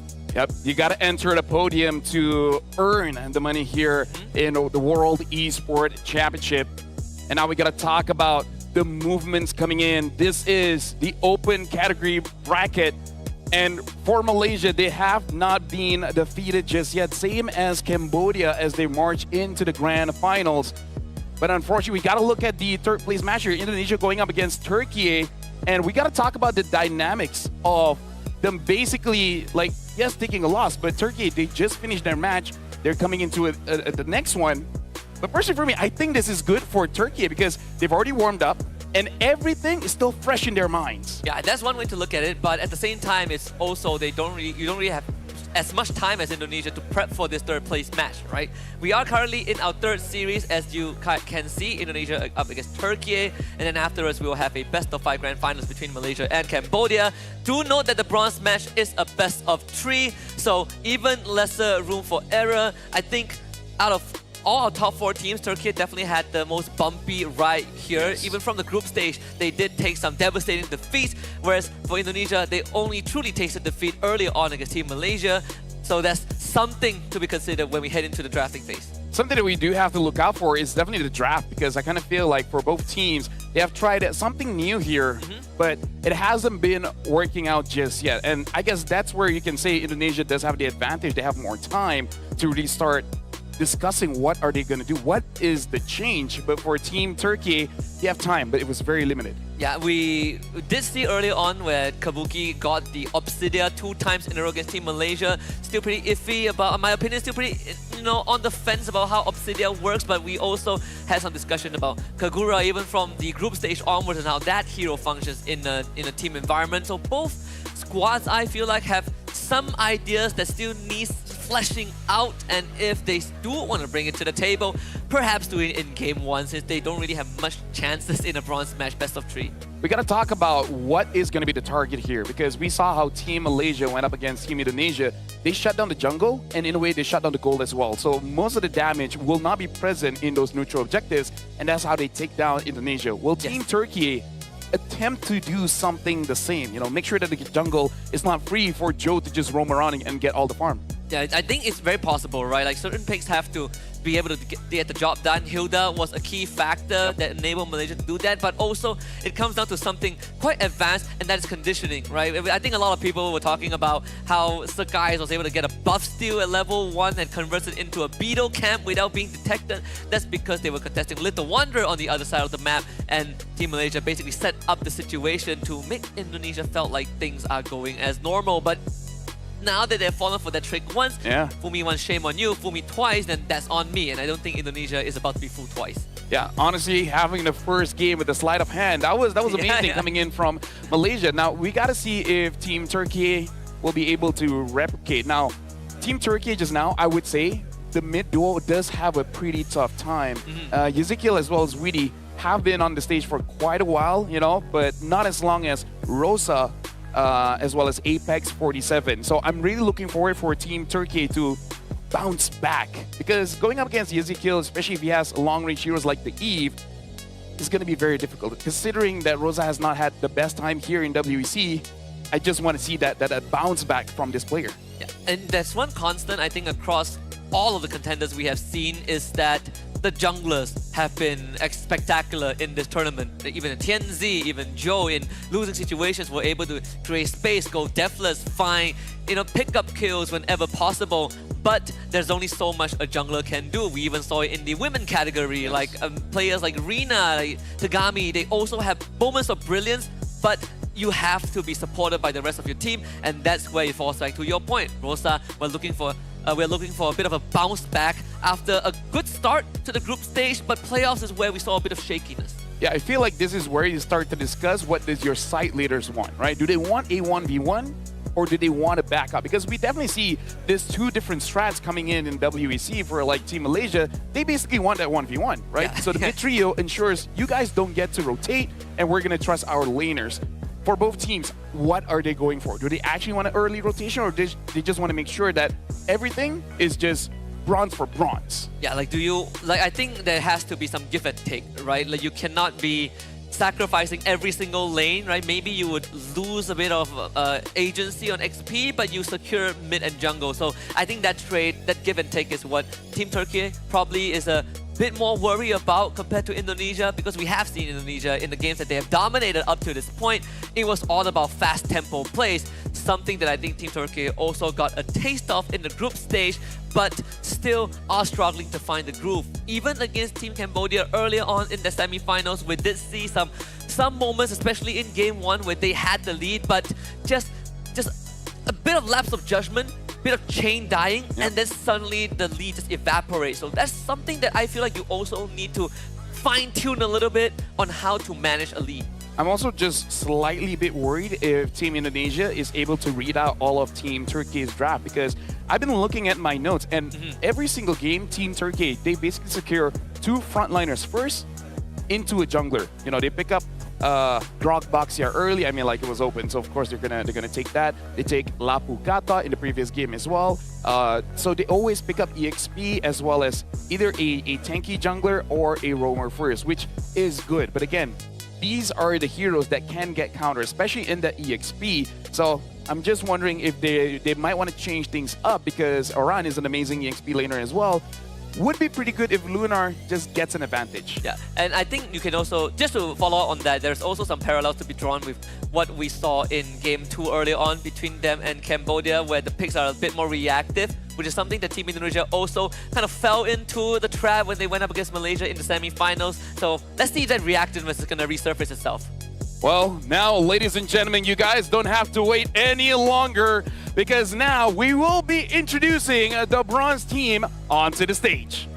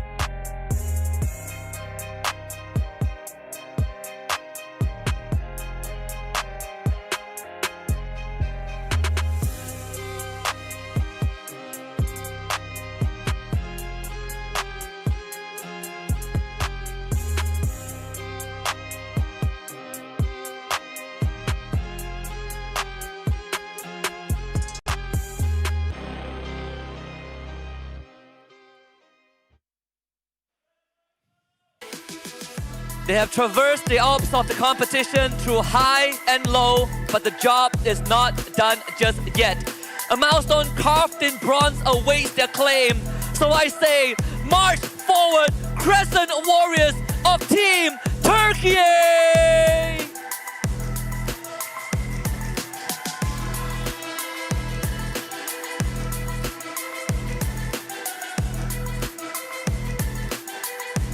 Introducing their opponents is a team that has showed incredible mechanical prowess and unmerciful aggression. Entering the bronze match with a vengeance in their eyes, they are eyeing to dominate this match with the spear of the Garuda, Team Indonesia!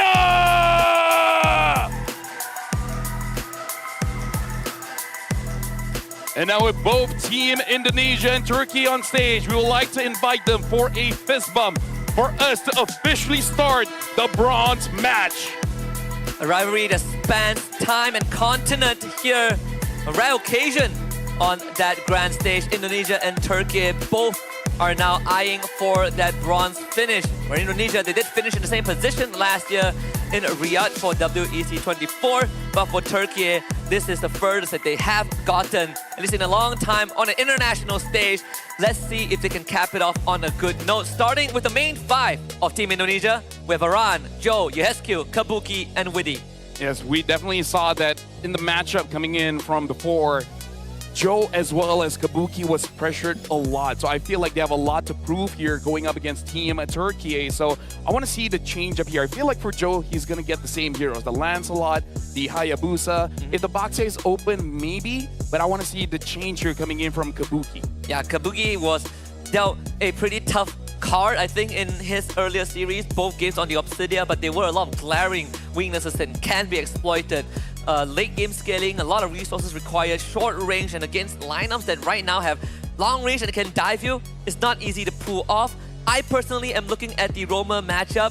For Indonesia, we have Widi, but for Turkey, we have Apex 47 alongside Luna, TNZ, Rosa, Sigibu.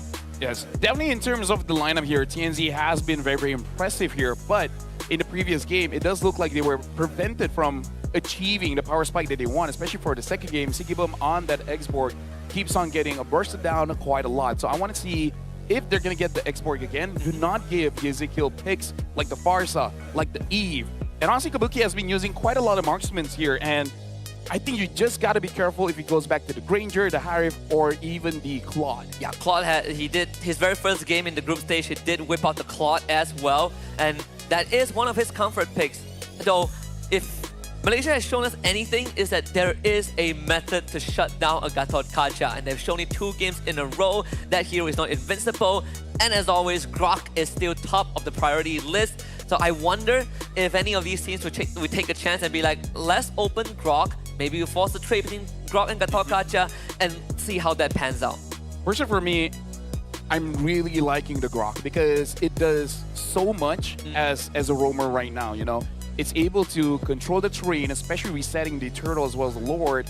But more importantly, the peel. The peel in the instant engage is amazing. Looking at Indonesia's ban in the previous game against Malaysia, they've been banning Kimi for both games, and they do ban the Yisun Shin as well as the Grok. Considering they're going up against Turkey, I kind of feel like maybe Kimi still stays as a constant.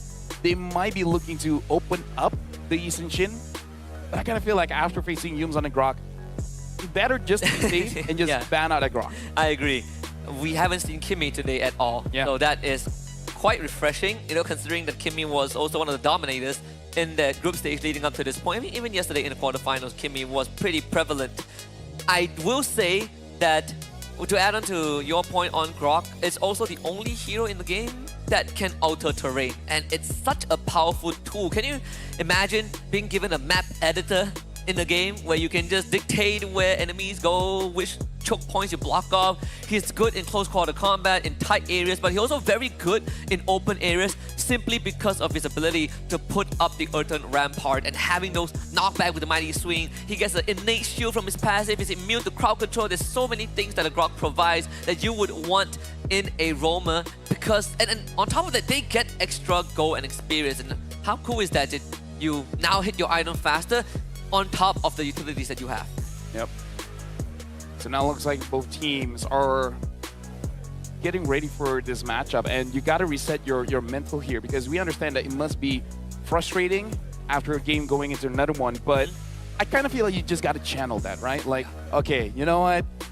I'm a little bit upset, and I'm gonna give it to my opponents here. So I just want a series that is extended here, Husky, because our semifinals were 2-0 for both of them. I feel like for the third place match, I want a little bit extended. I want to go all 3 games, and I actually want it to be a bit bloody. You know, rotating around, having great macro is great. You know, I love those kind of games. But at the same time, considering Indonesia is playing, I do want to see a bit more brawly. Yeah. Here's a fun fact regarding WEC. All the games that we have had the pleasure to cast, all of them have been clean sweeps. We haven't gotten a 3-game series yet. So still waiting for that opportunity. We have a best of 3 here and then a best of 5 afterwards in the grand final. Perhaps one of these would give us anything but a 0 on the other side.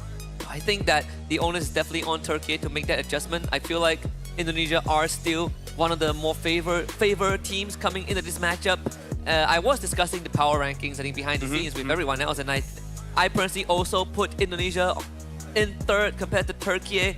But I always am open to be proven wrong. Yeah, for sure. Yeah, I agree. This is an uphill battle for Turkey. What is the power picks? Because now that I'm thinking about it, we can say what is for TNZ, right? His Hayabusa as well as Lancelot has been amazing, but to be fair, same as Joe. So it's definitely going to be something that they'll be contesting. But other than that, I don't know any really key heroes for the other members of Team Turkey. But speaking of which, Dangerous Grass will be the map that we'll be playing. So Hilda is going to be a big question mark. It has to be pick or ban. I'm glad you brought up the previous point too, because for a lot of the teams, we sort of know that they have signature heroes, but also those signature heroes, when picked, gives them a big edge in the match, in the game itself. But for Turkey, we see some, the assassins for TNZ, Hayabusa, the Lancelot, the YSS, but we also know that Rosa plays the Farsa, right? We know that Apex 47 has the Hilda in the pocket pick. They get those signature pick, but we don't see that signature style, and I think that's the slight flair that's lacking is heading to the draft for Game 1. Fanny and Gatot Kaca banned out by Indonesia, Grog banned out by Turkey. Malaysia did have a very deep cut, a very hard read on the draft against Indonesia early on Dangerous Grass. They banned the Hellcat in first place, and it got me thinking, are we going to see the Hellcat? Because it was picked once on Dangerous Grass in the group stage, but is Indonesia willing to take that chance? Considering that they are first pick, the chances I feel like just slightly a bit lower. If it is going to be blue 4 or blue red. And Team Turkey, again, like I said, they like to open up the draft with a front line. It looks like they are batting out heavy front lines here, batting out the Grok, batting out the Baxia, but we got to look at Indonesia. They ban out the Gatot as well. So the S-tier roamers have been taken out. I'm worried here that Indonesia, they're going to first pick that Kalia and then just have a lot of burst there. And then Team Turkey, they will respond with, say, a Hylos as a Lapu. I want to see if Indonesia picks up a Kalia, I want Turkey to just pick up either Eve or a Farsa. Both teams have a lot of shared picks, shared hero pools. So Kalia, like you say, is one of them. The Cho as well. I think Cho is probably more of the X factor, right? Because we know Widdy plays a very mean Cho. He also has the Khalid roam in his pocket, but for Apex 47, feels a bit limited. Feels like you might pivot back to the Hylos, which also has been quite of a iffy pick in this tournament. Hylos hasn't really been finding the most success. But we do get Lancelot and Wuzhong Ban. Tremendous first pick by Indonesia. Now that is very interesting because I would say that is for WEC Aran's signature. He does love that pick, but is it really first pickable though? Either ways, right now for Team Turkey, now that they see that, CC is open, so I do want to see if they want to pick it up and then potentially flex it. Because I feel like pick up CC and then potential flex to see if it should go gold or EXP. The Yi Shin is open as well, so if you pick up the Yi Shin, there's options for double fighters. Or you could go Lapu Yif, right? If you don't care too much about the jungler, the Lapu Yif is one. The Hayabusa plus +1 is also good. So they do opt for the CC. So more of a one-on-one, right? You did pose the question of if the teams want to focus on getting one-on-one lanes or more team-oriented, the CC sort of enables you to stay in lane on your own. I feel like this should be a Yi Shin. I feel like it's a pretty good opener to deal with the CC as well as the Hayabusa. But it looks like they're showing everything here. And the Angela as well, which has been banned out before. So this time we got to see in Indonesia special because so far only their region has made Angela work. And that's why earlier on Coach Arcade did ban out the Angela, right? There is something behind it that we haven't seen yet from Indonesia. And we know that they are one of the masters of picks that either kind of cheeses you out or picks that catches you off guard. The Angela has been in their back pocket. What We about also Esme here? The Esme is a good shout. I mean, we have seen Kabuki play the Uranus gold lane The night sky tells all. So the Esmeralda is going to be picked up by Turkey. I like that response. Now the second ban phase will be a bit tricky because I think it still doesn't fully tell you where this Lapu and Uranus is going to go, right? They can interchange around. Although I think it will be slightly bit more safe to ban out certain junglers because when it comes to the mid, I feel like for Team Turkey, a good pick for them would be the Jushin later on if they want more damage, the Eve. It's safe for Indonesia to ban both. And now banning out the Cho is good as well because one of the, I would say, premier damage roamers that you can actually pick up. Yeah, the Witty Show. And it's very good at isolating targets too. If Indonesia already has like an Angela +1, you sure as heck do not want a Cho to get those pickoffs. But there is still Kalea, right? This Angela most likely is going to be in your HQ's hands, so the Kalea is another pick of choice for Indonesia to go for if Turkey lets it through. So Team Turkey looking to ban the roamers here. I don't know, I feel like maybe you should still respect the Yushin, or do you feel like Indonesia will pick up a Suyo, a Joy? Actually, Joy might be problematic. I mean, it doesn't really matter. Wait, hold on, it does. I was, yeah, because they have the Angela. Because I was thinking, right, Angela Fred is also pretty nasty, but then you run into the problem of damage profile. Exactly, yeah. Yeah. So maybe the Joy makes more sense, right? Because you need magic damage now. The YSS ban might just cement that Joy pick for Indonesia down the road. Because you definitely are lacking in that magic damage department. I feel like Indonesia should ban Eve or Jushin because I feel like both is going to be great for Turkey. I think you ban Jushin. I would prefer Jushin ban, yeah. I prefer Jushin ban. And then eventually Team Turkey can just pick up Eve and then, or because since the Angela is there, pick up the roamer, which right now it's Hylos and what else? Hylos, Kali, Kalea as well, yeah. There are a few choices. You can always go back to Kaja if all else fails. Badang is actually up on the table too, though I personally don't think you want a Badang here. It's not Badangable, as they say. I feel like Hylos is the safest because it's not really threatened by anyone from Indonesia at this point. So pick up Hylos, see what's the pick, and then decide whether you still want to go for the Eve or someone else. I want to say Hilda because it's dangerous. Oh yeah, true. Forgot about Hilda. We'll take out the Kimmy first. So again, it's all about lane priority, right? We did pose the question whether you want to play the 1v1. It seems like they're really leaning into it. No? Esmeralda in the 1v1, CC 1v1, Kimmy 1v1. So there is.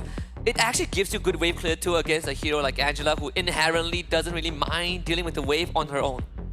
So now Indonesia, they need a someone to really slow people down. Hylos, I think is iffy. It's okay with everyone else except CC. I think Kalea Joy sounds very nice. I think some sort of pick-off, someone that can start a fight and follow up with this Lapu and go for a dive with the help of the Angela is going to be great. Because Angela has two targets, right? Well, has one target now. I think Lapu is the best.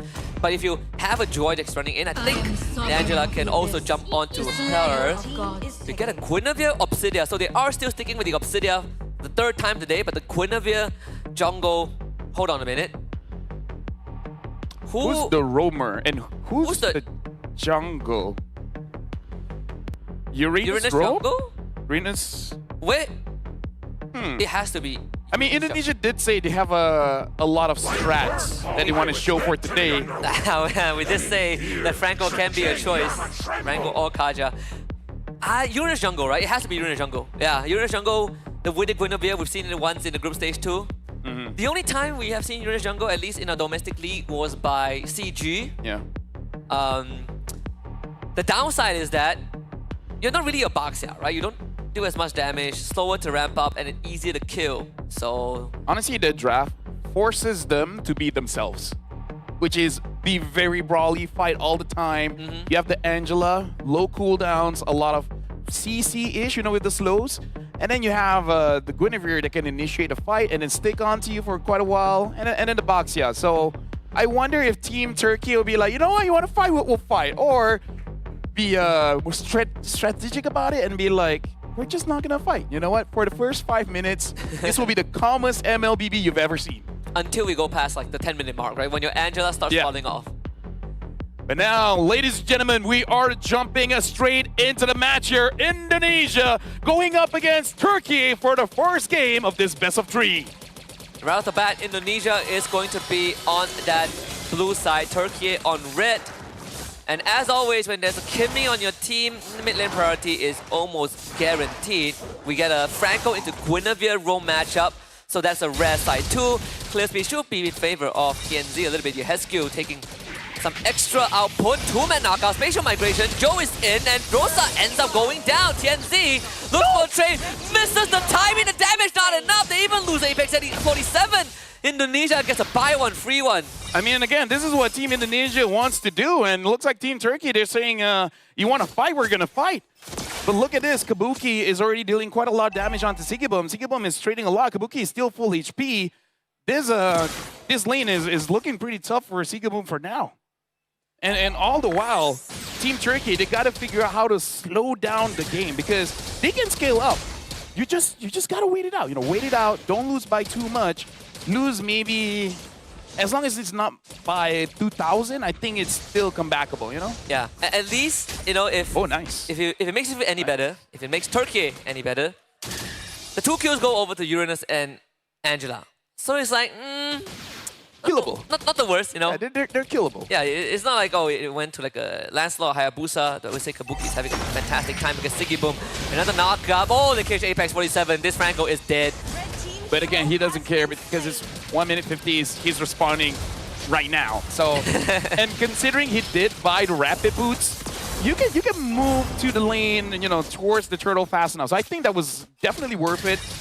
Slow them down just a little bit because that's what Team Turkey wants to do. Slow it down enough until Rosa has the items, and then we're in business. All right.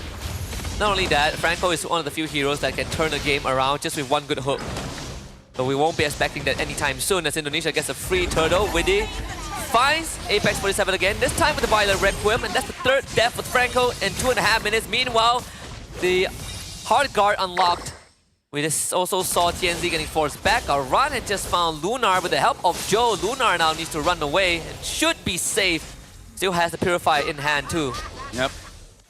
And again, this is more on Indonesia. They just got to be proactive because having that Angela as well, very low cooldown, you kind of want to force fights any way that you can. Having this Obsidia, if you hit the Hunt of Bone, you can kind of force that out. Your opponent's kind of doesn't have any say in it.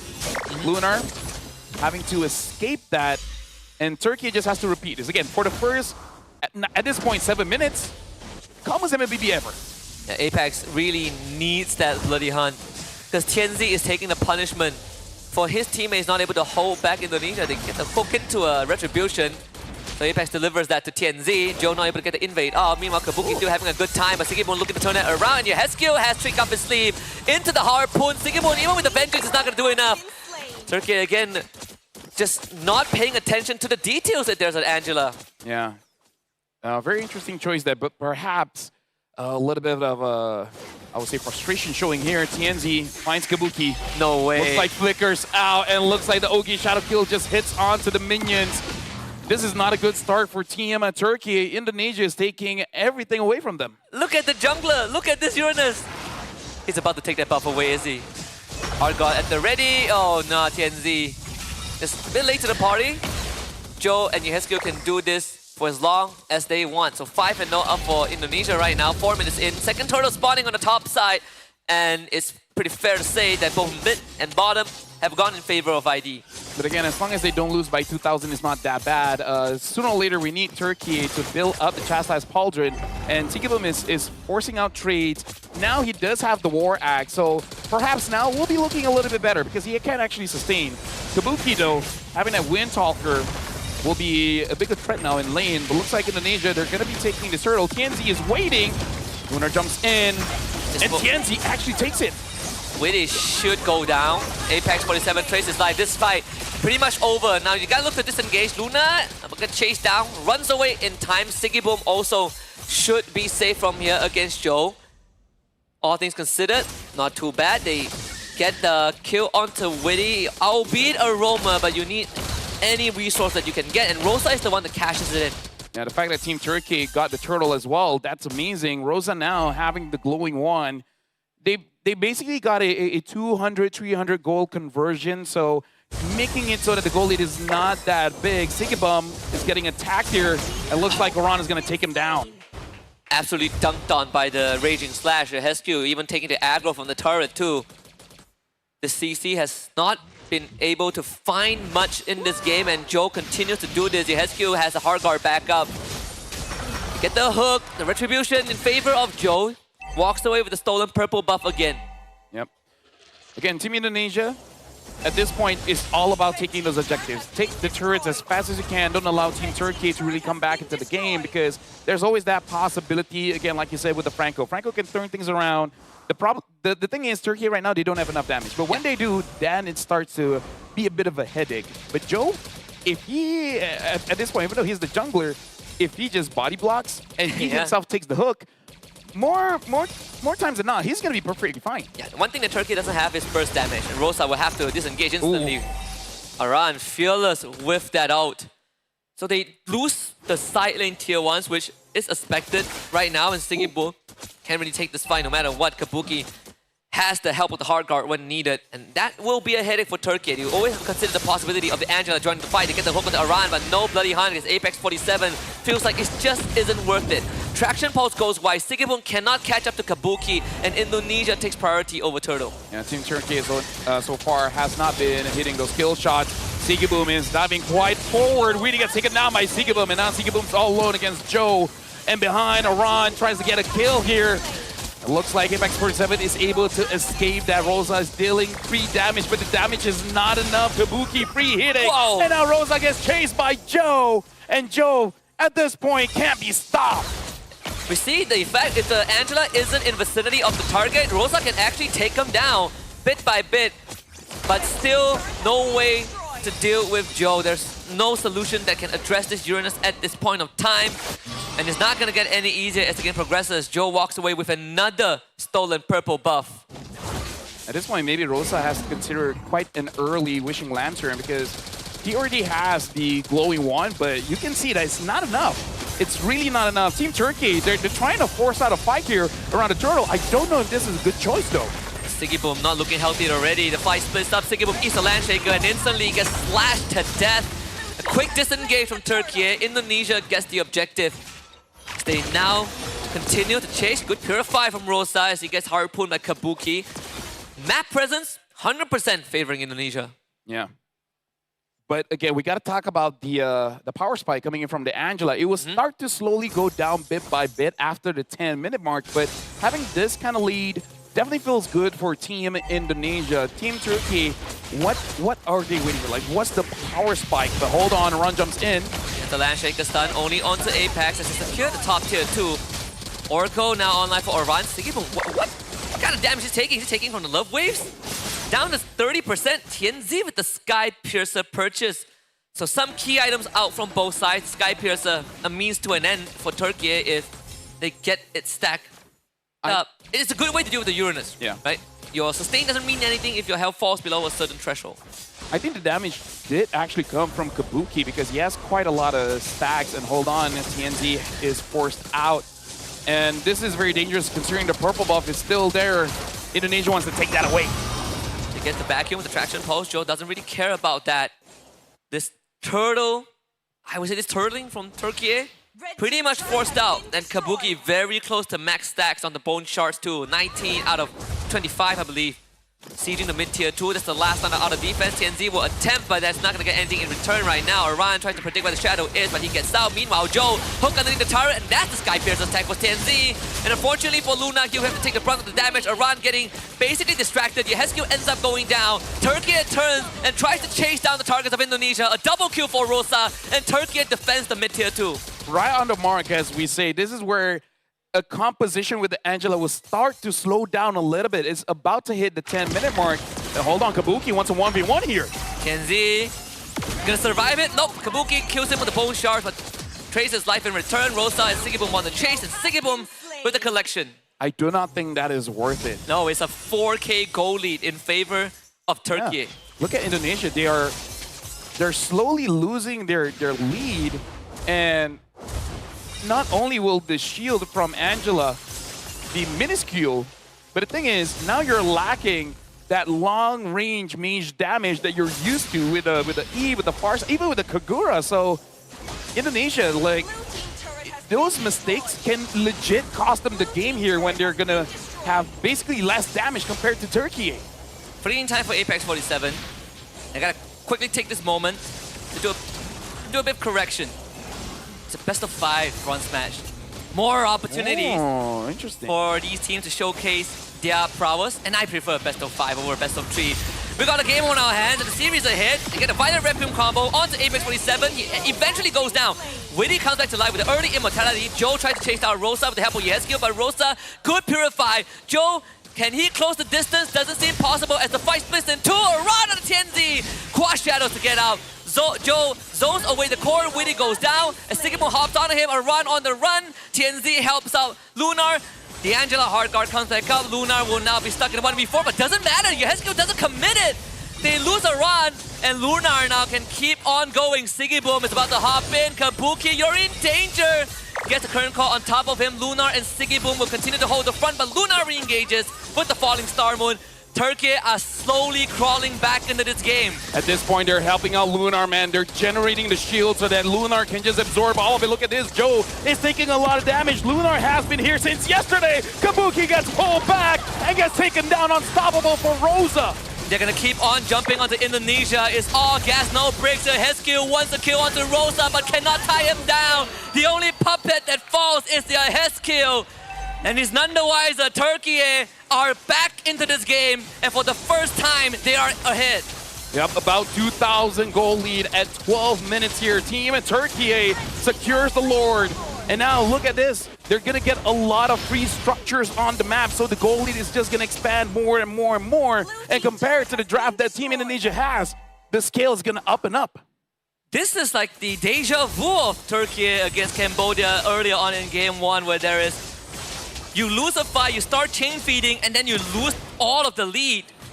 And right now, Turkey are in the driver's seat. They are the ones that is reaping the rewards of Indonesia, being a bit overzealous and overestimating their abilities when the timing has passed.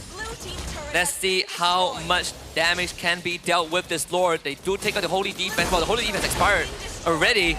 If Turkey can get at least an inhibitor, that would be massive. You talk about Rosa getting the Wishing Lantern. Rosa just got it. The root onto Joe. Lord still healthy. Witty can't find anything. Oh, TNZ chased out Kabuki. He wants to be the hero. And maybe this is it. The bloody hunt. Kabuki!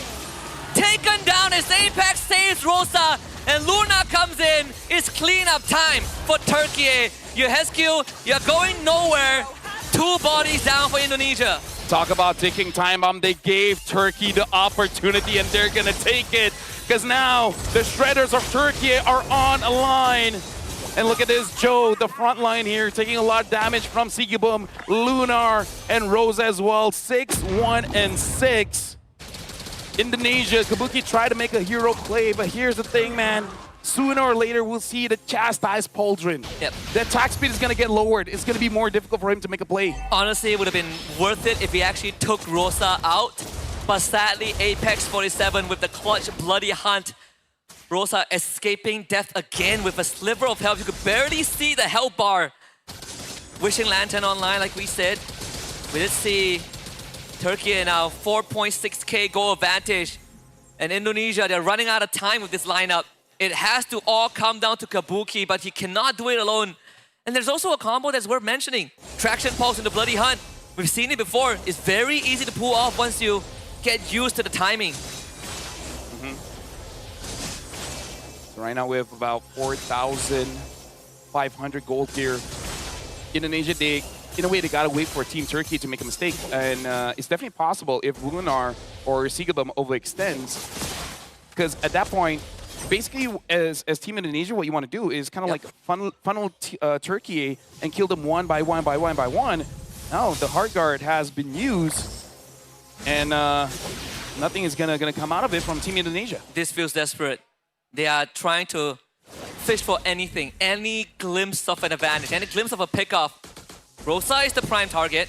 If you could get Rosa out of the way, that is tax number 1. But Luna is going to jump with Kabuki. Oh, Kabuki, he needs help. He needs it right now. Yehescu will help him. He flickers to safety, and Iran will try to hold the front, but they've already lost Witty. There's nothing that Witty can do. And Luna just casually walks away after getting chased down by 4 members of Indonesia. Tell me that Turkey aren't in control right now. Oh yeah, they're definitely in control here because the only scaler that they have is Kabuki. And we were talking about this for a while now, for months now, which is if your draft has one dedicated damage dealer, it's going to be pretty tough for you. But this is the current meta where everyone has to do bit by bit. Overall, as a team, he has to be big enough. And Team Indonesia, they're kind of putting all of that on Kabuki. Yeah, the protect the president doesn't really work as well as it does anymore. If your damage dealer dies or gets taken out of the fight, you just can't do much. Run! That was a Labu Labu, by the way. And Joe is about to get executed very soon. Sky Piercer, double kill for TNZ. Sigiboom hops on the Kabuki. Hooked back by Apex 47. He's the Apex Predator. And Witty left to fend for the Kingdom. Winter Crown and a Savage for TNZ. Talk about starting up the bronze match here. TNZ on the Hayabusa. Concerning Team Turkey had a tough time in early. TNZ has woken up. And now Indonesia, they're in trouble. Team Turkey are here in the base. Minions are coming in. And it looks like they're not going to be responding fast enough. Team Turkey takes game number 1. The Crescent Warriors starts off the bronze match with nothing less but an euphoric performance. Shaky start, looking a bit rough on the edges, but the bounce back was immaculate. And the Thorn Queen Rosa finally proves that the bounce back has happened. And Team Indonesia, it's a good thing at this point. It is a best of 5 because I gotta say, throughout this day, they've done something they haven't done a few days ago in WEC, which is they're taking risk, especially when it comes to the draft, because so far they've been picking up the standard draft, performing it quite well, and then just keep on moving on. This time, for the final day of the World Esports Championship, they're taking quite a lot of risk in the draft here, even against Team Turkey. Yeah, they're throwing curveballs that, curveballs that sort of bite you in the back, right? It's like throwing a boomerang and then it hits you in the face right afterwards. It sort of feels like it, but in the case specifically for Game 1, they had a good start, right? If you look at the first 8 minutes of the game, you would definitely have written Turkey off. But it was that one event in that mid lane, that extended fight, that Turkey started getting chain kills, the shutdowns come through, they get a 4K goal swing, and then you start to see the problem. We got to talk about the items here. It is very important here because Rosa having the glowing one is clutch, but then once he has the Wishing Lantern as well as the Demon Hunter sword, this makes it so that there's shred on 2 different fronts, from the magic damage as well as the physical damage and a little bit of true damage, especially with the Hayabusa here coming in with the endless battle as well, making it so that Team Indonesia, they're just going to get pummeled down because Joe having that blade armor is supposed to counter the Kimmy, but if Kimmy is able to heal back up a little bit more than the damage that you're returning to her, and she's able to keep a very safe distance, then hey, that was clutch coming in from Rosa. Most damage dealt too, 85,872 total damage on this Kimmy. It's constantly being able to put out the output. And another key item, TNZ Sky Piercer. We've seen him do it multiple times throughout WEC, but this game, it really paid off. You have thick HP, you have high regeneration. Does not matter when your health gets brought down below a certain threshold. And that's how the Savage came through at the very end. The cherry on top of the cake that allowed Turkey to take the glorious Game 1. And unfortunately, we got to look at the numbers here. Kabuki did 56,000 damage, which I don't think is enough because 56,000, Joe did 63, Aran 41. And if you look at Lunar as an Esmeralda on the other side, 80,000 damage, 68,000 damage coming in from Sigiboom. And context is important because Team Indonesia, they have a lot of frontline. It's easier for the opposing side to rack up that damage. But still, it's quite a sight to see a marksman doing, I would say, very average amount of damage. And that's one of the reasons why we haven't seen a marksman's really come alive, unless your name is Granger or Harry. Yeah, or the rare occasion, a Claude, right? Yeah. But Obsidia just still, again, hasn't proven that she is a hero that can kind of shoulder the weight. The Hall of Famers this time, TNZ, as the Goat Hunter. We've got Rosa, the Goat, Joe is the tanker, and Apex 47, truly the best support. Some clutch hooks, but even clutcher bloody hunts. Yeah, so I kind of feel like at this point, I might prefer Indonesia going back to the basics, go to the standards. There's no Obsidia, please. I mean, like, Ezekiel is known for long-range heroes. Farsa, Eve, Novaria, Selena. I mean, it could be just us as casters seeing games after games after games. We're not really liking the Angela because she's strong for the first 9 to 10 minutes. But you saw exactly that. 9 minutes 30, starts dropping the ball. Yeah, and it stops mattering, right, when the enemy kind of catch up. MVP, of course, is a Thorn Queen Rosa. Full item, decked out until the very end. 5,189 damage per minute. Untouchable, couple of close calls, but we did say the support system was there for Rosa. And that's how this game sort of got turned on its heels. We gotta look at the highlights here, and we gotta note how Team Turkey, even though they made some few blunders for the first 3 minutes of the game, afterwards, they start to control their own lanes, try to minimize the losses. I feel like that's the most important thing, is like, yes, you're losing, but let's not lose a lot. Let's make sure that we still keep our structures, we farm up as safe as we can. Eventually, Indonesia, with the draft that they have, with this many front lines, they have to move forward, and as they're moving forward, someone is going to be out of line. Yeah. And I did say that when you are playing a hero like Franco, all it takes is one good hook to turn the game around. The sequence that ended up in the chain death of Indonesia started with a hook. On to Joe, into the base.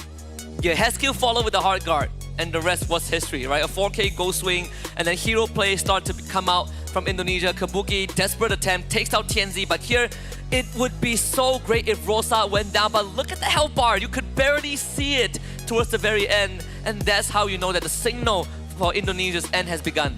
Yeah, and it's sad to see Uranus get chunked down that fast, especially considering that he has a Oracle, he has a, Ezekiel in his back with the hard guard, and the very first Savage, at least one that we're seeing online here, coming in from a TNZ, which also shows how much Rosa was contributing in the game that TNZ got a Savage and he wasn't the MVP. Yeah, you're right. That's how much Rosa did in that game. No, I mean, what a great game one, right? Again, just to remind everyone, early on we have mentioned that it is a BO3, but we gotta correct. BO5 means more MLBB games, more chances for adaptation, which is honestly what I like. Yeah. I mean, wouldn't be a bronze match without 5 games. Yep. This is where we can definitely see for the teams a chance for the series to get prolonged. Because again, it has been sweeps, but Indonesia, they got this fire in them. I'm pretty sure they want to bounce back, and I have the same sentiment for a lot of amazing mid laners. When they can carry, let them carry. Yeah. Right? I mean, like, I'm not alone on this one. No, we agree on the same thing, right? They are damage dealers. You've seen their record, their portfolio on artillery mages, carry mages, Selena. Yeah. So let them do their job. Even the Novaria, at that point, I'll be okay with that, because at least that's something. Yeah, you can't let you can't assign a Michelin star chef to wash dishes. That's not what he's good at. Let him cook. Let him cook. Let him cook. So moving forward, I feel like at least for Team Turkey, this is a good boost, right? Because considering the game that they had, and then after an early game that was botched, wait their time, get that comeback. They must be feeling good. The confidence as well as the momentum is on their side. Yeah, nothing beats a comeback. A comeback and a Savage in the end. Oh yeah. To top it off. We did discuss this, I think 2 days ago. Would you rather play a game where you knew the game was over in 5 minutes in, or a game where you get comeback, right? Which one is harder to recover from? And you say you rather get stomped. Yeah, I'd rather get stomped. If I lose after, say, controlling the game for 30 minutes, and then just one fight that went bad, and then you lose, they just all mid, and then they recall in your base, and then they emote, and then they all chat you. GG easy. Yeah. After dominating for 30 minutes. That's the SEA way. The one with the worst KD will be the one saying easy game. Like I will go 0-12 and I will go, hey, that was easy. That's very interesting, because here in WC, someone did go 1-12. Someone did go 1-12. Someone did go 1-12, but it was one of the best games that we have ever seen. Yeah, shout out to Mongolia. Shout out to Mongolia. But coming into this match, we already said what Team Indonesia has to adjust. So what does Team Turkey got to stick by? Because firstly for me, I'm liking Rosa on this Kimi, considering Indonesia has been banning out the Kimi for quite a while, even on the first day of WEC. Will they ban it out, or they're like, he wasn't the problem, we can let it go again? I personally think Kimi wasn't the crux of the problem, right? The problem is more on, like, what's more on Indonesia being on a timer thanks to the Angela. If they have an assassin, like, Hayabusa, Lancelot, YSS, the big three, Kimi is a lot more manageable. So, should they let Kimi through? Worth considering. Yeah. But Angela, I feel like I think you take that out. I feel like if you're willing to let go of the Kimi, take an Eve. Right? Take an Eve. First or anything, right? Even the, what do you call it? You had to get played before. The Selena is not that bad. Yeah. Selena is great. And maybe give Joe the assassins again. Like, has he even used a box yet? I don't think so, right? You ask a freestyler to dance contemporary. I'm pretty sure it's a very different adjustment, for Joe. So, I mean, it's okay. They have time. They have maximum 4 more games. If things really goes up in flames, then it would be the last 2. But I wouldn't put it past them. I think, if anything, we would at least get 4 games in this best of 5. Well, the draft here is going to be important. And as we're looking at the Turkey players, they're definitely in higher spirits now. I'm pretty sure they're still locked in, focusing on the game. But at least we're seeing more smiles. Yeah. Now I want to look at Team Indonesia. I want to see, like, how what the vibe is there. Like, are they feeling good or feeling confident, or they're just in the zone at this point? From what we've seen, at least in the semifinals, they are in the zone, or have been in the zone. Though again, like you say, it's good to see the smiles on the Turkish, because I think after the earlier loss against Cambodia, there definitely were some discussions that had to be made, right? We have lesser time to prep for this series, and it's a best of 5 of all things. And remember, if you fall short of the podium, there's no prize pool for you. We experienced that pain yesterday, at least for Malaysia. But yeah, there are some adjustments that need to make for Indonesia, but nothing major. I think that's the good thing, right? Just a bit of tweaks here and there. You need to move the cogs a little bit, and they should be back in their winning way. Something that they're more comfortable with playing. Yeah, it looks like Indonesia is locked in. And it's gonna be dangerous grass again. And Husky, let me just show you. The camera can see, but you know what Indonesia's shift is? They went from this to this. You know that the players are locked in when they sit upright. Exactly. No, that's why I'm trying to look at the players. Turkey, they're sitting like this. Yeah. But look at Indonesia, serious players, right? I think, okay, the crowd can confirm this for us. Yeah. When you are locked in, you move forward. When you play serious, bila korang main serious, you will lean forward. Yeah. Duduk tegak, right? Or when you start the game lying down, and then you start sitting down. It's like, oh, okay, this game is pretty tough. Let me just adjust my sitting posture. Yeah. Or like, you were dominating, and then you get shut down, right? Your godlike streak gets shut down, and you're like, okay, it's time to take off the gloves. Well, right now we are going to jump into the draft here for game number 2 in this best of 5. Turkey is up by 1 point. They will be the first pick. They're banning out the CC as well as the Harif. Indonesia banning out both the Fanny as well as the Grok. And again, kind of predictive for this one. The Grok has been quite a menace here in WEC25. Yep. We might not see him, at least for the next 2 to 3 games. Yeah, I think there's a huge chance. They are very... I think if you let the Grok to a true, you're also backing, you are basically telling the opponents that, hey, you let Gatot true, let's make a trade, right? We did see that earlier on between Malaysia and Indonesia. The Harif first phase ban from Turkey, it's something that we haven't seen in quite a while, at least not in the first phase. I wonder if they want to get an early Granger, right? It could be, yeah. Right? Yeah, it could be. Although, then it has to be second, third, right? Yeah, exactly. Yeah. So pick up a... So they ban out a Gatot here. Wow, okay. So if you want to pick up a Granger, usually you pick up a solid jungler or tank, whatever is open. But since the Grok and Gatot is banned, probably not that. And then you pick up Eve Granger, Farsa Granger. But I think the best one is definitely Eve Granger. Even a solid, what do you call it, a solid mid lane is good. Someone that can supplement damage, right? Supplement damage for the Granger to start getting the Sky Piercer stacks. We've seen some pretty greedy approaches, like 4.5 minute Sky Piercer with the Fury Hammer. First cut top and what? I personally would feel like you want to leave Gato open as an option, but then again, YSS Lancelot, they're still up on the table. We've seen the Hilda as an answer to the Gatot, the Kimmy banned out, so there's respect from Indonesia. So it comes to what is going to be the first pick here. Because when it comes to the junglers, I kind of feel like for both, they're pretty flexible considering all three is still open, the Lancelot, the Haya, as well as the Yushin. So they go for the Yuzong, and considering that they themselves has banned out quite a lot, I think this is more of a deny here. I mean, like, I know Lunar can play, but I feel like it really is to deny Oran from picking that up.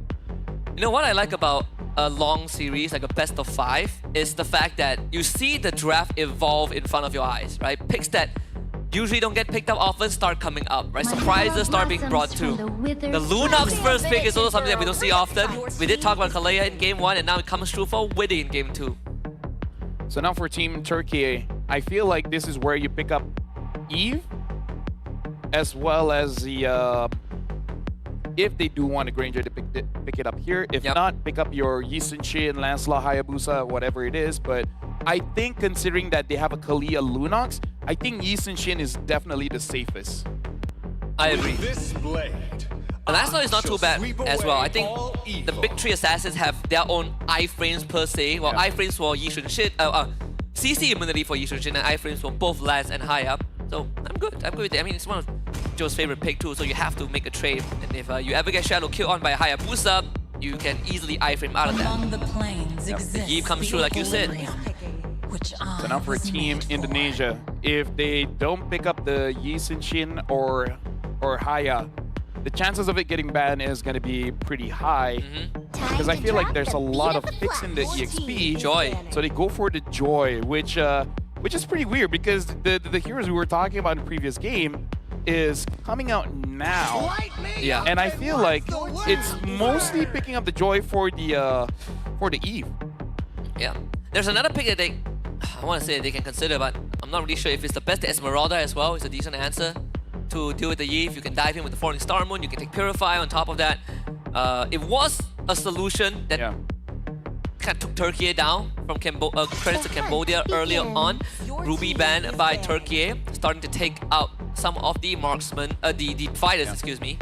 I feel like Team Turkey, they gotta ban out either the Esme or the Uranus. Because looking at the draft here coming in from Indonesia, it looks like they're setting that up. Right? Kylo's ban, yeah. Because they need a front line. And Kalia isn't really a front line. She can tank a bit, but not a lot. So I feel like Uranus is a pretty solid ban here. Yeah. Or Esme, either or. Uranus, Esme, Lapu. I'm surprised we haven't seen Arlet yet. Arlet nor the Hilda. Maybe Arlet. Right, XP laners have. Arlet is quite a weird role. I think Arlet is the only one that has like those big setup, but then it requires a lot of finesse. I feel like Arlet is player specific. Yes, like shout out to Kin, one of the best Arlet players we've seen in recent times. And Sanford as well. And Sanford? No, I'm sorry, Lord Sanford. Yeah. CC immune. The Uranus ban. There it is. So does take the pressure off of Turkey just a little bit. I think picking up Esme is gonna be okay here, if not the Lapu, either or. Yep. Like hide your gold lane pick because the Lunox still flexible. Going mid, gold, keep on guessing. Picking up a EXP here should be solid. I don't know. I think those two are okay. Alice is on the table, but I feel like it doesn't suit their draft quite well. I just want to say my bar is Terizla. The bar is pretty low right now. Just don't pick Obsidia. You failed 3 times of Obsidia. I don't think it's a good choice. More so against what Turkey has. Yeah, we did talk about the Hilda. I'm happy to see that it's going to be Hilda for Iran. So now Turkey, what do they want to pick up for the gold lane here? They could take something that could... something that wants to win lane. I still think Ranger is not bad. But this could set up for Claude for Kabuki. Yes, remember, yes. I mean, there's a Eve. Yuzong Lancelot line, Claude's not too bad against it. And you get to see what Turkey rounds up their draft with too. Same with the Roamer. Do they want to go for the Franco again? I mean, they're going up against a Joy. Might not be the worst of ideas. You can. It's harder, but you can. Whoa, Moskov for Siggy Boom. Okay. even for Indonesia, I don't mind if they go for Granger, right? Like Granger, Claude. The Akai comes out. That's the Akai roam for Apex 47. Some good displacement. Not the best hero to grab with the Tsunami Slam. You can just heavy spin out of that. Yep. And makes the life of Joy very tough. Yeah, I feel like this is just the anti-engage tool because anti-synergistic a bit in case you push people away from the Eve ult. But looks like Indonesia, they're closing things out with the Granger. So I would say this is one of the more standard drafts that Indonesia has shown for us for today. And Team Turkey just showing up a little bit here with the Moskov as well as the Akai. A lot of crowd control, funny enough, coming in from Turkey as they're finishing up their draft. We did say that in game 1, the damage profile isn't exactly the best, the most from Indonesia. Game 2, they're like, let's bring out the flavor. Let's bring out the Indonesian spices. Damage on everyone. Yep. Even Kalea can do damage. And speaking of Kalea, Kalea is going to be clutcher because you're going to be the one feeding the kills over to the Lunox as well as the Granger. Yeah. So if Witty wants the team to do well, he himself has to do well. Yep. As I think what Gen Alpha likes to say, put the fries in the bag. Kalea puts the kills in your hands. Please at least give me 5 out of 10 for that. No. 5? Nah. Not 5 out of 10? Not 5? No. Alright, I'll try better. I'll try harder next time. If you give me fries, I'll give you a 2 at most. 2? Hey, I'm not Gen Alpha, but this is the second game in this best of 5. Team Turkey going up against Team Indonesia. Turkey is up by 1 point. Team Indonesia, this is their game to bounce back. They have a chance to equalize the scoreboard and give everyone a longer series to look forward to, but I have confidence in that to happen. Both junglers starting on the purple buff side, pathing towards Lethal Wanderer. In the bottom lane, Apex 47, slightly late to the party, but not a problem there. Witty will look for Rosa, but chunking him away, but Yeheski already flickered out of safety, and Tianzi now has a good angle to punish. Thankfully, Witty will escape. There's 2 flickers. Hold on a minute, Aran also flickered. It's got cheesed by Lunar, so 3 flickers expended on Indonesia's side. Yep. Good on Tianzi, actually puncturing towards the turret, understanding that the advanced basic coming in from Witty will actually put himself in a very bad spot here. And unfortunately, Rosa, I was hoping that he would freeze the wave a little bit more, but looks like he's shoving it in. I hope he freezes it, making it so that Ezekiel as well as Witty is denied of level 4 for the first turtle. Yeah, Witty just tops both him and Yeheski back up, so all that damage that Rosa did was undone.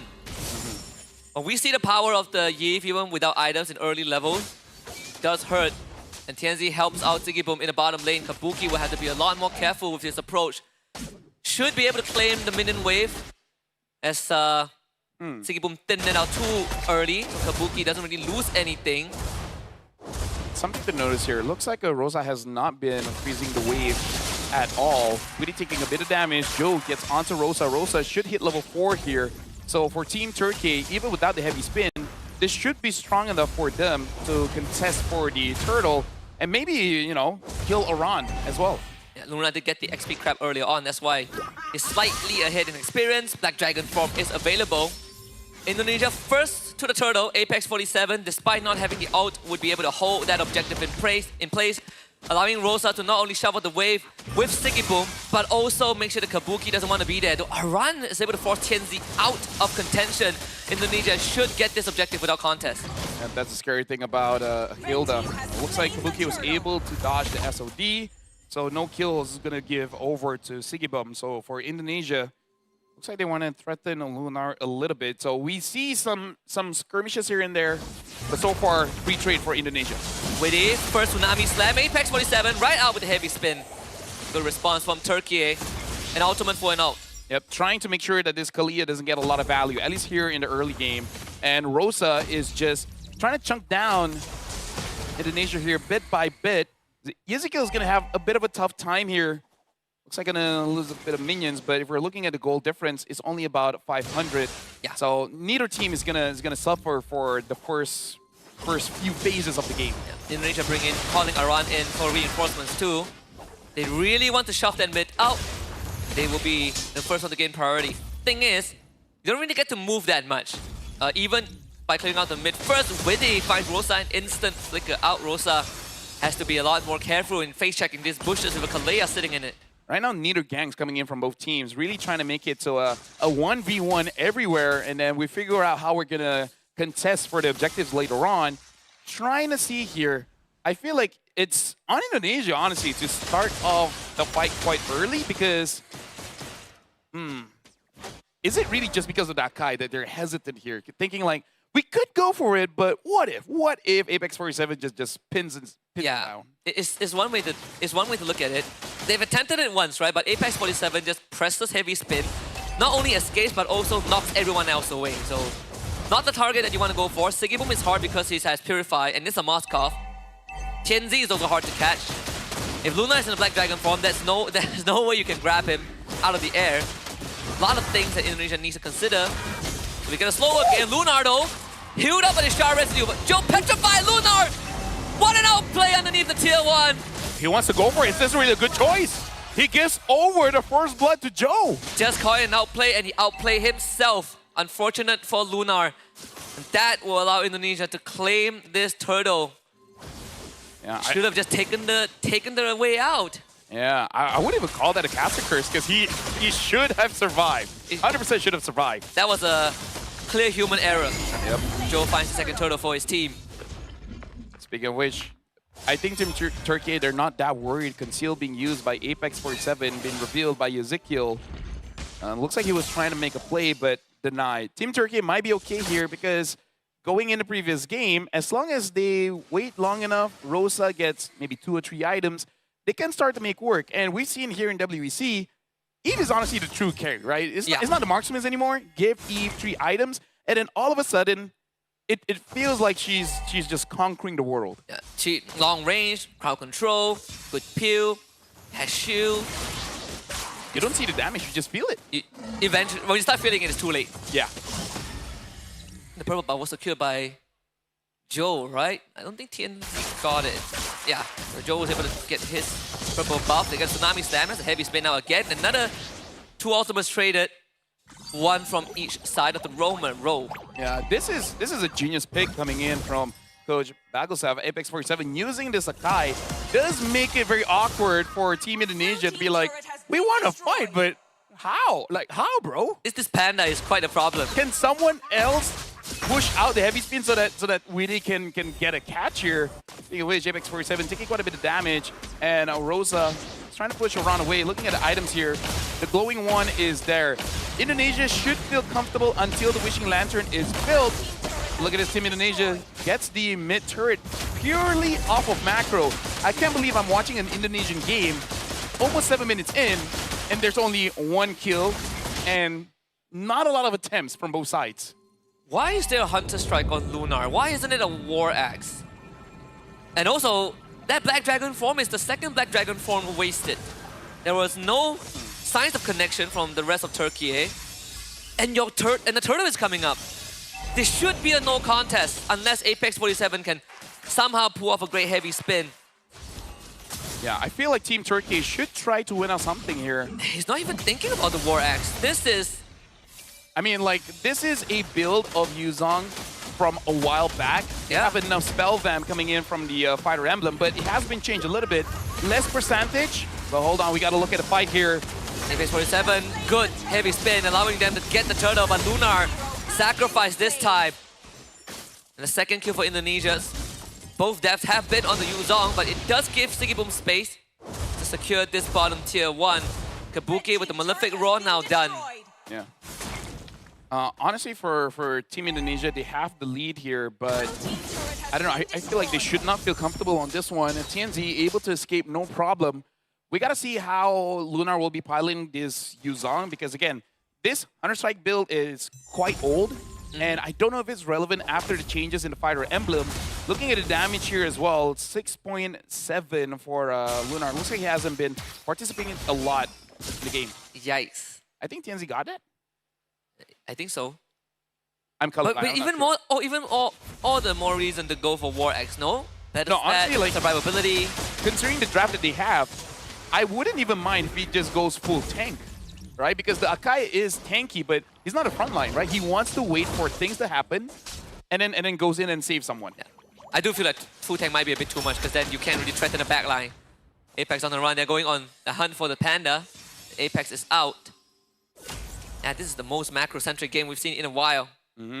Indonesia really doesn't want to make a mistake. With Indonesia in the lobby, that's the amusing like part. context is important. Right? Yes. You got to consider the environment that both teams have been brought up by. I don't know how to finish that sentence. Domestically, I got environment in my head, and then that's it. Domestically, Indonesia brawls a lot, right? So to see the control and composure is good. Another heavy spin disengage. All right.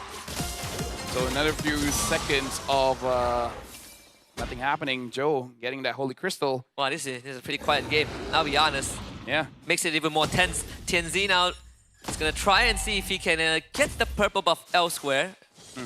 And he can. This is a very awkward position. Very awkward. I mean... Ooh, Joe is going to see him. Joe sees him. Not sure what Tianzi's going to do. The Petrify is here though. They get Kabuki. Winnie doesn't have the grab. Couldn't find Tianzi and Joe will now have to get it. The Thorn Rose, not enough. So the goal lane for the jungler. And all the while, Sikibum is just like, hey, don't mind me. I'm getting the turrets. I'm getting some farm. So you guys have fun, you know? Yep. Have some tea. Have some chocolate. That tower looks pretty nice. Yeah. I mean, like, yes, it's not great that your jungler died, but I think that's an amazing trade coming in from Team Turkey, getting a kill and getting a turret. Because again, this is more macro Husky. Like, this is where you get to appreciate the sound effects of MLBB. Oh yes. I hear the void blast. My favorite sound effect right now. Dun, dun, dun. Feels you know, this is a game where you can highlight the music. I'm just sad that we get to see basic skins of structures on the map and not the Naruto collab. Apex 47. Valiant effort, but without the jungler there, there really wasn't much that he could do. So Kabuki picks up that kill, and the Lord for Indonesia, Radiant Armor, now on for a run. 10 minutes in, and that's his first Sky Piercer stack. That's how the game really has been progressing so far. Turkey is just waiting for Sigibum to get his items, which I feel like should be 4 items with the Malefic Gun as well. After the Malefic Gun, I think that's where they will really start to go, ham. Courageous Scythe, Golden Staff, as well as the Demon Sword. So just waiting for that Malefic Gun, and then you try to go for a fight while avoiding Joe, because Joe now has quite a lot of damage. Genius 1 Holy Crystal into a Divine Glaive. Really doesn't matter who he finds. Lunar, Apex 47, even if he pushes Joe away, small immune to CC, Joe will be able to kill Akai as well. Yeah, and eventually he will transition into a Winter Crown. So something to take note of. Lunar has had some impacts, some whoopsies, but good impact too on the jump on the Kabuki with Tianzi earlier on. So looking forward to more of that. Because he's going to be an integral piece to Turkey winning the later team fights. Kabuki is going to be OD too, or get taken care of. So, I mean, on hindsight, it looked good, but in the overall grand scheme of things, Turkey really didn't lose much. Yeah. RWM already used Weedy. Catches Apex 47, but everything is, honestly, Lunar, he's here with the Black Dragon. Weedy is out, got to escort Kabuki to safety, and Aran also runs away, so Turkey not looking to commit. There's still the Petrify. Joe needs to be careful. He's getting knocked out. Joe full commit to that. What? Able to get out in time. Rosa not even get the Void Blast damage off Joe. Barely escapes Dev. SOD goes wide right in between them. You can hear the crowd gasp that one. It's like, oh my god, Joe. No, honestly, because that looked pretty dangerous. If the SOD hits, then we can finally have a fight. Honestly, if Lunar hits a Petrify after that, yeah, Joe would have 100% went down. Hey, it's okay. There's more games of MLBB here. Indonesia hasn't extended their lead yet. Only about 3,000. Tianzi now having the brute force as well. So whenever he does go in for a fight, a little bit more forgiving, able to get out of there. That was a net neutral Lord take at most. They still end up losing the bottom tier 2. They both gained something out of it. I'd say Turkey actually got more because they got the bot tier 2.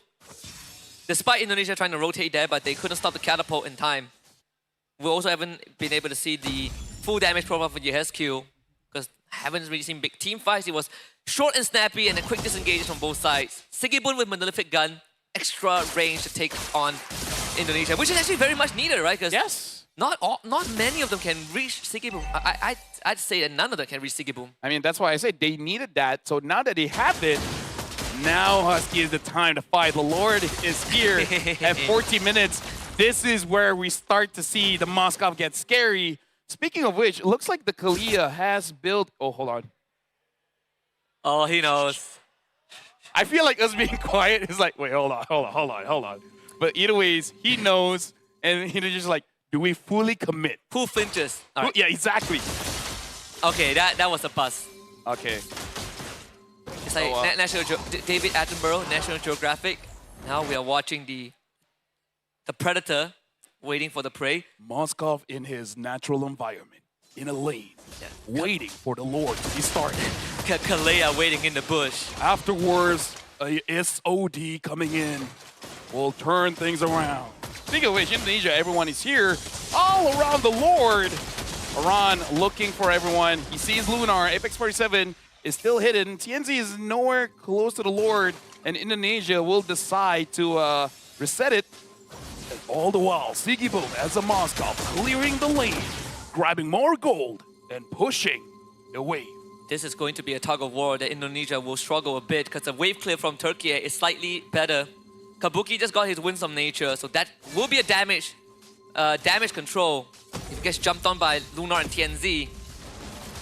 Wishing Lantern for your SQ.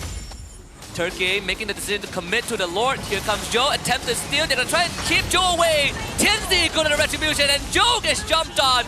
They slay the Lancelot, but they trade the jungler in return. Kabuki finds Lunar.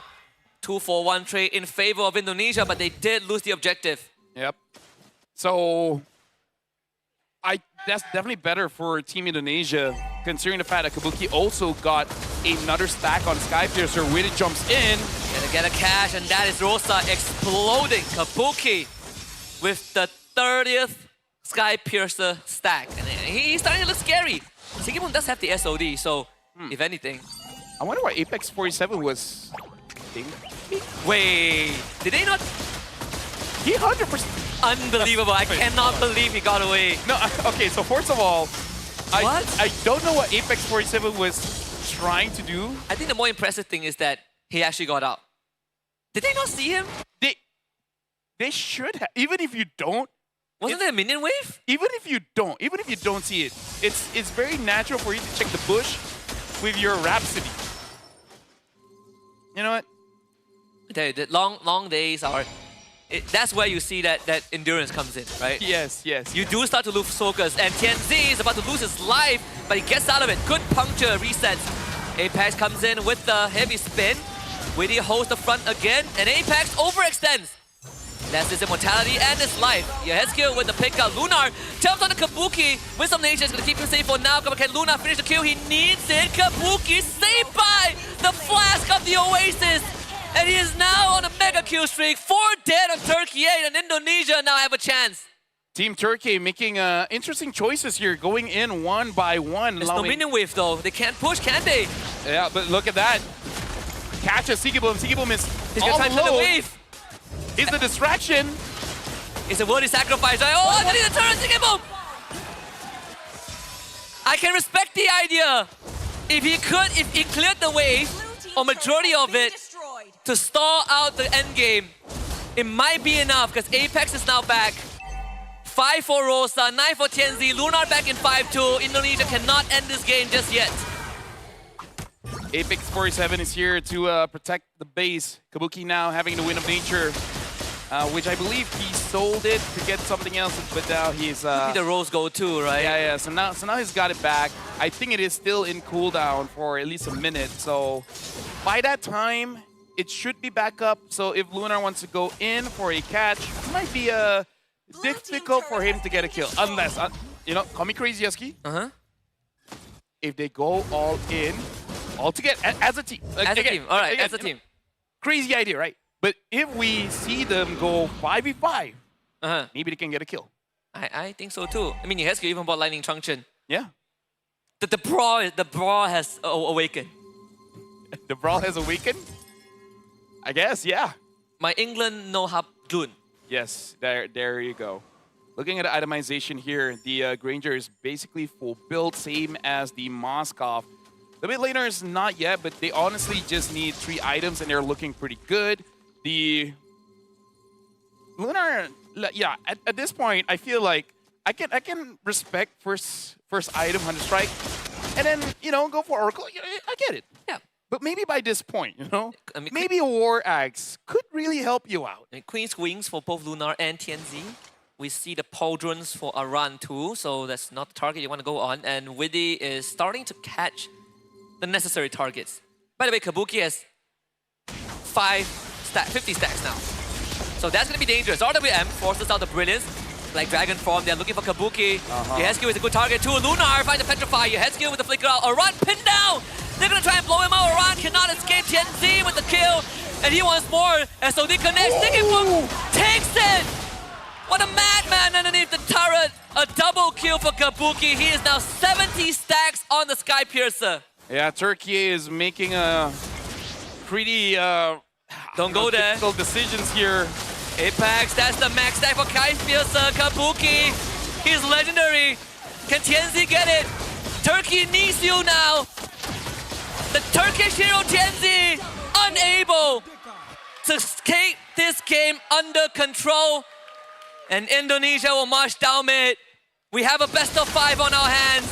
Game 2 guaranteed by Indonesia. And they will equalize the scoreboard. It's 1-1. After 20 minutes, Indonesia has come back going up against Team Turkey. Especially at 16 minutes above, that's where we really start to see the draft come online. I gotta say, that was a back burner game. Yeah.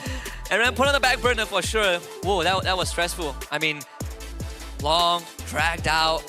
But to answer the question of our earlier documentary of who flinched first, Turkey flinched. Yeah, Turkey flinched first. And this is gonna be testing the players as well. Because if we have more of that length of a game, it will slowly chunk away their mental stamina, right? Because you're very disciplined game 1, very disciplined game 2. By game 5, you might start to autopilot just a little bit. So maybe game 2, they were taking it just easy a little bit, understanding that there's more MLBB to be played. So saving your stamina. But yeah, if it all goes 5 games, the team that's used to this the most will be the one at an advantage. Not only that, you can also start to see some signs of a team getting affected by the fatigue just from the movements, right? We saw some unfortunate autopilots from Turkey. It went from a team effort to individual 1v1s. That's how you know when the reliance on the individual mechanics becomes the priority. That's where you run into some challenges, and the end sequence was sort of that, right? I can respect the heroics from Sigiboom, from Lunar, from TNZ, but in a team game environment, Indonesia definitely won this game. 17-4, by the way, in terms of kills. Yep.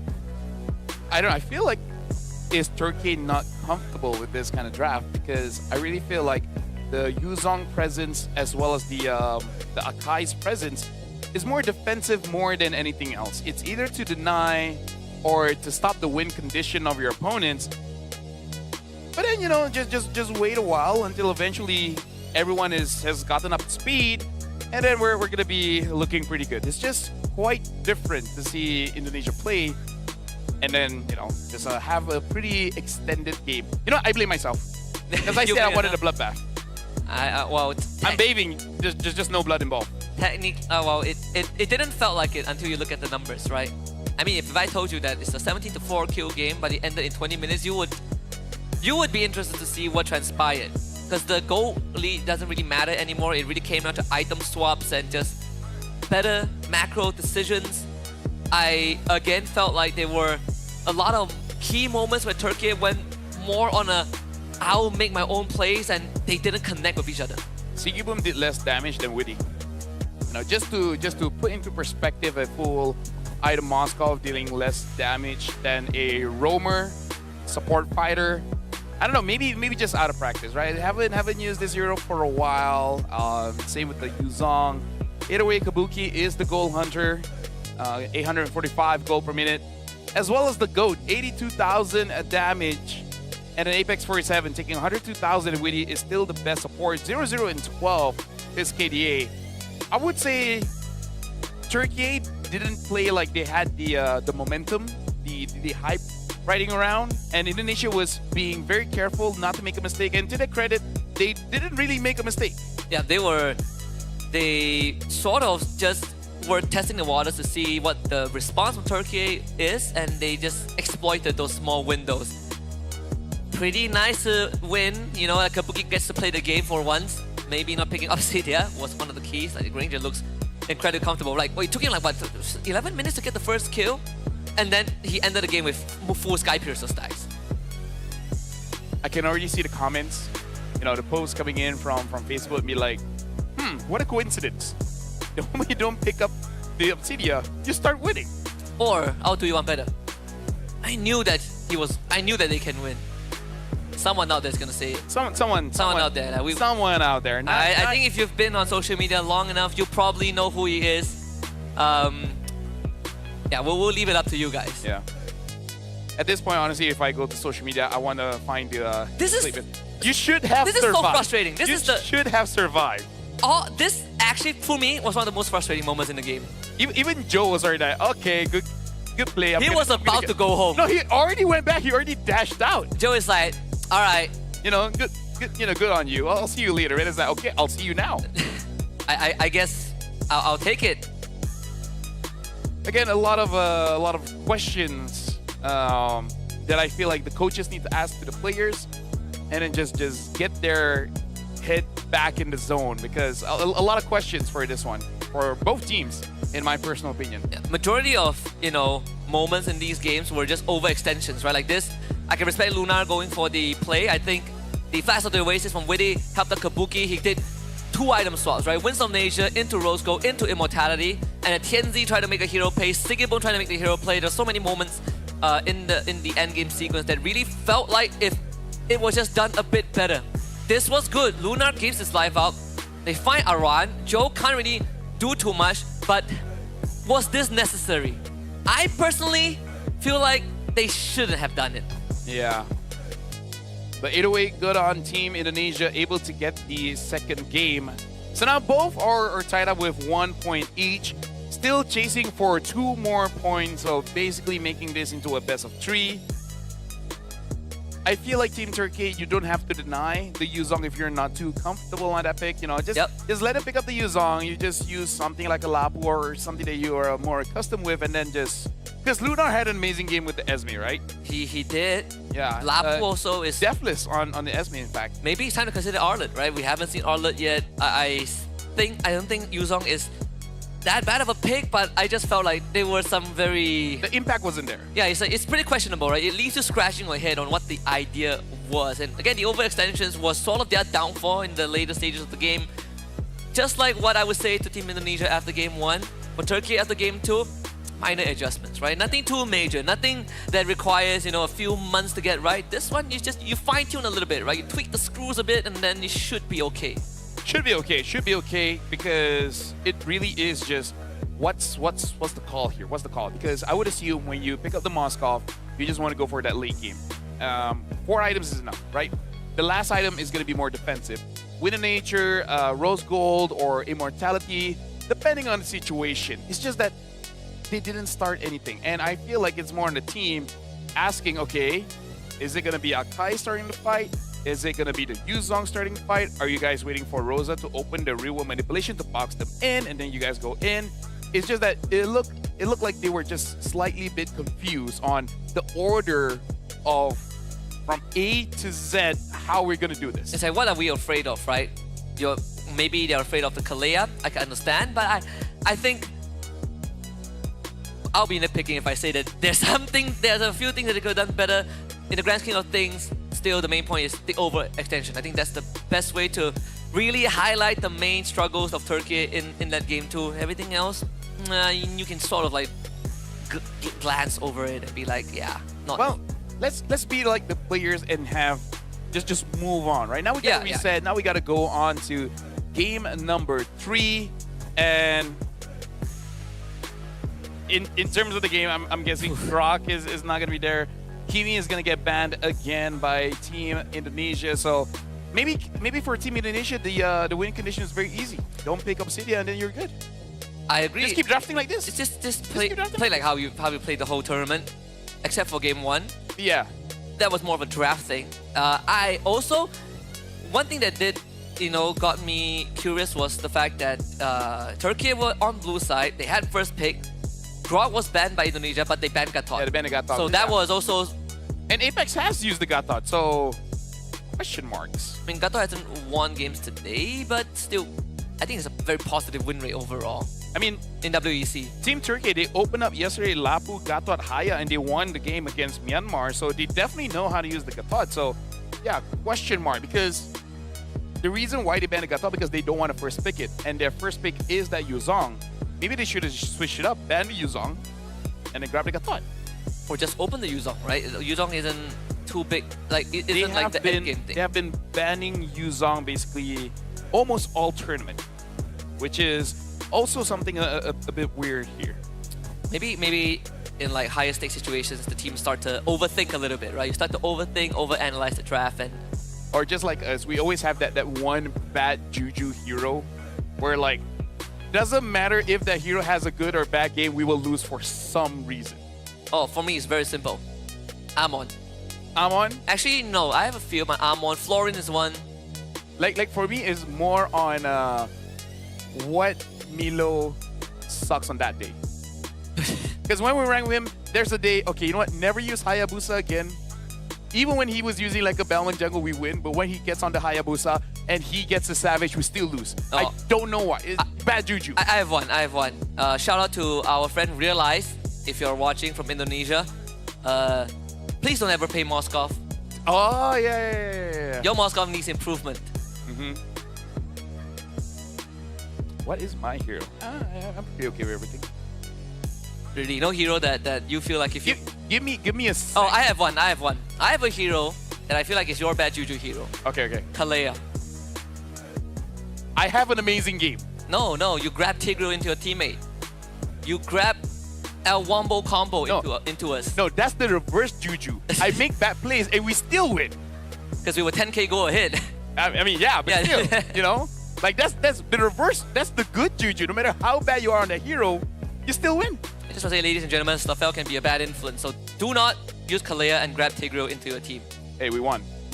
I'm just saying. I'm sorry. The results matter. You're right. Right? Yes. Because let me tell you a strategy that my great grandma told me.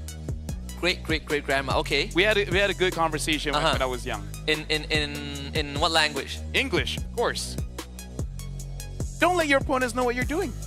I believe. Always do the unexpected. The Tigreal never expects me to grab him. That is correct.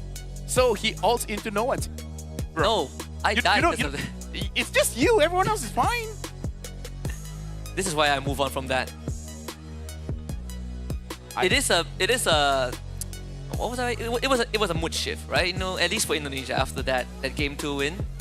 Now I'm worried because now they're moving. Now they're leaning back. The team that is like leaning back is the one that's losing the game. Is that what we're going with now? Dangerous Grass again. So we're gonna have Dangerous Grass 3 games in a row here, where I feel like the draft is gonna change almost every single game because we're not seeing much constants here, which is also pretty weird because I kind of feel like once you have the strategy that works, maybe just keep on going on. In fact, they were first pick. They could have picked up the CC if they wanted. I agree. Right? They banned out the CC, Harif, and Gatot, which I feel like both CC and Gatot is definitely first pickable. Honestly, the Harif to me was also a weird one, also right? weird, yeah. We don't see that often too. And you don't see it in the first 3 picks. It's usually red 4. No, not at all, yeah. Times have changed because back then Harif was first pick. Yeah. Always. Yeah, times have changed. It was 4:30, now it's 5:30. Yeah, it almost changes every minute. Like a wise man once said, every 60 seconds, a minute passes in Peninsular Malaysia.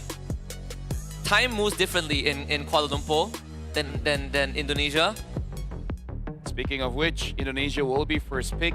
Team Turkey will be the second one. And Team Turkey going for the same ban in game number 1.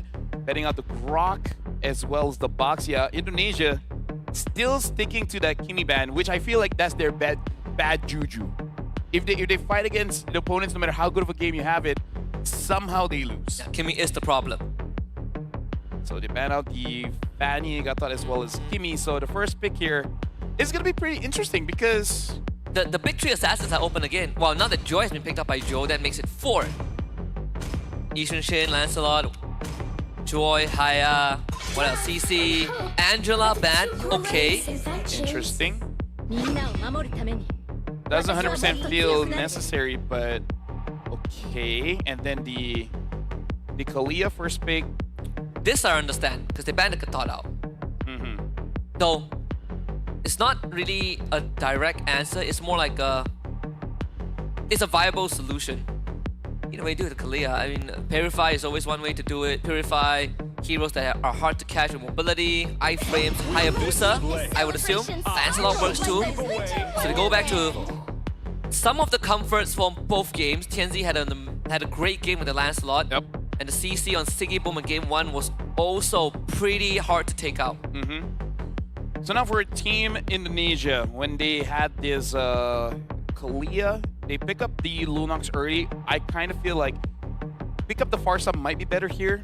A little bit easier to execute and you don't really lose your lane. And then Yisenshin or Haya. But if Joe's comfort is the Joy, sure. The name is pretty similar as well. The Joe Joy? Joe Joy. Because I saved YSS and Uranus. I'm glad they pick up the YSS and Uranus, because at least I know where the Uranus isn't going. Yeah, jungle. Thank goodness it's not jungle again. They played in 3 different roles. They played it with Varan, with Joe, and with Kabuki. I guess it's your Hesky's turn.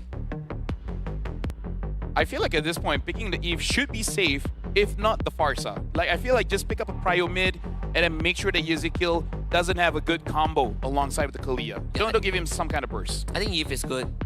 I think Eve is... Yeah, actually Eve is very good. Yeah. So it should be an Eve pick here into mid lane bans. So it's very hard to go wrong picking Eve. Allow me to lead the So they pick up a Hilda, which is okay too. Is okay. And you can adjust being Roam or EXP. So far we do see it looks like Hilda does have favorable trade against the Uranus on the EXP lane. So both are really waiting for their mid lane picks. So Yi, Farsa, Valentina, Selena. I wonder if Team Turkey want to go for a Jushin again. Jushin too, yep. Lunox is there. Jushin Kalea is quite a pain to deal with. Yeah, but I feel like for Turkey it would look much better. So they're gonna ban out the Lunox. Understandable. Lunox was a big problem. Lapu ban from Indonesia. I like it. Part of me feels like they might just leave the Yuzong open and see what happens with Lunar. Though if they pick the Yuzong, that means they're running double fighters. But with no Kimi mid, it's very ill-advised. Yeah, Team Turkey basically have to pick up a mid after this, hiding where CC as well as Hilda is going. Because I feel like if they pick up their whatever other frontline here, they have to default to a marksman. Yep. So respect still shown by Indonesia. They banned the Yuzong. Even though I feel like in the grand scheme of things, it's not the best choice for Turkey, but better be safe than sorry. Mid lane, I still think Eve is the way. Now that Yuzong is banned, you are worried about an Esmeralda for Indonesia, from Indonesia's side. But that's pretty much it. I think if you take like the Granger for yourself, you work the Tucson for them.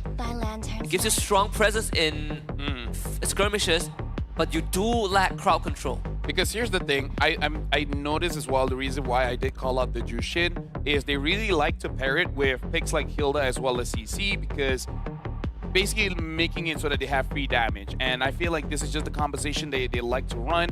The Jushin is more about setting it up for your fighters to really shine. But for Team Indonesia, Eve is an amazing pick. Combo it with the Kalia. If they want to take a Farsa, it works as well.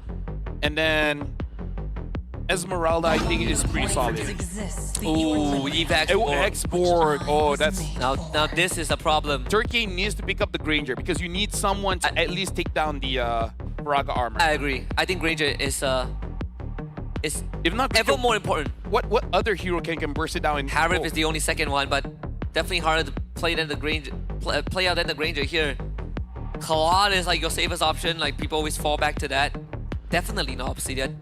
Moskov, carry, Bruno. I think Granger. I think you keep it simple, right? Play Granger. You get the range. You are not gonna be pushed away by Export. We've seen a couple of matchups. Export into Claude, no go. Export into Obsidian, no go. In a Harif, manageable. Granger is the best, and they go for it. Yep. So right now, in terms of the draft here, for Team Indonesia, they have multiple layers of damage here, but most of it is kind of like a DPSE, dot damage for Team Turkey. Also in the mix, but it's mostly on a lot of physical bursts. A lot of physical bursts here. In terms of magical damage, honestly, not a lot. So maybe in the early game, they won't have that much damage. I really feel like once the Granger has the Hunter Strike as well as the Sky Piercer, then we start to see a little bit of development when it comes to Turkey's movements. Yeah, I agree. I think for the Granger, it's all about once you get the Sky Piercer, how is the team going to help you navigate these fights, right? And I mean, for Indonesia's draft, they don't really have... They have some pretty nasty dives, and that's sort of a dilemma that Sigiboom needs to deal with, because when you have a Cho or Kalea on one side, you're always thinking whether you want to take a Purify or the Flicker. In this case, it's Purify for both Sigiboom and Rosa to deal with the Kalea, but you do open up yourselves for the RWM and the Last Sanity from the side of Indonesia. I feel like at this point, Turkey cannot play the 1v1s. They gotta rotate fast here. The question is, where do you want to rotate to, right? Do you want to take down the Uranus or do you want to take down the Xborg? And honestly, both are relatively good options, because if the Xborg is free, he's going to be quite annoying, especially for the Hilda. If you take down the Uranus, I think it's going to be good for TNZ. No one is really going to disrupt him that much. From what we've learned in one of the semis is that you can actually target the Uranus, right? With the right picks. And Turkey have 3 of them to deal with the Uranus. Yep. That was what we saw from Team Malaysia too. Lancelot, Zusin, Hilda is doable. Yeah. So I'm really looking at the mid trio here coming in from Team Turkey. They cannot be passive, because in the previous game, Rosa on that Eve basically just camps the mid bush, basically making sure that Rosa does not die, but at the same time, not being proactive. This time with the Jushin, I want to see him more proactive. I want him to actually pressure the side lanes. Let's see if this game is gonna be a lot more, what they call slow pace like game 2, or will it start accelerating? That is the important thing. Because in the grand scheme of things, I feel like we've seen both sides of the aisle. Shout out to Turkey and the supporters still here, still going strong. Again, bronze match. You need to get to the podium to have a shot at the prize pool. And for Turkey, this is already a milestone. I remember in 24, I think they finished in top 10. So not even close to the podium. And this is a roster that has been well respected across the globe too. Their fair shares of struggles, but I think that comeback from game 1 was one of the biggest confidence boosts any Turkish fans could have gotten. We can say the same for the Indonesians as well. With such a drawn-out game to slugfest, coaching staff is still in high spirits. Shout out to Coach St. DeLucas. I'm a big fan. Can I have your autograph, please? I'm pretty sure if you ask Nicey, he'll give it to you. And honestly, this is pretty big for Indonesia as well, because in the previous year, they did get top 3 for this one. I'm pretty sure at minimum they wanna finish on the podium as well. And at this point, I want more and more proactivity. That's all I'm asking for coming in from Indonesia as well as Turkey, because the draft is definitely usable for both teams.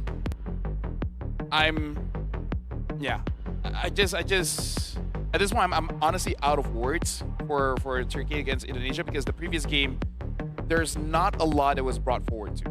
No. Brought forward to us for us to really commentate on. No, it's...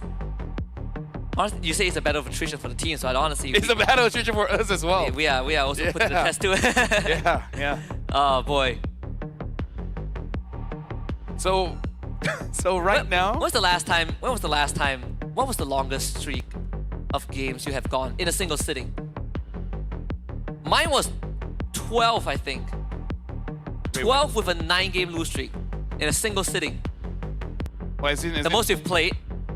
So you just game after game after game after game after game. I think the longest...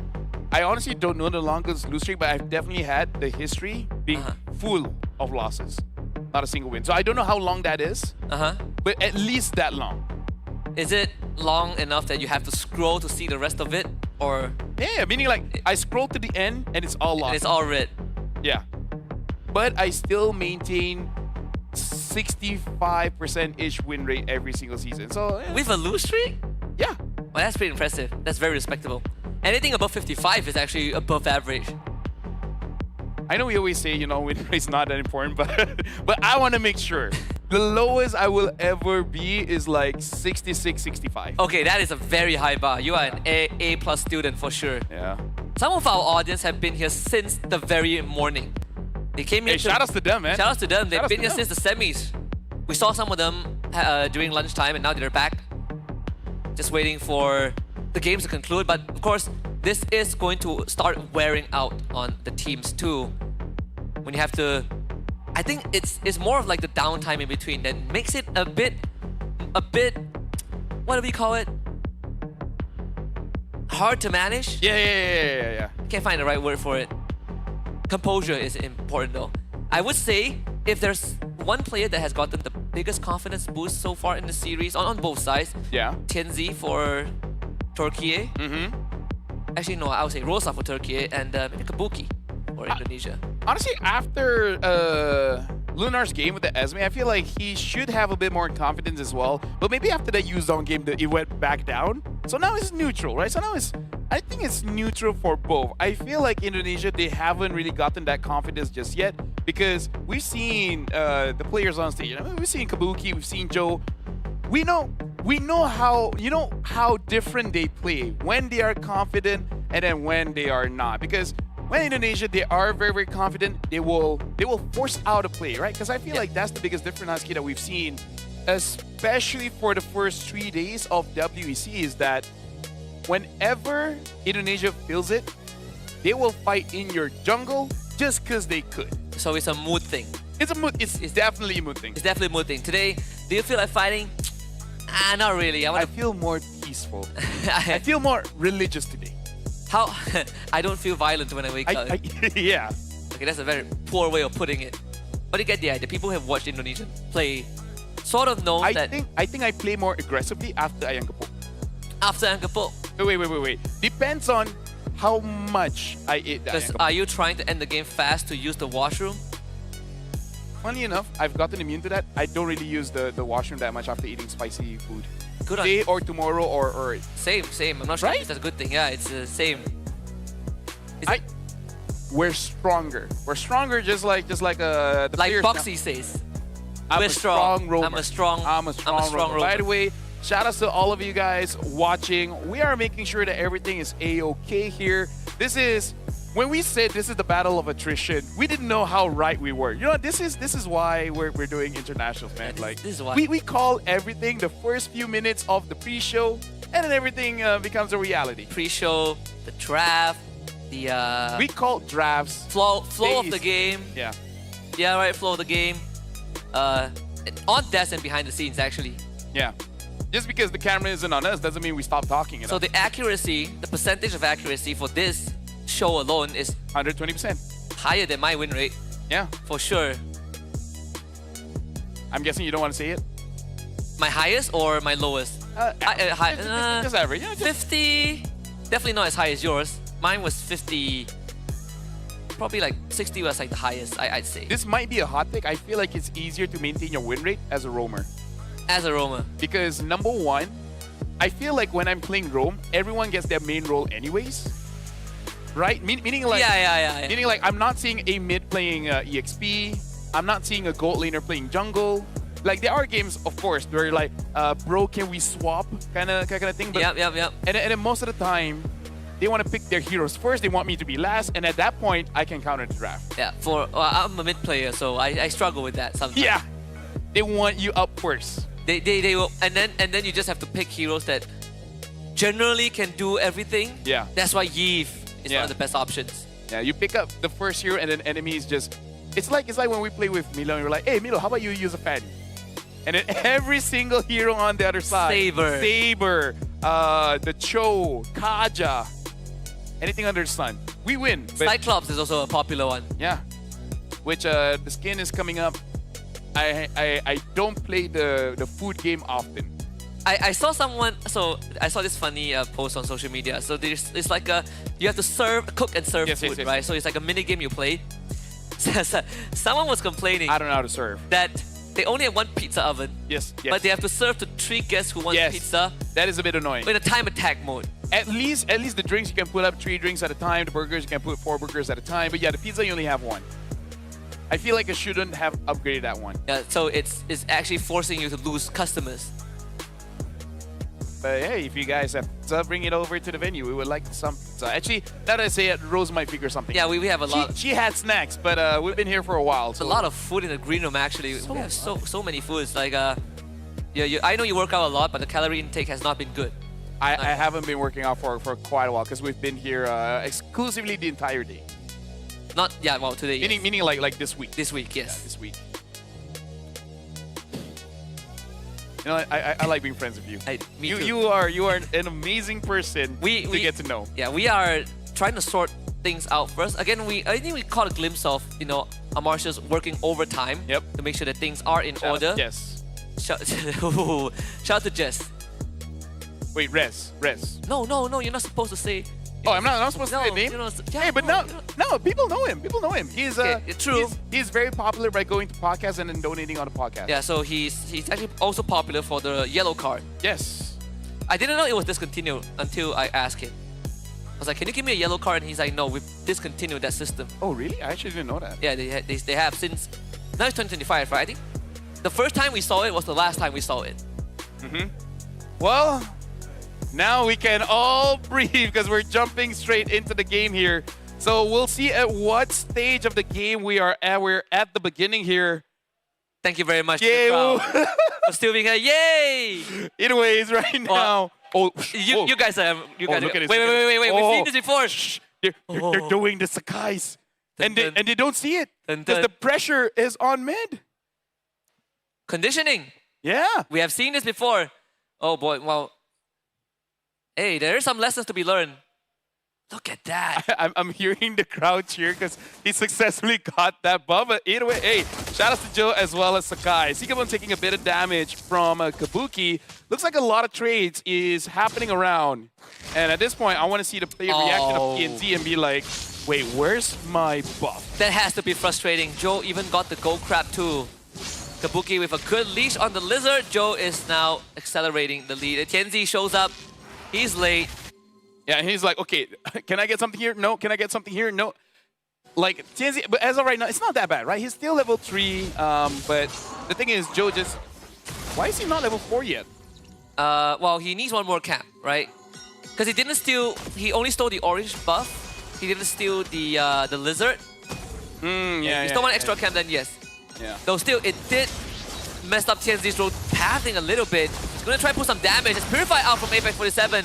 Joey's doing too much damage. TNZ shouldn't even be there in the first place. That's first blood for Joe and another camp for the YSS. Joe is so understanding of the situation that TNZ is going in because he's like, I get it, bro. This is frustrating, but I felt it.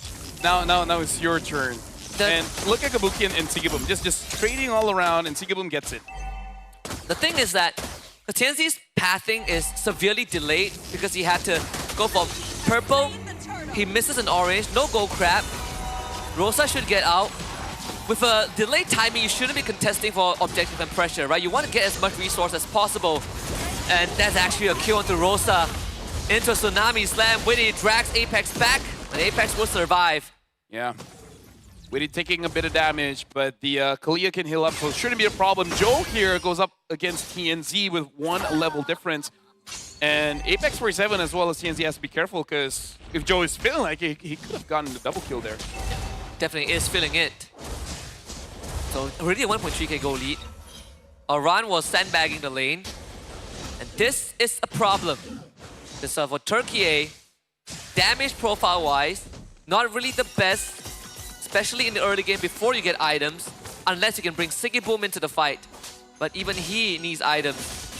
And Turkey, they're now 4-manning just to make sure that TNZ gets some resources. We'll get the Golem and transition into the lizard down there, but still will be at least 2 levels behind Joe. And Vidi comes in, flicker into a grab, gets Lunar instead of TNZ. Apex and Rosa here to back him up. Joe finds a turtle boat, gonna crash it onto Rosa. No follow-up there. Rosa will get out. Yep. So Team Turkey, we can say that for all 3 games, Indonesia definitely has a pretty good start. Almost every single time, having at least 1,000 gold advantage. Sigibum is doing quite well against Kabuki, and now even the last stand in use, but Kabuki is able to get his distance away from Sigibum. So Indonesia, they're in a pretty comfortable spot. Weird to say, but I kind of feel like Turkey is in a comfortable spot as well, because they felt this before. Sigibum already forced out the Purify coming in from Joe. It's not like Joe attacking him and then he's forced to use the Purify, even though he really didn't have to. Yeah. I want to take this opportunity to answer a very pressing question from a good friend of ours. Okay. Shout out to Mirko. He was asking why aren't the Philippines here? Tough question to answer. They didn't qualify. Yeah, that's it. They just I don't know what to tell you. They just didn't make it. And Rosa makes it out. Turtle should go over to Indonesia. The Turtle boat in the possession of Joe. Another conversion. Turtle to a Beetle. Apex cannot hold on to the camp. So right now on Team Turkey, they're being pushed back. And we got to remember how they dealt with this kind of aggression, which is lose, sure, but don't lose too much. So Team Turkey, they're accepting, okay, the laning phase is pretty tough. We're going to give it to them, but we're going to make sure that we don't give too much. But at this point, I feel like they're giving a little bit too much. Yeah, I was about to say, not lose too much, but you lose a tier 1, and Iran does get forced to flicker out. So some response from Turkey. That's what we want to see. We want to see resistance. Again, Iran, very manageable. You can take him down. You just need a bit of injection. If Rosa was there, then there's going to be Iran dead for sure. And majority of the goal advantage should be on Joe right now. Yep. So Iran moving forward. I feel like for Team Turkey, if their laning phase was a little bit better, they should have actually gone for the upcoming turtle fight S5. Because, hold on, Lunar taking quite a lot of damage here, being surrounded by Team Indonesia, and Kabuki flickers away, almost got taken down by Team Turkey. And this is why I kind of feel like Team Turkey, they should be able to group up now, because I feel like in terms of the damage profile that they have, they really should start getting some kind of pickoffs. I want to agree with that, but at the same time, I also feel like they are not ready yet. And they have tried. Don't get me wrong, they have tried, but Indonesia has been able to avoid these instances. Another Crimson Beacon forced out from Rosa. So that's 4.5k advantage now for Indonesia. Third turtle on the map, and Joe on the case already. This is going to be a continuous problem for Turkey. Luna goes in with the curtain call. Hesku and Witty stuck together. They need a bit more damage. Luna now gonna lose his health bar. Joe is just gonna shoot him down. Witty finds a kidnap onto TNZ. TNZ trying to juggle around the puncture, dies. They did end up getting Joe, but at the cost of 3 members. Yeah, Team Turkey now looking a little bit desperate, making some plays that they usually don't do here, Husky. And at 6 minutes in, Sigibum just finished the Sky Piercer. So Team Turkey now should really be feeding in some kills over to him, because, I don't know, Team Turkey, they're being a little bit uncharacteristic, I would say. I guess the silver lining is that they got some gold back, but still Indonesia ends up getting the turtle, which is slightly slower than the timing that I expected. I thought that Joe would fully take the objective, but he committed to a fight. Still, they end up with 3 kills at the end. So Lore will be spawning towards the bottom quadrant of the map, something to watch out for. With the gang squad, here he comes into a knockup. Boom!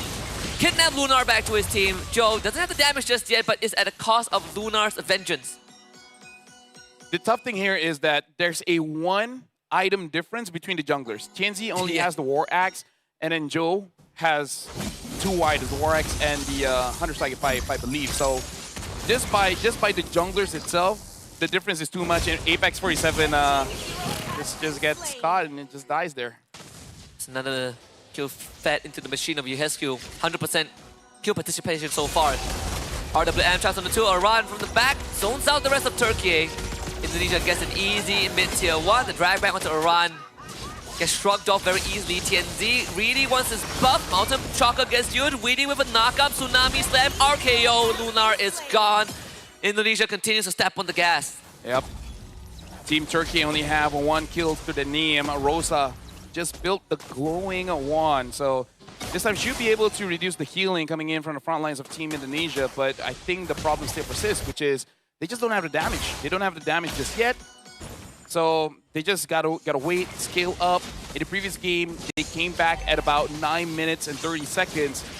It's 8 minutes and 50. So I don't know if they want to wait for the same timing, but I don't know. I think the timing sort of it hasn't passed, but it has been delayed. It's been severely delayed. Yep. It's pretty tough. I just realized this. Oh my goodness, Apex has the Purify on the Hilda. Oh, that is a problem for Turkey. Why? Is it really just because he doesn't want to get picked off by the Kalia? Because I feel like it's not really all that necessary. But either ways, the turtle has been started up by Team Indonesia, and they're getting the lore for free. In fact, they're basically getting everything on the map for free. Yeah, I'm not really sure about this. I mean, you don't get picked up. I can understand. But it doesn't make any difference, to be honest. Not with this goal advantage that Indonesia has. 7.2k. And they pop the holy defense in the bottom lane, and Kabuki just stands in front of the base menacingly. TNZ gets nothing. Joe 2 levels up. Yep. Indonesia with 6,700. They are, personally for me, I feel like they can actually go inside the turret here, at least take the holy defense away. Team Turkey is trying to pull the minions to the side, but unfortunately in the mid, it has been triggered, same as the bottom here. So Team Turkey, they have a lot of ways to siege as well as catch. They should be able to get this inhibitor for free. Team Turkey unable to defend that one. And a good RWM from UHSQ. Finds the setup, Winnie with the grab back. Lunar is going to explode as Kabuki takes him out, and a barbecue delivered. Double kill for Kabuki. Lore being worked on. Joe gets 10Z. Joe almost takes him out. But the run will flicker right on top into a planetary punch. And that's a knockout blow. 10.4k goalie for Indonesia. And a Crystal inside Sigibum does his best. But Indonesia will take the lead in its best of 5. It's 2-1 for them. With 10,000 goal lead and Team Turkey only able to get 1 kill. Team Indonesia with the cheeky early steal in the buff started controlling the game from minute 1. This game was quite a tricky one to navigate. Oh yeah, I gotta be honest. Not just from the cheeky start from Indonesia, but the more you looked at how Turkey approached that game, the more you realize that this game is going out of control faster than expected. I don't know how they're going to reset for this one because it's just all 10 players on the stage. It feels like different players. And you can. It reminds me of the feeling of yesterday where it felt like you're watching something in slow-mo. I wonder if they have one more game. I'm pretty sure they do. Pretty sure they. Yeah, they should. Yeah. Here in this best of 5, looks like Team Indonesia got match point. They need 1 more win to secure the 3rd place. Now, I'm here to address some of your concerns and some of the concerns that the Turkish fans might have, because this is going to be a tough one to navigate, right? You're now backs against the wall. Your opponent's on match point. 1 more loss and you miss the podium and the prize pool. Not sure if you can see it behind us. So actually, you can, not the camera angle, but the Turkey players are actually all still seated, and it has to be a very quick solution, right? They have to come up with a way. Going to game 4, how are they gonna navigate the draft? Because I think, well, actually not the draft. I think the draft wasn't exactly. I feel like it's the early game because every single game they lose by at least 1,500 by minute 2. Yeah. And if you lose 1,000 in the first 2 minutes 3 times in a row, something has to change. Yeah, The question is what? And the answer is mid-duo.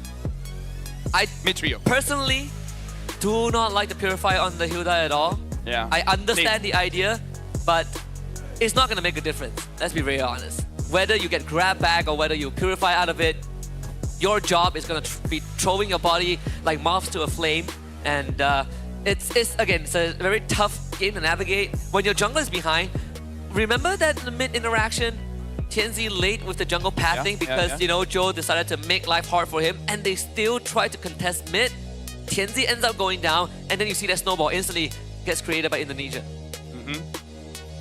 Because I really feel like Team Turkey, they always make the mistake when they... It doesn't matter the draft, Husky, that's the important thing. Doesn't matter the draft, they force a fight mid. And all three members are there, you know, TNZ, Rosa, as well as Apex 47. And always, they die first. Either TNZ dies, or Rosa dies, or Apex 47 dies. I get the idea, but the execution really isn't there. And it does seem like Team Indonesia, they see this, they know this. It's like, okay, you're gonna get level 2, and then you're gonna gank me. I'm ready for it. Yeah, they are punishing the tendencies of Turkey, which is quite, I don't want to say refreshing, but there are some of our domestic league flavors in there. You know, what we like to say, fight hard when winning, fight harder when you're losing. Yeah. Doesn't work every time.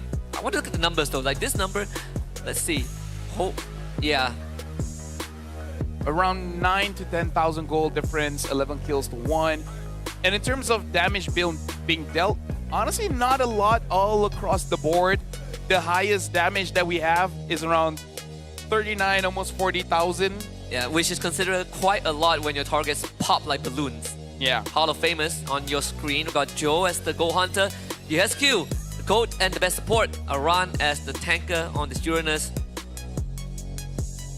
It's basically all Team Indonesia here, and because they've been doing their job here, Husky, right? It's like, hey, you know what, Yuzukill? Do damage, catch them anytime that you can, Aran, open up the map, and then Joe, farm up.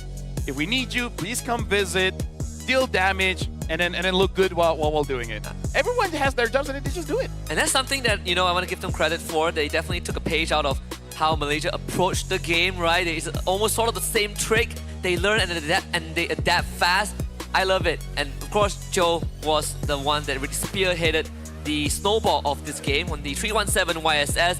Really nothing much to say about it. You know, he got too far ahead, too fast, and he was just too strong, I guess. Yeah. And TNZ couldn't figure out, like, basically how to farm back up, right? Because we see being a little bit, because he was level 3, trying to fight level 4. He loses the orange buff and loses the gold crab. And then he dies in mid. He dies mid, and he loses purple.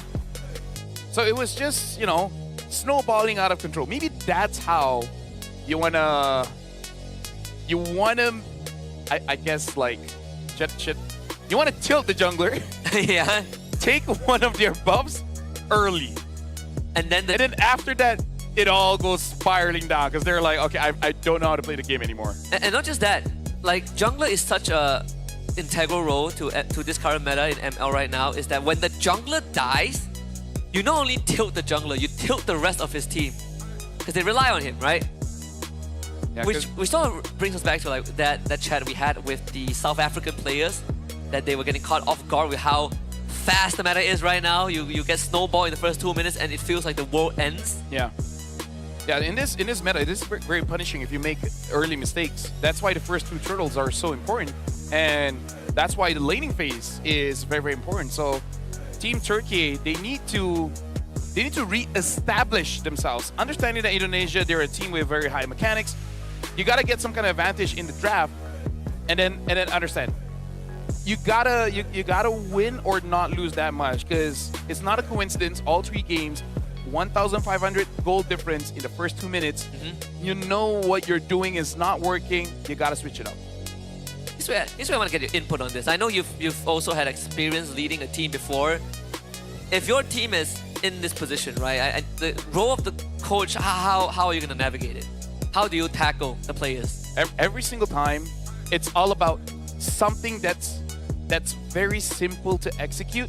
Basically something that even if you autopilot on, yeah, it will look good. But with everything that's going on, we're going to give some time for the players to basically re-strategize and figure out how potentially the final game is going to be played, because Indonesia, they are at match point, and for Team Turkey, this is their last chance. So we're going for a very quick break. After we come back, we will resume the bronze match, Indonesia going up against Turkey. To be in the zone, gamers need true support. One that's in sync with your body at every angle. Takes your weight without pressure. Fully adjustable to cradle your spine and adapts as you shift in your seat. True ergonomic alignment to achieve your perfect gaming form.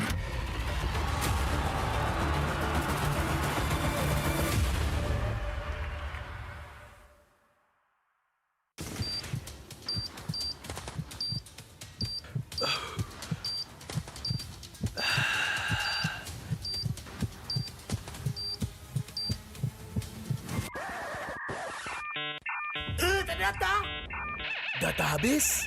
Jangan risau.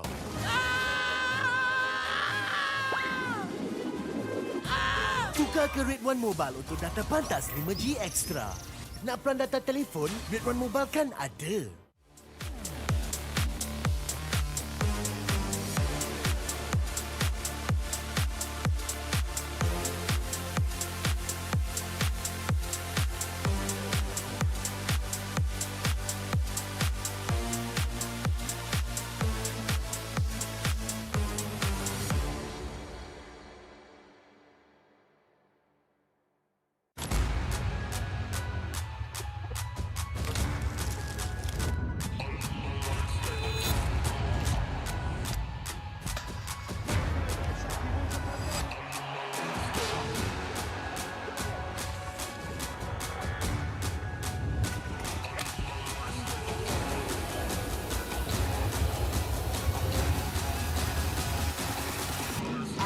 Toss a coin in the waterfalls in the wishing well. Now I get plenty coin, some self-made. You ain't gotta wish me well. You ain't like me then, but I guess it's past tense, cause you tapped in. You was never who you said. I see the facade when looking at really me. Like you could tell my guard up. I ain't taking L's. If it's not in my favor, won't sign a deal. I got the royalty in the mail. I got authority in the field. Take a look in my iris. I be precise with the timing. I move on a touch like the high risk. I never know where my mind went.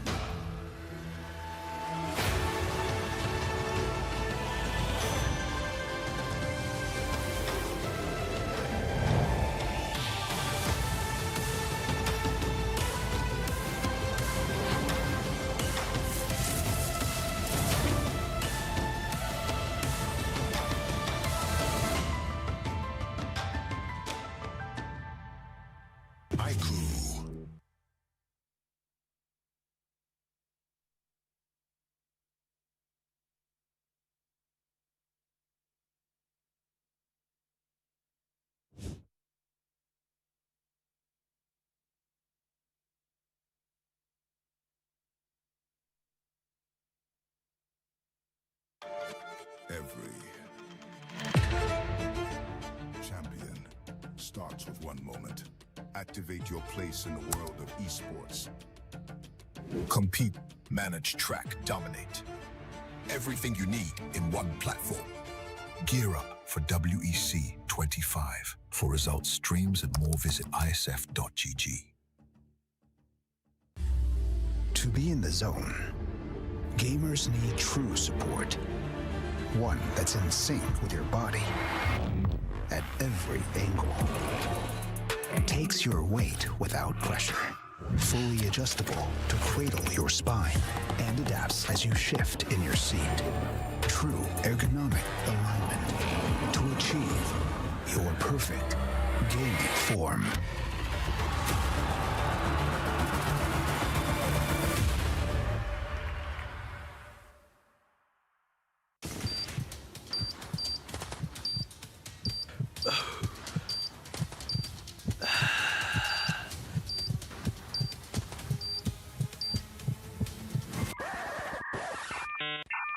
Tak data? Data habis? Jangan risau.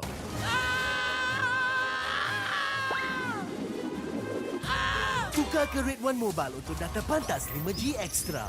Nak peran data telefon, Red One Mobile kan ada.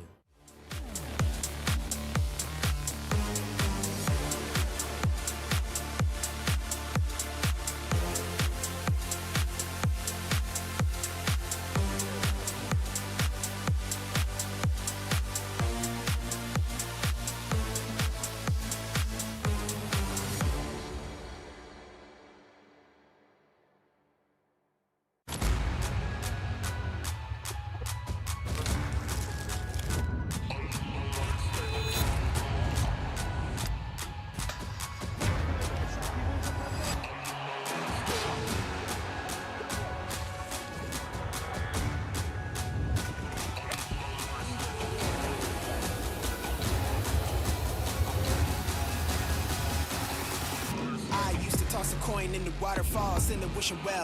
Now I get plenty coin, I'm self-made. You ain't gotta wish me well. You ain't like me then, but I guess it's past tense, cause you tapped in. You was never who you said. I see the facade when looking, it really be like you could tell. My guard up, I ain't taking L's. If it's not in my favor, won't sign a deal. I got the royalty in the mill. I got authority in the field. Take a look in my iris. I be precise with the timing. I move on a touch like the high risk. I never know where my mind went.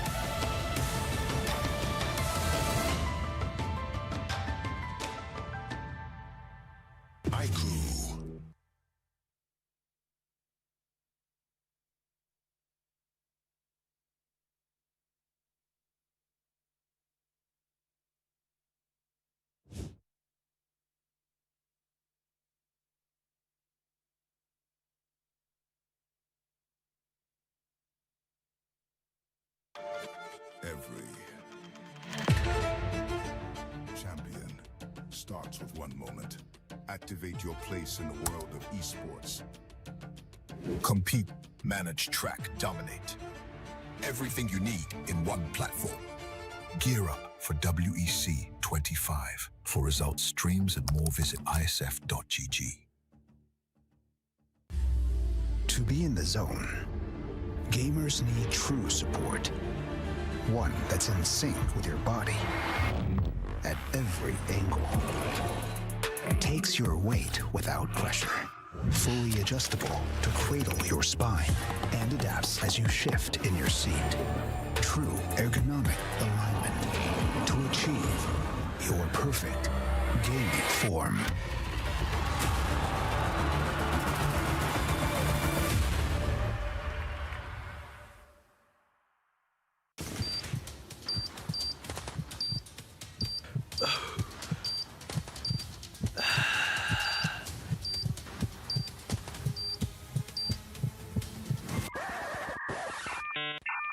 Tak data? Data habis? Jangan risau.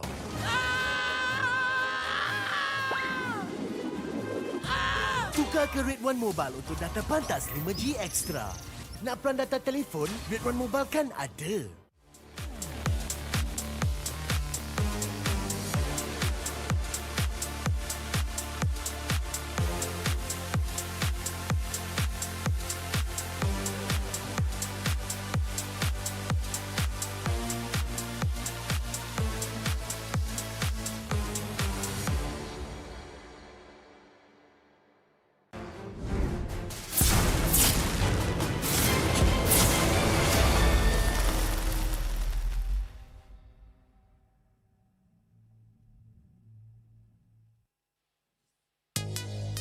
Let me just say, shout outs to Monster, really giving me energy Yep. that I really need. We needed some drinks here. Thank you to Red One as well. As we're about to jump in, the match point game for Team Indonesia. Right now, they are up by 2 points, and Team Turkey has 1 point. If Team Turkey wins, then this will be extended to a full 5-game series.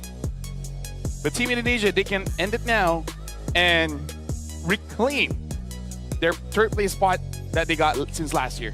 I can hear you flinch. I can see you flinch. Because I'm at the like, end of how do I They- work this in the proper way? They did finish third last year, and you know the best, unfortunately for this year, is also finishing third. Well, that's at least the highest placement that they could get because of the format itself. But it does put them on the podium to get the third place prize pool. So I gotta say, better than nothing, of course.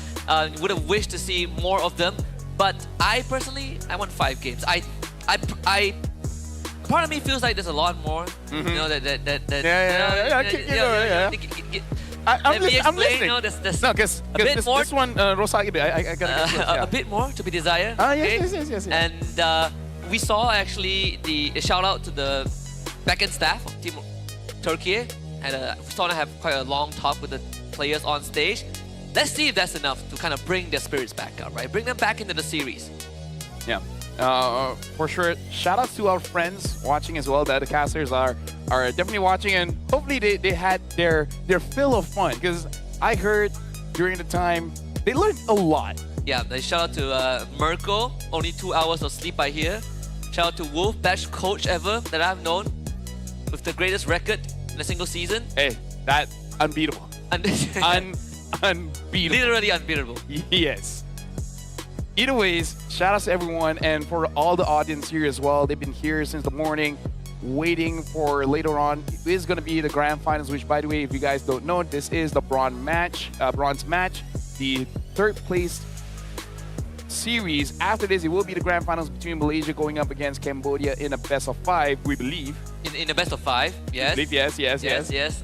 And then you know, but we'll start that later on. Right now, we're still ongoing the series between Indonesia against Turkey. Yeah, and I think just to get everyone excited, not only do we have a best of 5 afterwards, but the grand finals best of 5 afterwards, but we also have performances coming up for those who are planning to come for the grand finals or are already here. So performances, so more good games, something to take the edge off, and the vibe is good. I mean, I gotta say the crowd has been amazing, right? Regardless of whether they are the locals, the Malaysians, or whether you are the players or the fans from like Indonesia, Turkey, the delegates, everyone, they're cheering for good plays, they're cheering for good ML. Quick refresher on the open category bracket. Right now we're in the bronze match, and Indonesia are up 2-1 in this best of 5. One more win for them and they will claim third place and be on the podium.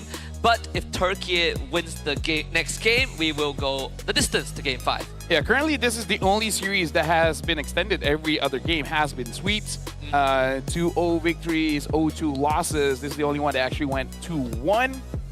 So Indonesia, they should be having the momentum here. But like you said, we saw off screen the coaching staff for Team Turkey had a talk with the players. Hopefully it reinvigorated them. Hopefully the break is enough for them to reset, because that might be the problem. It might be like a mental block where, after losing the early game 3 games in a row, maybe you start to basically have foggy, what you call it, like a foggy brain, right? Yeah. When you start losing focus, and when you start losing the mental war, one of my favorite quotes when it comes to not just competitive esports, but just sports in general, right? the mental war actually makes up most of your chances of success, and a lot of people lose at the starting line. Let's take a look at the map selection. We've gotten our fair share of dangerous grass, so it's good that we get a change for Game 4. Expanding River will be the map of choice. Which is a change because it has been dangerous grass all the while. Yeah. So this time, the laning phase has become even more important because if you pick up a fighter in the gold lane and you're trading well, you can be there for the first hurdle. And considering how snowbally Indonesia can be, I feel like Team Turkey, they want to try to get some kind of an advantage in the early. But I think you have to start by making sure you can actually get those kills. Funny enough, we haven't seen Lancelot, not Lancelot, Hayabusa, right? Or have you seen it in Game 1? Actually, Wait. Let me check. So Game 1, it was Haya. Okay, there was one Haya, right? Yeah, it was from Turkey, yeah. Tianzi with the Savage, and afterwards no more Haya until this point. I think it might be worth considering bringing the Haya back for Turkey. Not to say that Lancelot wasn't good, but there are certain, with how they have been trying to approach these early fights, I think Haya sort of makes it easier to manage. At least you have a way out. Whereas for Lancelot, if you accidentally miss a puncture target, then you are essentially vulnerable. Yeah, You're done. You're done. You're dead. I gotta say, the entire series, Team Turkey only won one game with the Kimi. And after that, it has been banned out. And whoa! And Team Indonesia is one of the oh, they let go of the Grok. Very interesting here. And now Indonesia to respond with the Hayabusa and the Kimi. We did talk about the potential trade where if one side opens up the Grok or the Gatot, the other side will gladly take the exchange. And I think our fellow friends like Sudafa and Fasha Bani also talked about this. When you already see a Grok first pick on the enemy side, you don't really need to rush for the Gatot pick. You can take 2 other prios. And for Indonesia, we talk about how good the Hayabusa is in some of these early level 2 situations because of the quad shadows, but having Kimi to push out the waves helps that a lot. Eve Lance, I feel, should be... Eve is banned out. Both are banned out, actually. Then get the Farsa, right? You need some kind of burst. You need a YSS, Jusin. Actually, Jusin Grok is also a thing, right? Yeah. Jusin is pretty good, yeah. Jusin, YSS. And it's easier for you to dodge the Hayabusa engage. Yeah. So yeah, Jushin is a pretty good call. You can go for Lapu as well. So they go for Lapu and Farsa. It is Rosa's comfort pick. Yep. I do like it, and this Lapu could easily. Okay, I want to say you can play double fighters, but we don't see the YSS. So that could, this by default this should be a Lunar Lapu. It should. And the YSS banned out, and that sort of cements that fact. I almost want Team Turkey to use a Fredrin so that you can give Sigiboom a marksman and basically just play traditional. Play traditional, yeah, because all the while in their long careers, that's where they perform the best. When we say the Turkish Delight, they're kind of playing Ube-ish kind of style. They move as a team and they take the front to back. And looks like when the meta shifted to double fighters being a little bit more chaotic, it does seem to be just a little bit outside of their comfort. Yeah, you know, there's one pick that I wish is actually decent that Sigiboom decent enough for Sigiboom to consider, and that's the Bruno. He was a scary Bruno player, but in this landscape, Bruno is sort of like nah. Most marksman is very meh, unless you can build Sky Piercer. Yeah, Granger. Even Harif hasn't really been having the best time in WEC. Luna's go was a thing. Although you have the Kimi on your side for Indonesia, double fighters is now an option. Esmer banned, Ruby might be worth considering too. The Guinevere banned out by Indonesia. That is a very deep cut because I think the one time we saw the Guinevere for Turkey, it was Sigiboom.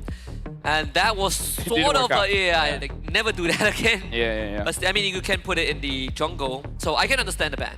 Yeah, maybe also they're seeing this draft and saying that Turkey might go for a tank jungle, but they're saying like probably not Frederick, maybe a Gwyn, which honestly can work out, and maybe a Predator towards the Kimi, forcing the Kimi on a Purify, which I feel like is something that Team Turkey should consider. Pick a hero that forces the Kimi on the Purify so that the Farsa can actually kill her. You can also see the focus on where Turkey wants to shift towards, right? They want to be able to conceal the jungle and the gold lane pick as long as possible, while also not ignoring the fact that Rosa wants to feel comfortable in that mid lane. That's why the Farsa came up this early. We've seen Farsa in the Hayabusa matchup. They are Tales of Rosa outplaying Ahaya in this matchup, but we also have seen it being a very challenging one because Sakai's did prove to be too much in their encounter in the group stage. I like the X-Borg ban. So now for them to hide things up, they should pick up a Yuzong maybe, but instead they go for a Ruby. So this is a pretty good pick, but at the same time, I feel like this should incentivize for a marksman, because in terms of reach coming in from Indonesia, it's honestly not that much. So they could potentially just play a siege composition with a tank jungler and a Granger, and then they could just play with the range. I agree. I think Granger is a very good shout. Yeah, it has to be, right? It has to be. Okay, we're on the money again. We've been doing this for years. It feels validating when we call the draft at the first pick. Yeah, but sometimes, you know, I feel like I'm not sure about you, but when I get things right too often, it feels too good to be true. I feel like something bad might happen to me. Like I might spill my drink, you know, I might burn my food when I go home. I might fall off my bed when I sleep. Like who knows? Like some things are too good to be true. I see where you're going with. For me, it's tomorrow. It'll be fine. So yeah, one business day. exactly. So I have a system myself. So Alice gets picked up, which kinda solves-ish the problem of reach, where Alice will be the main initiator and then giving vision towards the Gatkacha for him to AOG in. So for Team Turkey, they cannot be behind. As long as they can have a forward momentum, making it so that even if Alice does dive in with the Gatot, by the time that they go for the dive, you have enough damage to punish them. If they fall behind, this kind of draft is actually quite difficult for you to come back with. Yeah. Sky Piercer is, as the stacks are even more important now, because you want to cut through these very bulky front lines. You want to be able to bring them to the execution threshold. Again, for those who just tuned in, Indonesia are now up 2-1 in this bronze match, best of 5. They're at match point, one more win and they will be on the podium, finishing third just like last year. And for Turkey, this is their one last chance to give themselves a lifeline. And I like that they are going back to comfort, going back to what has really put them on the international stage, going up against Team Indonesia here.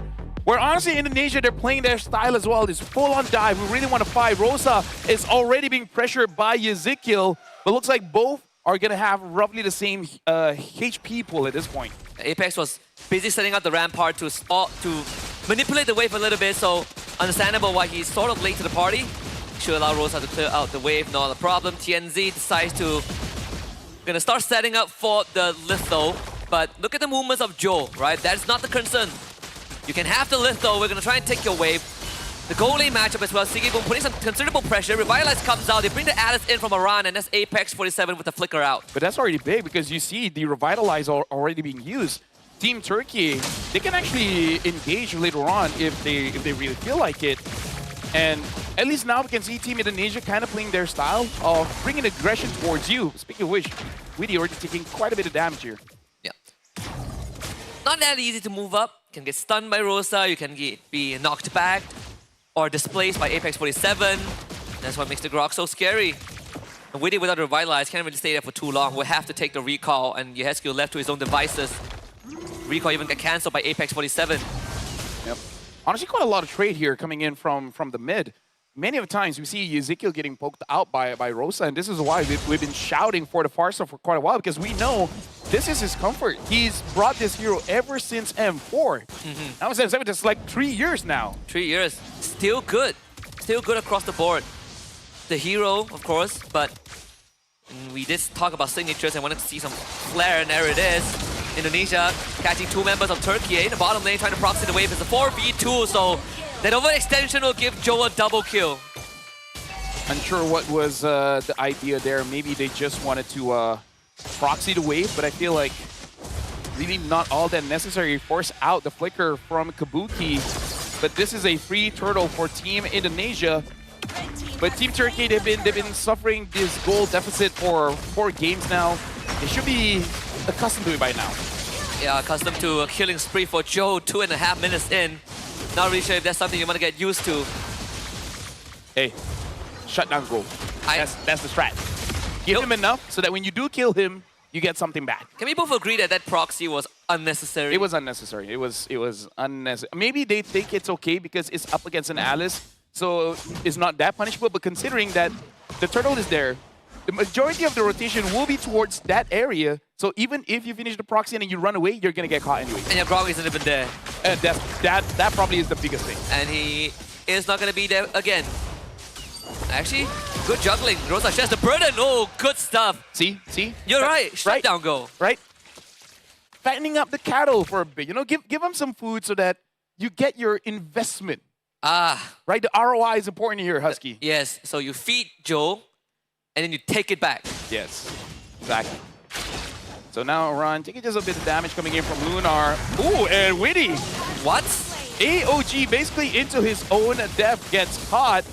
And now Sigiboom has the Sky Piercer, gonna be more productive around with his team. Around as well as Lunar, just staying in lane here. It's the first item Sky Piercer for Sigiboom. Witty probably wanted to catch him with the AOG because he doesn't have Flicker, but he Rondo out. Again, I say good attempt, but I guess it's a breath of fresh air, right? Turkey playing their style, but they're also willing to get scrappy. And how crazy it is that having a Grok enables you to do these kind of things. Dude, I love the Grok, man. And even if you're a mid laner, I know you love using the Grok too. Yeah, I'm a mid laner, but when I get roam, Grok all the way. It's such a fun hero. Really love the revamp. Shout out to whoever came up with this idea. Lunar now having the War Axe should enable the entire team of Turkey to fight around the turtle. They should. Because if they're able to feed more stacks into Sigiboom with that Sky Piercer, then Turkey can really control the map. Speaking about control, Lunar takes the purple buff away with the double sword, and now commits the bravest fighter. Raging slash onto Aran. Joe doesn't see an angle to get a kill onto Lunar. They come in with a traction pulse. Better airstrike as a response from Rosa. Good secure from TNZ on the turtle, but they do take the AOG. Tectonic stuff from Apex 47 as TNZ takes out Aran. Finds the taunt that he has killed. Joe, can he get an angle back in? TNZ down low. No collection for Indonesia, and Turkey are fighting back. Look at how comfortable they are playing this tanky jungler. They stay in the fight for a while. They didn't get taken down, you know, except for Lunar. But Lunar already did his job. He got the buff. He created a distraction for them to get onto the turtle. Actually deal quite a lot of damage. Now Rosa as well as Apex 47 might be overextended here, considering Apex 47 does not have the tectonic charge. If it did, hey, maybe they could have gotten killed there. But it should be fine, right? They can't really threaten him, and they're also pathing to a Sigiboom. Rosa doing a fantastic job in just making sure that Sigiboom stays safe. Glowing wand in hand, Apex 47 basically cutting off the important, path for transit, and actually deals with the traction pulse very well with the immunity too. Yep. Even though Apex 47 takes a bit of damage, but it really isn't that big of a deal just yet. Team Turkey, Lunar was able to get the turret down bot. So now the goal is starting to swing towards Turkey here. And look at that, Weedy. He should be able to escape though. Yeah, should be fine. But they are pretty sticky on the side of Turkey. Gonna try and save that AOG. Widdy knocked up again. This time Ether Appraisal's Rafi is gone. Lunar now joins the fight, forcing Hesku to reposition. Sigiboom on the Aran. He has his front line with him, but doesn't have the resource for the Death Sonata. And also worth mentioning that he did went for the Sky Piercer first item early on, and he already has 1 kill. So yeah, but unfortunately the kill was before the Sky Piercer was there. So he doesn't have stacks just yet. And that one was on Widdy. He had time to get away. And also kind of on his team. They could have backed them up just a little bit better. But let bygones be bygones. This time, Turkey changing up the draft a bit, going back to what they are more comfortable with. They have the lead, 1,400 here. And you might get what you want, Husky. We might go all 5 games. Yeah, 5 good games. TNZ again sticking onto Aran. Widdy can't even AOG away. Cancel a few times, and thankfully Turkey didn't have the damage yet to take him out. But still, this is the first time in this whole best of 5 that Turkey has a gold lead in the first 8 minutes of the game. And I like the conversion. Lunar really doesn't care too much about that all expenditure because he has low cooldown on that. And the crazy thing is, they have a lead, And if the game goes long, they're still in the lead because this composition actually scales up. The Farsa as well as the Granger. When you have enough burst damage, it doesn't matter how much damage Ezekiel can do on the Kimi. If he dies first, no damage. Yeah, it's very hard to chew through TNZ's health bar if your HQ isn't in the fight. Your HQ is the main damage dealer. They really need to stay alive. Joe, can he navigate this? Rosa! What was that read? He has the eye of Saurus to be able to see that prediction. And now TNZ gets to do what he wants, takes the purple buff away. Turkey, they're in the middle. Kabuki makes a hero play with Oran. They get the immobilization on the Sigiboom. Sigiboom, can he navigate this? He needs to get out. Oran with the flicker. They chase him down. Yeah, skill with the collection. Winnie follows up with a good AOG. Needs to get out, gets blocked by the Ramparts. Sigiboom. And with the trade lives, your Hesku goes down as well to Luna. Aran is going to get chased down, but Rosa doesn't have enough resource for now unless Apex can block Aran. Oh, tectonic charge! And Rosa is a mega kill. Turkey are on the board. We had to wait for a while, but this is how Team Turkey plays. And honestly, watching the previous play coming in from Rosa, this is why we were so upset. He does not get the Farsa. Right? It makes no sense when he's this good. Yeah. He does not use it. We even brought up that we have seen and heard tales of Rosa getting a 1v1 against a Hayabusa, and look at how that was executed. 4-0-3 on the Farsa. Total control over the game. Luna can do whatever he wants. Kabuki gets jumped on, eats everything under the sun. And he is gone. You can feel some vengeance there coming in from Team Turkey. They really don't like Kabuki there. TNZ even using the Praise's Wrath. You know deep inside he's like, I don't need to use it, but I don't have to save it. What is your team gonna do? Yeah. And this is the first Lord for Turkey in quite a long time. Look at TNZ. He doesn't know Aran was there, and now he does. And they cannot do anything against him. TNZ is taking 0 damage. Aran, not the same though. The Throne of Ruin was used. TNZ still keeps on going to the Appraisal's Wrath. Here it comes. They can cancel it the first time, but the second time it goes through. Sigiboom with the collection. And all the while, beautiful coming in from Rosa as well as Apex 47. Essentially seeing the rotation coming in from Joe. Joe tried to go in the flank. Apex 47 was inside the bush. Tectonic charge to stop Joe from actually getting onto Rosa. Rosa stunning him up as well, preventing Joe to be a part of the fight. Indonesia now being down in farm as well as killed. And now 10 minutes in, Team Turkey are dropping down the holy defense, and the Lord is still marching up top. Almost a 7k goalie for Turkey. The last bastion of the outer line defenses fought for Indonesia. 10 kills to 5. The last holy defense will also pop. So Turkey have basically gotten the recipe to success. Traction pulse on to 2, but only Apex eats the follow-up, and it's fine. Luna ready with the bravest fighter. We've seen this trick before. A Landshaker can come out. Joe almost catches that in the face. So Indonesia with a successful defense in the first Lord push 10 minutes in. And Turkey, they can just rest, reset, and come back for the next one. And this is something we haven't experienced for a while, just because we don't always see the Granger. But yes, now we're about to see the siege of a Farsa Granger, man. Like, we have not seen this for a while, but you know when you faced against it, you're like, oh my god, this game feels like GG's, man. Yeah, you cannot touch her at all. You cannot touch them at all. The double artillery. You stay in the base and you still get hit. And Apex 47 barely took damage, even though he saw basically everyone from Indonesia that they don't even bother, you know, hitting him. Can I just say that Fredrin inherently is a very muscular and strong guy. Yep. He's wearing 3 different types of armor. He's wearing the Brute Force breastplate, the Radiant armor, the Anti-Cuirass is coming up next. By the way, remember when I said a hero is just bad juju?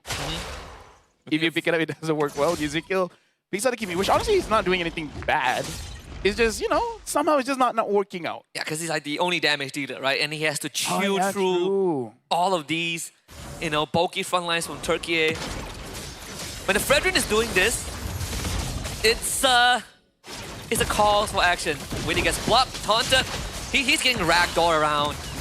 Better air track committed, Witty. They really want him. Another taunt back. Then he eats the Appraisal's Grab. The shot gets blocked by teammate. Now countering it for Aran and Witty.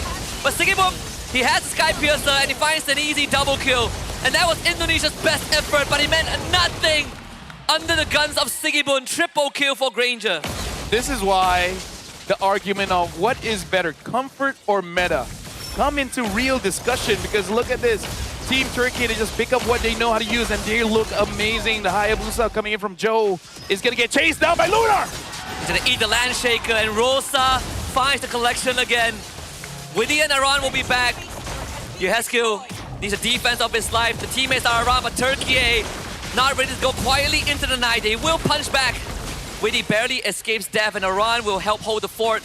Wave comes in mid, 4v5. They get the root on the Sticky Boom, the pullback, easily dodged by him as well. Kabuki is the tectonic charge. They go in for the dive, but Aran cannot stand. Sticky Boom is unstoppable. AOG from Widdy to get out. Crystal under assault. Turkey tries to clear the wave as they pick up immortalities in the process, but Indonesia will hold the fort. Yeah, but 11,000, almost 12,000 gold difference here. And what can Indonesia do? They just have to defend and then hope they have enough damage. But like you said, their comp doesn't really have that much damage compared to Team Turkey, where not only can they do damage, but at a very safe distance. Yeah, they got the best possible counter engage just now, and it still did not matter. So the second Lord will go over to Turkey, and this is at worst for Turkey. They don't win the game, but they get all inhibitors. And that's the worst case scenario, by the way. I see. Good luck on that. Either way, Team Turkey now having 12,000. Rosa now with the Divine Glaive. Basically, whoever Rosa sees is going to get taken down, because there's a lot of shred in the build that Rosa has. The Glowing One into the Wishing Lantern into the Divine Glaive, right? So even if you leave with a slither of HP, the dot damage will do you in. No, a part of me wishes that Tianzi buys War Axe. Same. So the appraisal spam is like one shots. Same. Everyone. Rank meta. Rank meta. It's like what? It's like when you. Oh. Hello, Lord. Oh. GPS not working well. Hey. And it's just one straight row, by the way. So Lord not that good with direction. Oh, Apex in. Yehescu is able to dodge a tectonic charge, but I'm not sure how they're going to defend this. Oh, Luna right on top of Yehescu. Apex gets out. Here comes Rosa. They are in for the full commit. Lunar gets taken out, but doesn't really matter if Sticky Boom is alive. Widdy goes back, but Turkey wants the game 5. And they get what they earn. We're going the distance. From a best of 5 now to a best of 1. And let me just say, now it feels like a real game. Now it's MLBB. Ask and you shall get, receive, ask and you shall receive, I believe. I like that when I called the draft and then they drafted up and then they perform well. Keep giving Rosa the Farsa. Get Tianzi on a tank jungle. He's amazing in Assassins, but the team works well when they have like a Fredrin. And I feel like as a Gato, you feel invincible, and then when you fight against a Fredrin, you're like, oh, now I remember why I was automatic just for a little bit.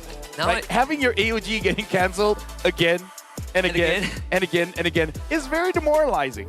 We even from the start of WEC with this, we laid this out, you know, on the table from the get-go. Got taught into Grok, already a pain. Yes. Now there's the Fredrin. So maybe the final game we won't see Gatot and Grok again, which honestly for me should be a benefit for first pick, right? Yes. Because you get either or. Yes.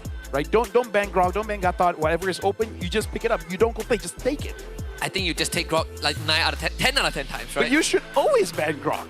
You should always ban Grok. As a second pick. Yeah, and if Grok is open, you should always take Grok. Always. Imagine if the Grok is open and you pick up a high loss. Oh, we've seen that. Yeah, I know. I just wanted to remind you. And we knew how that panned out. Yeah. High loss loses all the games. Yeah. In that specific matchup. Right, so right now, Sigibum is the goal hunter as well as the GOAT.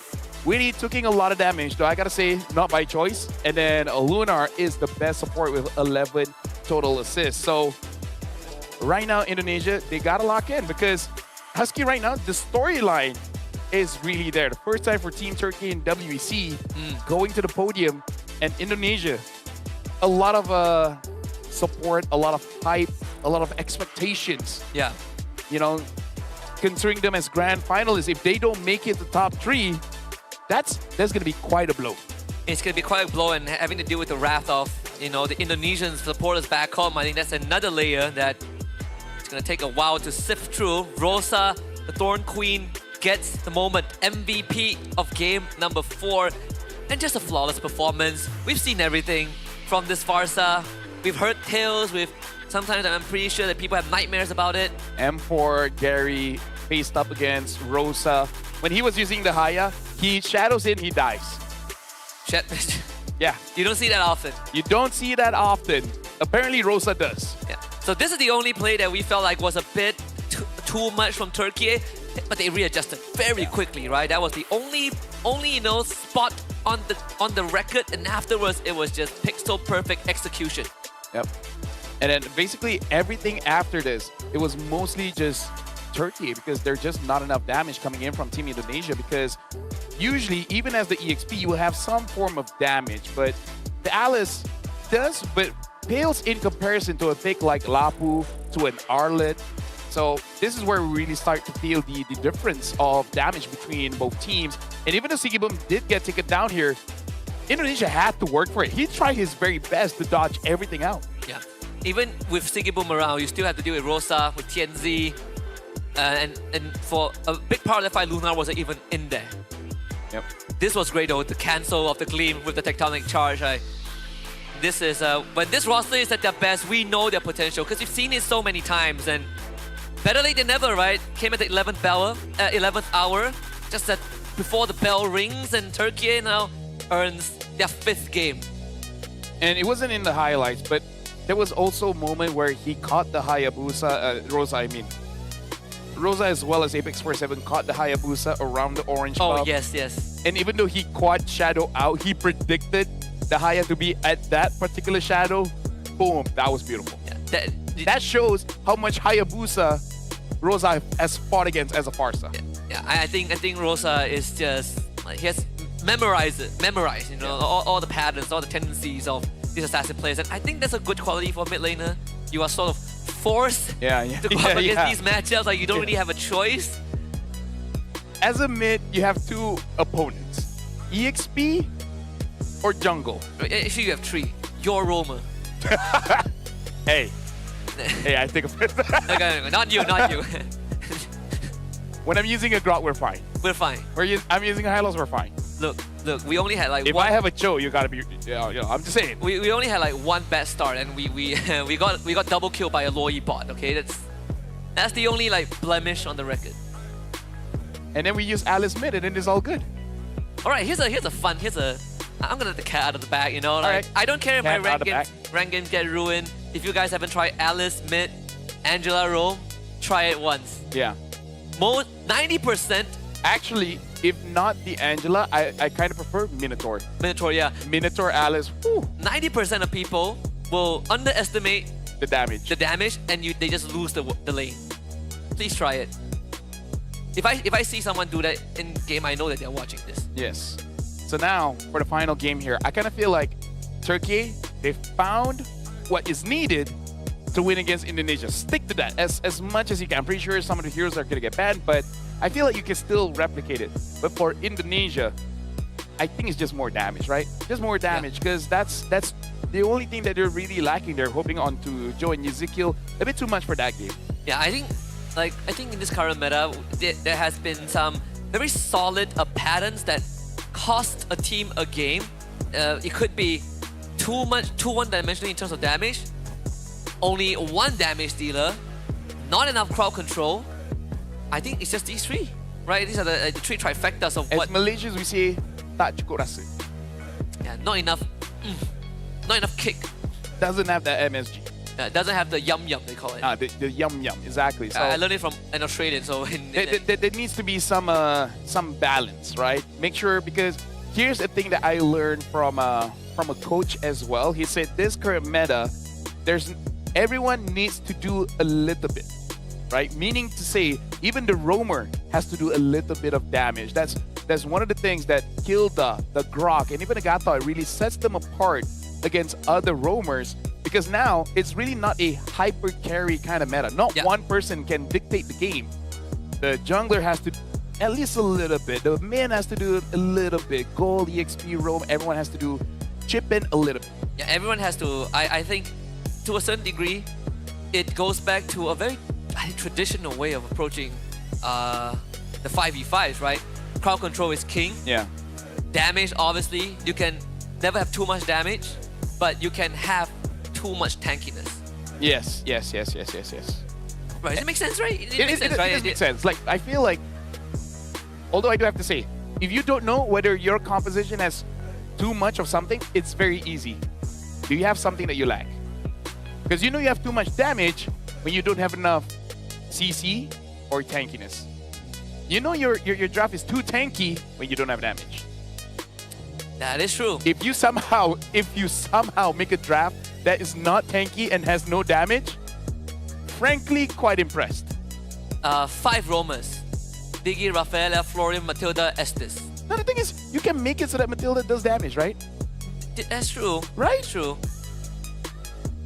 Now I miss Matilda damage. Actually, do I like facing against it? No. Actually, we're gonna theory craft. Wait. Once the grand finals is over, let's make a draft that is not tanky and has no damage. We should take a poll, and, right? No. And the thing is, we gotta make it fair. We can't cheese it with like just, you know, Rafa. Yeah, so we can't have a draft that you won't ever see. Like, meaning to say, it has to be like, there's a mage, there's a tank. It has to make sense. It has to be rankable. It has to be... Okay, classicable. No, brawlable. Brawlable. We can leave it to the fans out there, right? I'm sure they found at least one. Okay, I will hop on social media after this, so you guys have some time to think about it. Give us a comp that has, what, all 5 rows?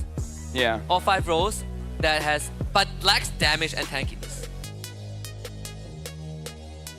I can't think of any. Because I feel like everyone complains about the balance, but so far it's actually been quite okay, right? It's been the best it's been, you know, for a long time. Yeah. The meta is a lot more versatile. Heroes are a lot more flexible. There's a lot more ways to deal with... I guess the only down for this one is just the lack of marksman, but that's it. They've had it since the start of the game, so you know, take the backseat for like 6 months, it's fine.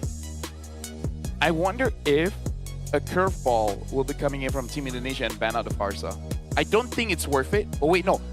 Okay, be second pick and then take away the Farsa. Be second pick and Kalia Farsa, open up. That's already good for Indonesia if they take second pick. I think they might go second pick.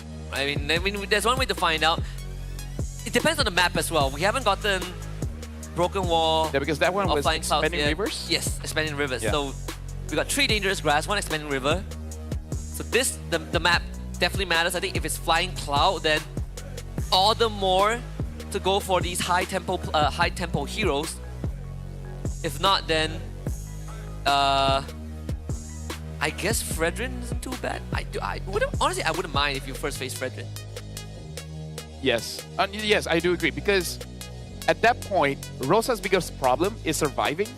And at that point, pick up any mages, and he'll be fine. If you get a Farsa, great. But if you already have a Fredrin, then the Eve will help you out, and it's going to be Dangerous Grass. So, going back to game number 1 and 2 and 3. Okay, Hilda, Selena. I expect Selena to maybe be considered at this point, right? Like, I feel like if it is considered, it's probably Yuzuki. Yeah, probably USQ. Man, that RNG for the map has not really been the best. For me, if I'm Turkey, don't care about the map. It's just some extra bushes. Boo-hoo, deal with it. Just Fredrin, Burst Mage, go Marksman. Someone that can check bushes. Yeah. If you think about it, everyone can check bushes. It's just that some people die faster than others. Some don't make it out of the bush. Some don't make it out. You go in and you don't go out.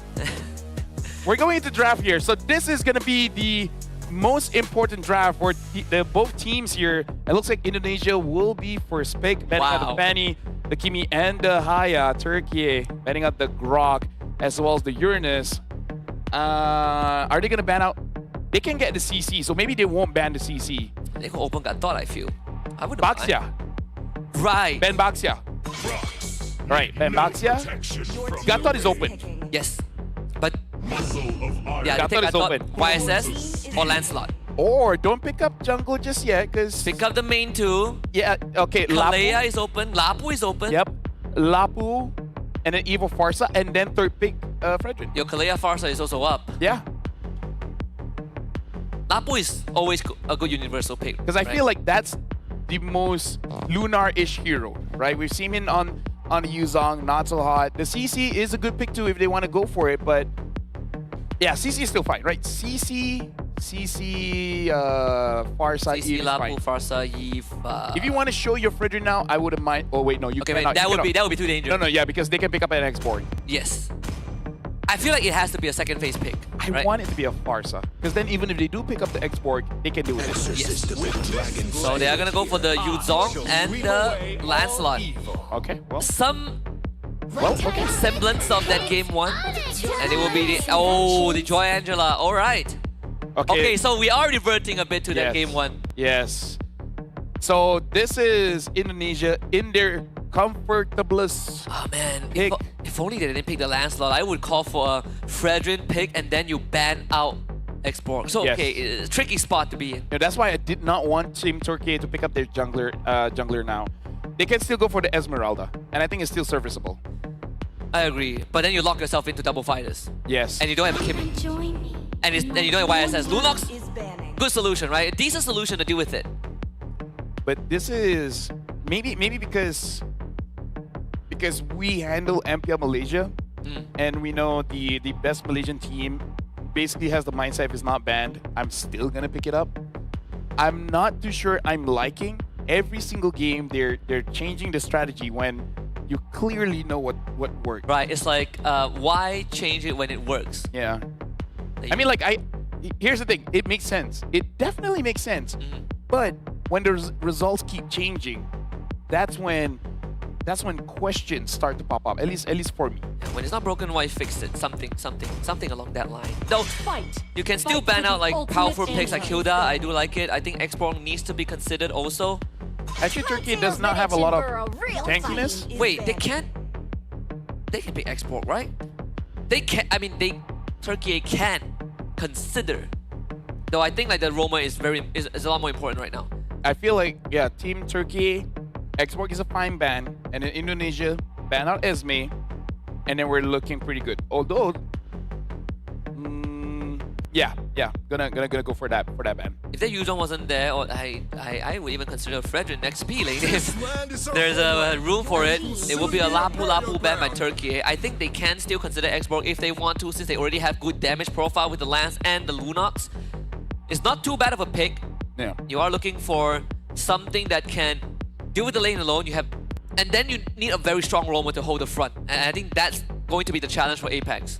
As of right now, I think the high loss is still fine-ish because there's not a lot of shred from Indonesia just yet. I think with Franco, again, if they really want to, you have an Angela +1. Yeah, but then you just pick 5. So you're basically showing whether this Lunox is going to go mid or gold. Yeah, I think you...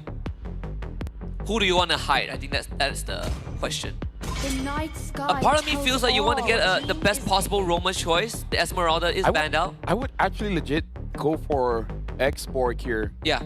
Because it's Angela mid. There's no burst damage that will take out the Faraga armor. Yep. And that's why I think if you want that gotcha Franco, you can just run it back, right? You have a decent damage to take out whoever comes in with the Angela. You just need to be able to bob and weave around some of these conditions in the fight. Because for Team Indonesia now, they're showing the Angela, unless they're gonna do something crazy and put Angela, Rome, and Gata in EXP or something, they're not gonna be having range damage or like a safe range damage. Ruby is also not that bad into what Indonesia has. Yeah, into the Joy, into the Gatot. They take the Export, right? That's what I'm worried about. That was what I was worried about for the side of Turkey. If that Export goes to they don't pick it, Indonesia has a good window to take it, and now they are in a bit of a pickle. And Export, high loss is a bad pick, so they basically do have to go for the Franco because CC can drop you down fast, Export can drop you down fast, so they have to go for Franco. We sort of knew that this Franco was coming in the last pick. It's more of what that fourth pick was going to be. I personally feel like Export is still a better fourth pick for Turkey. I think Turkey, their draft will work if Lunox can kill the, or at least destroy the Faraga armor fast. Because if not, you know Team Turkey with this draft, they will clump up. And if they clump up, hey, the Export is going to be one very happy fiery boy. Yeah. So we sort of forecasted how the draft is going to be. I personally still feel like Export was a better choice, but you know, potato. I think Ruby can still work. You get some good catch, right? You trade a bit of that X-Borg fighting power for the catch that can help Lunox for Rosa in the mid lane. But this is all for the marbles. A podium finish and a bronze medal, plus the prize pool on top of that. Indonesia up against Turkey in this bronze match best of 5. Ladies and gentlemen, we're about to jump in the final game in the bronze matchup to determine who will be the third place of WEC 2025. Is it going to be Turkey or Indonesia? Back to where it all started and how it was designed. Dangerous grass just like game 1 and a Franco on Turkey, Angela for Indonesia. So some throwbacks. Hopefully it pans out slightly differently for Indonesia. The 9, the 8.5 to the 10-minute mark is where we're going to be looking at for Indonesia, because that snowball will wear off, forcing out a flicker from Apex 47, but Yehescu did trade his for that. Yep. Look at his team Indonesia. They're already scouting inside the jungle, trying to slow down TNZ just a little bit. But it looks like Team Turkey, they understand this kind of draft. They can't be super aggressive. They just gotta make sure that they trade safely. So TNZ is gonna be uninteractive for a while. Yeah. And mid priority should theoretically be given over to Indonesia, but they don't want to shove the wave. And I think that's a smart move. You want to force Turkey to feel slightly more uncomfortable, especially you dealing with a Joy. And as a Lunox, you are the most vulnerable pre-level 4 without the brilliance. And we can even see the positioning from Rosa. He understands that he is going to get ganked. And Joe is thinking about it because Rosa is not level 4 just yet. TNZ has to come up in mid to make sure that Rosa does not get denied of those minions. Yep, have to call in some help. Second time that Joe was thinking about launching himself in, but good housekeeping from Turkey to prevent that from happening. And now Joe spotted in the bottom lane, taking the XP crab. To a certain degree, Apex 47 is also been doing a pretty good job. TNZ finds Witty, knows that there's no kill angle. Turtle spawn spot. Yeah, looking at the Turtle right now. Looks like TNZ is out of the fight there. And Rosa gets kill onto Witty. Good stuff. And he takes the Turtle away. Rosa takes everything into his own hands. It looks like Rosa really needed that 10-minute break. Because look at this, he's performing on the far side, now on the Lunox. And Team Turkey, they're not losing by 1,000 gold in the first 2 minutes of the game. Yeah, and they have completed the first step in dealing with this Angela draft, right? Deny Turtle, deny kills. Aran needs the help of their hard guard, and TNZ a lot more comfortable in his own environment. And Joe again missing the timing. Will get the XP crab as a consolation prize, but Turkey is handling this very well. And right now, Witty uses Unbreakable onto Apex 47. Gotta be careful in case the Iron Hook comes in, hits onto Witty. And Rosa should have the damage with the Darkening, and he's just piercing through Witty. The hard guard even used, but it didn't matter. And we can see some hesitation there, because Ezekiel will be like, if I do this, can you survive? Is it even really worth it? And then he uses it just a little bit too late. Earlier, maybe able to save him out. And you can even just cancel it so that you're not in trouble yourself. So Indonesia is starting things a little bit rough here. Team Turkey has clear momentum. I mean, Rosa has, you know, like 2 kills already. So that's not gonna be easy, you know. 2 kills straight for the Lunox in the early game. It accelerates the gameplay and it makes it even hard to manage. Lunar uses the Petrify, Black Dragon form a bit late. Tries to trade Yehescu, but wasn't able to do so. So it's gonna be a tough situation to manage. AOG drops in, Apex 47 will have to take the brunt and the fall for it. Rosa brilliances to safety. Yehescu finds the kill, but Rosa looking to run away. Good Witty with the tank. Forces out the flicker and Cycle Knife from Rosa. Turkey taking a bit of the fall, but still able to cut losses. All right. Taking over for Lapel for a short moment here. I have no idea what's going on because I haven't been paying attention, but it's okay because we're all here for a good time anyway. Game number 5, Turtle, gonna be secured by Team Indonesia. Looking at they're actually trying to fight. Not a problem there for Witty, right? Still. I think without Rosa, you won't have the output yet to take him down. Welcome back, by the way. Yeah, I wasn't expecting so you did think it through of staying until the end? Stuff just happened. Stuff just happened. So what have I been missing? What's the state of the game right now for me and everyone else? Well, whoever wins this gets some prize pool. No, I mean like the game itself. No, We know that. We know what's going on. I mean, outside the game. I would in say, the game. yeah, well, Turkey is being very comfortable, right? You can comfortable in their skin, but also very comfortable with how the game is going. I think they have adapted to what Indonesia is bringing to the table. The Lunos getting 2 kills in the early game definitely makes it feel a lot better. That is true. Wow, 2 kills. Oh, that's a hook. Witty gets pulled back, very durable, but cannot survive Phantom Execution. That's TNZ finding one. Lunar, gets a Furious Dive. Baran is bleeding out. Black Dragon form. It's enough with the help of Rosa. Even cuts through the Vengeance. Heskill, he wants one in return, but Rosa lets him eat the damage from Brilliance. Double kill for Lunox. Team Turkey definitely coming on top right now, and looks like they found Kabuki as well. Right to the chest, TNZ with his second. Looks like you weren't kidding about Team Turkey looking even more comfortable. Their victory in game number 4 certainly gave them the momentum they needed. And they are aware they are this close from placing on the podium. The Angela pick on the side of Team Indonesia means their scaling may come into question the longer the game goes as well. So what we sort of set up early on where it feels like a throwback, a deja vu to game 1 where you have Angela on Indonesia, you have Franco for Turkey, dangerous grass. Apex 47's impact has been pretty good. Well, that's a lot of commitment just for that Franco. Sigibon will try to bail him out of this, but he still goes down, and now Lunar barely escapes thanks to the Furious Dive. But I think Turkey not too disheartened about that. Yeah, definitely not. As long as they can maintain the goal lead moving forward, they'll still be in a very comfortable position since they will have the Lunox and the Lancelot to scale into the late game. Now, Indonesia will largely need to play together, and we can see that they are positioning to take advantage of that, but Turkey still want this. Finds the taunt onto Sigibon. He flickers away and survives from now. Trim and Petrify! Lunar! Really putting the work in. Witty down low, and there's going to be TNZ finding a killing spree. Brilliance for Rosa to survive. Kabuki chased away. They turn around and switch targets onto Joe, forcing Heskill to get out of that as well. A run onto one. Apex 47 with the hook, and TNZ has a mega kill. Truly living up to the name right now. This man is the Apex Predator. And Indonesia, I don't really know what the decision-making was there. What was the call? Why did they chase so far, go under the tower, and then give up their positioning over the Lord? A great Petrify from Lunar too meant that they were completely punished for that one. They lost the turtle. The scaling is really building up. This is not looking too good. Not at all.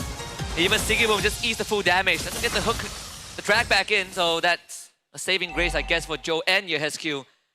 But now these bushes are a lot more dangerous because Apex 47 has been on the money with those hooks. The Turkish Delight again into a bloody hunt. Finding execution, Witty desperately trying to hold on but cannot withstand TNZ. If the TNZ still diving.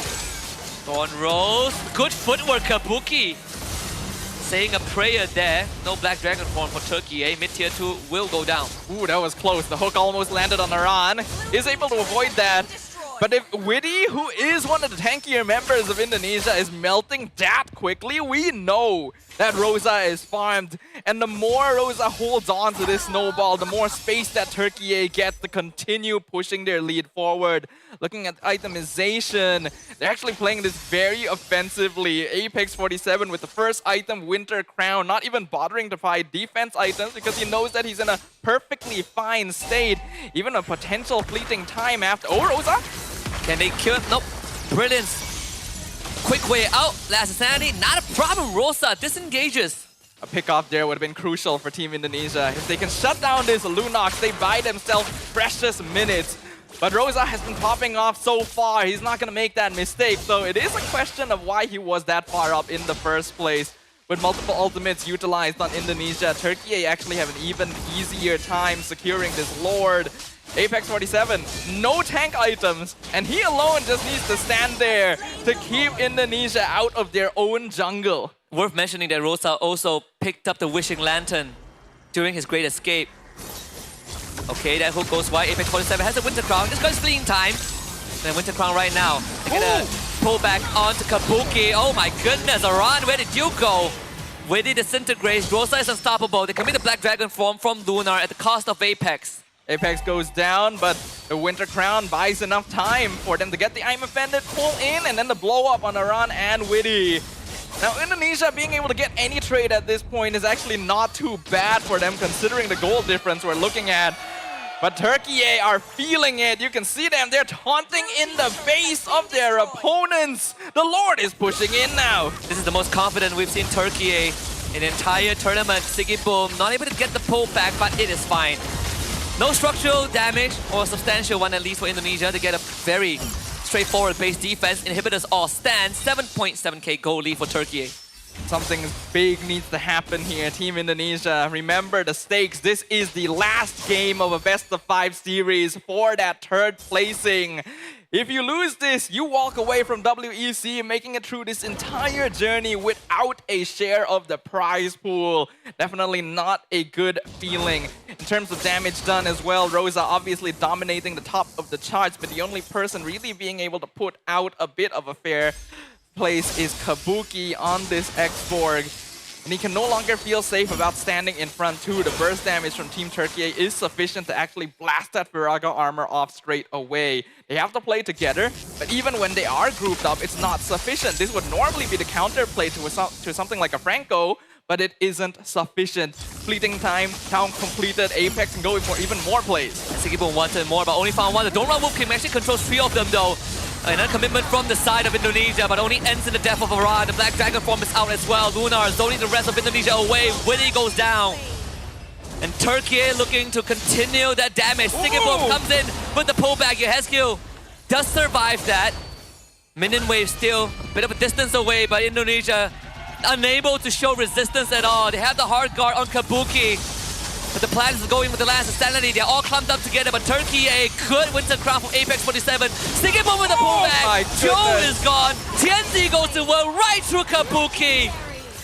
Ladies and gentlemen, we're looking at what could be the greatest upset of the entire tournament right here. So many times Team Turkiyye could have been picked off right there. They were even baiting Indonesia into the fight. They know how much of a lead they have, and they were not punished for it at all. Apex was the only person to go down, but Franco isn't really worth all that much. 12 minutes in, 9k goal lead in favor of Team Turkiyye. Rosa still undefeated, 607 on the Lunox. This is Turkiyye's late game core, completely enabled off of early game snowballing. And TNZ's no slouch either. Team Indonesia hasn't been able to put farm in on Joe and their other heroes who are meant to be able to create the space necessary for them through the early to mid game are just not relevant at all. More than 10k goal lead and the second Lord about to march onto the map. Indonesia might be on their last legs, to be very honest, and I agree, this could be the biggest upset of this tournament. A podium finish from Turkiyye would be a glorious finisher to what has been one of the more rocky journeys in the entire tournament. They're the only one that came into the playoffs, or at least into the top 4, without a perfect record. They have dropped games in the group stage. Team Turkiyye has been quite the stalwart presence in the scene for a while. It's not too big of a surprise that they'd be able to get a podium finish at an international tourney eventually, but the biggest surprise is that it may come at the expense of Team Indonesia. Of all regions in the world, one of the most decorated, currently staring down the face of the barrel. Lord's pushing in. Let's see if Team Turkiyye can do it. They find a pullback on the Kabuki. Braga armor actually stays. Rosa not able to blow it up, but TNZ looking for a freestyle moment. Yehescu force back. Good iframes with the Thorn roll. TNZ gets jumped on. Immortality is out. Pull back on the Witty. TNZ looks to get out and he escapes. Witty on the chase. Finds the taunt. Luna zones away the rest of Indonesia as TNZ is legendary. Aran now next on the list. And Apex will grab him back. Kabuki explodes. But Sigiboom is in. Turkiyye looking to march it down. The Crescent Warriors, through doubts and trials, tribulations, have completed the conquest.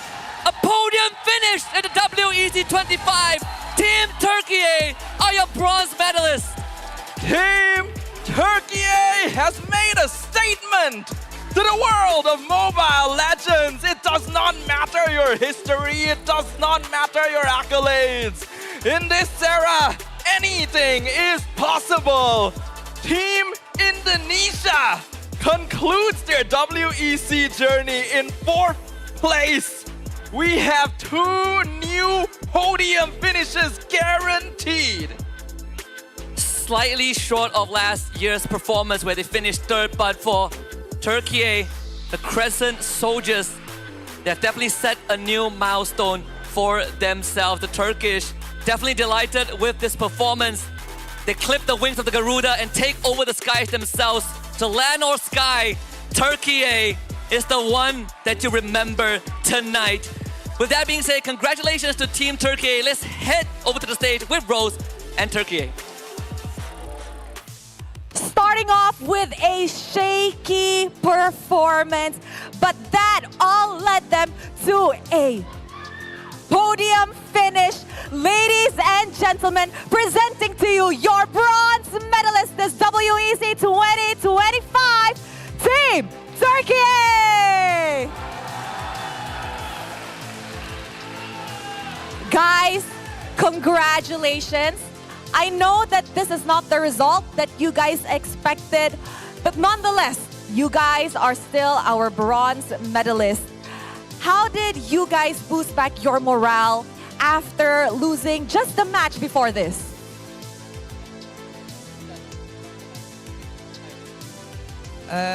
Aslında Endonezya'ya karşı ilk aşamada da gerçekten ilk maçlarda da çok zorlandık ve çok kötü maçlar geçirdik ama birlikte toplandık ve birbirimize destek vermeye devam ettik. Hep birlikte draft attık ve bu durumu düzelttik ve sonuçta bu böyle bir şekilde sona erdi.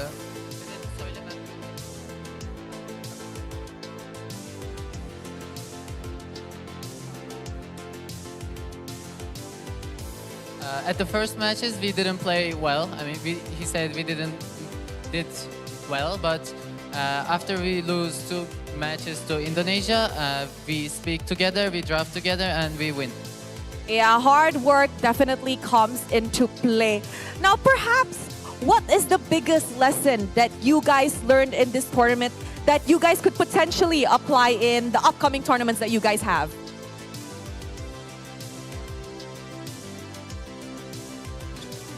Bence bu turnuvadan öğrenebileceğimiz en iyi ders kesinlikle hiçbir rakibimizi küçük görmemek ve her rakibimize en iyi şekilde karşılarına çıkmak. Çünkü herhangi bir şekilde küçük veya gördüğünüz zaman veya hafife aldığınız zaman gerçekten hiç beklemediğiniz şeyler yaşayabiliyorsunuz.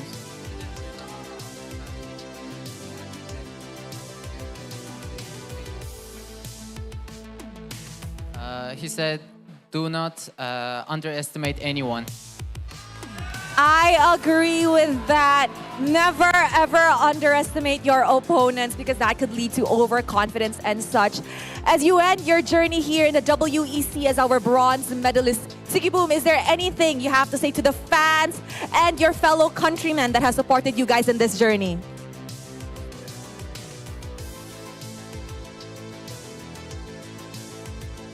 Bizi destekledikleri için teşekkür ederiz.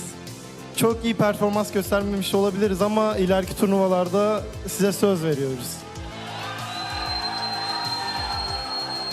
He said, thank you for supporting us.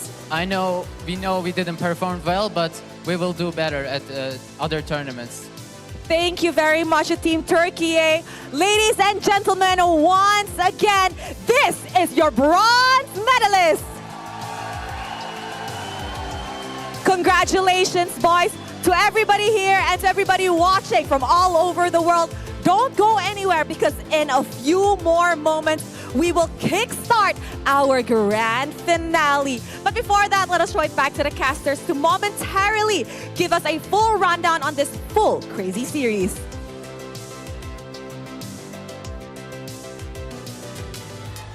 Thank you very much, Rose, Rosa, and Sigiboom. Congratulations once more to Team Turkey on the bronze finish in the WEC 25. And there's one thing we can be sure, Sadalfa, this is not going to be the last time we see them. Definitely not. I imagine the momentum and energy that an achievement like this has provided will fuel them for many tournaments to come.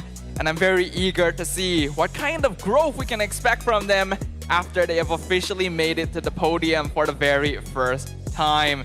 Team Indonesia, a very unexpected result to have their journey end here. but there have definitely been some questionable decisions made in terms of their drafting and their approach to the game. More so, I think, when given a draft that they definitely have practice with, is it fair to say it's tunnel visioning? There were definitely moments where you sort of like change feet into the machine. I can respect the attempt from Indonesia. They've gotten some wombo combos off, but giving Rosa a 2-kill lead in the beginning is definitely one of the factors that Turkey were able to kind of accelerate the game.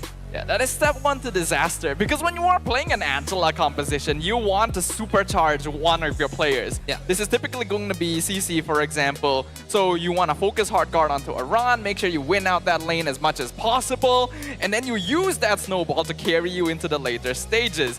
A lot of that kind of goes down the drain though if your opponent is the one getting that snowball instead, especially the mid laner who is capable of countering hard guard with that max HP damage. Can go invulnerable. You have a ton of crowd control as well, and DeFranco was the icing on the cake, right? Franco was the reason that they made a comeback in game 1, and is the reason that, one of the main reasons that they closed out the series with a victorious moment at the end. Hall of Famers on your screens. We have TNZ, of course, as the richest guy, the gold hunter. Rosa, the GOAT, greatest of all time. All hail the Thorn Queen. Witty as the tanker, and Apex 47, of course, on the Franco, the best support.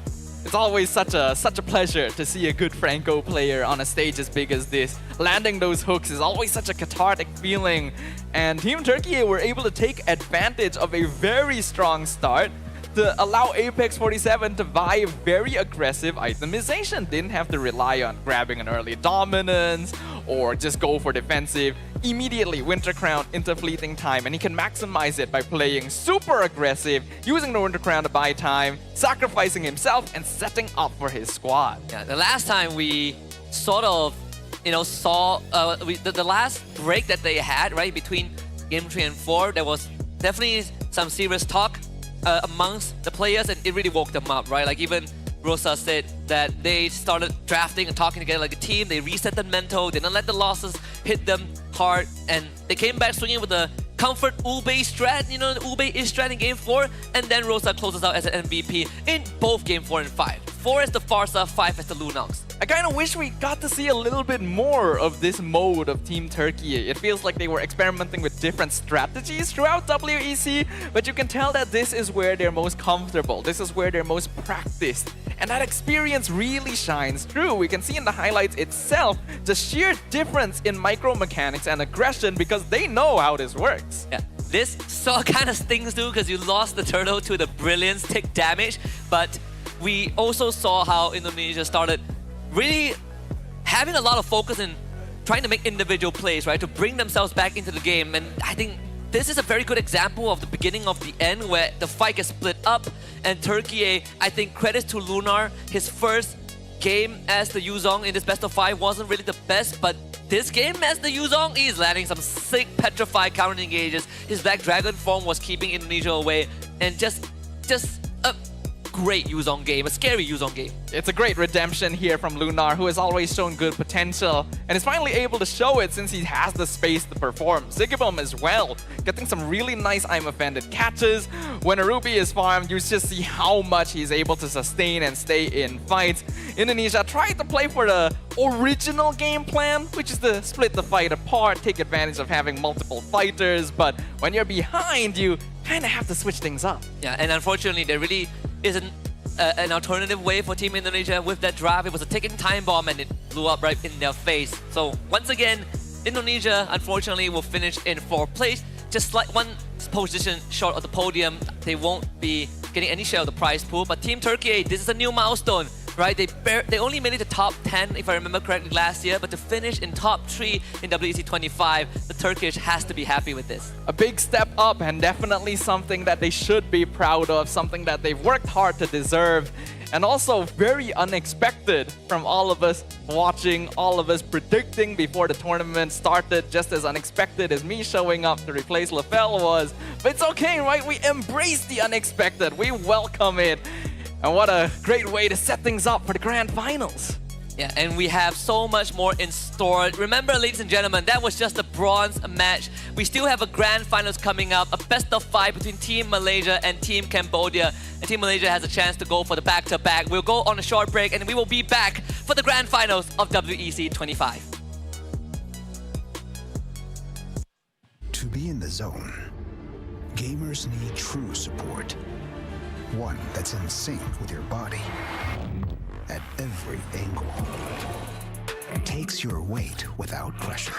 Fully adjustable to cradle your spine and adapts as you shift in your seat. True ergonomic alignment to achieve your perfect gaming form.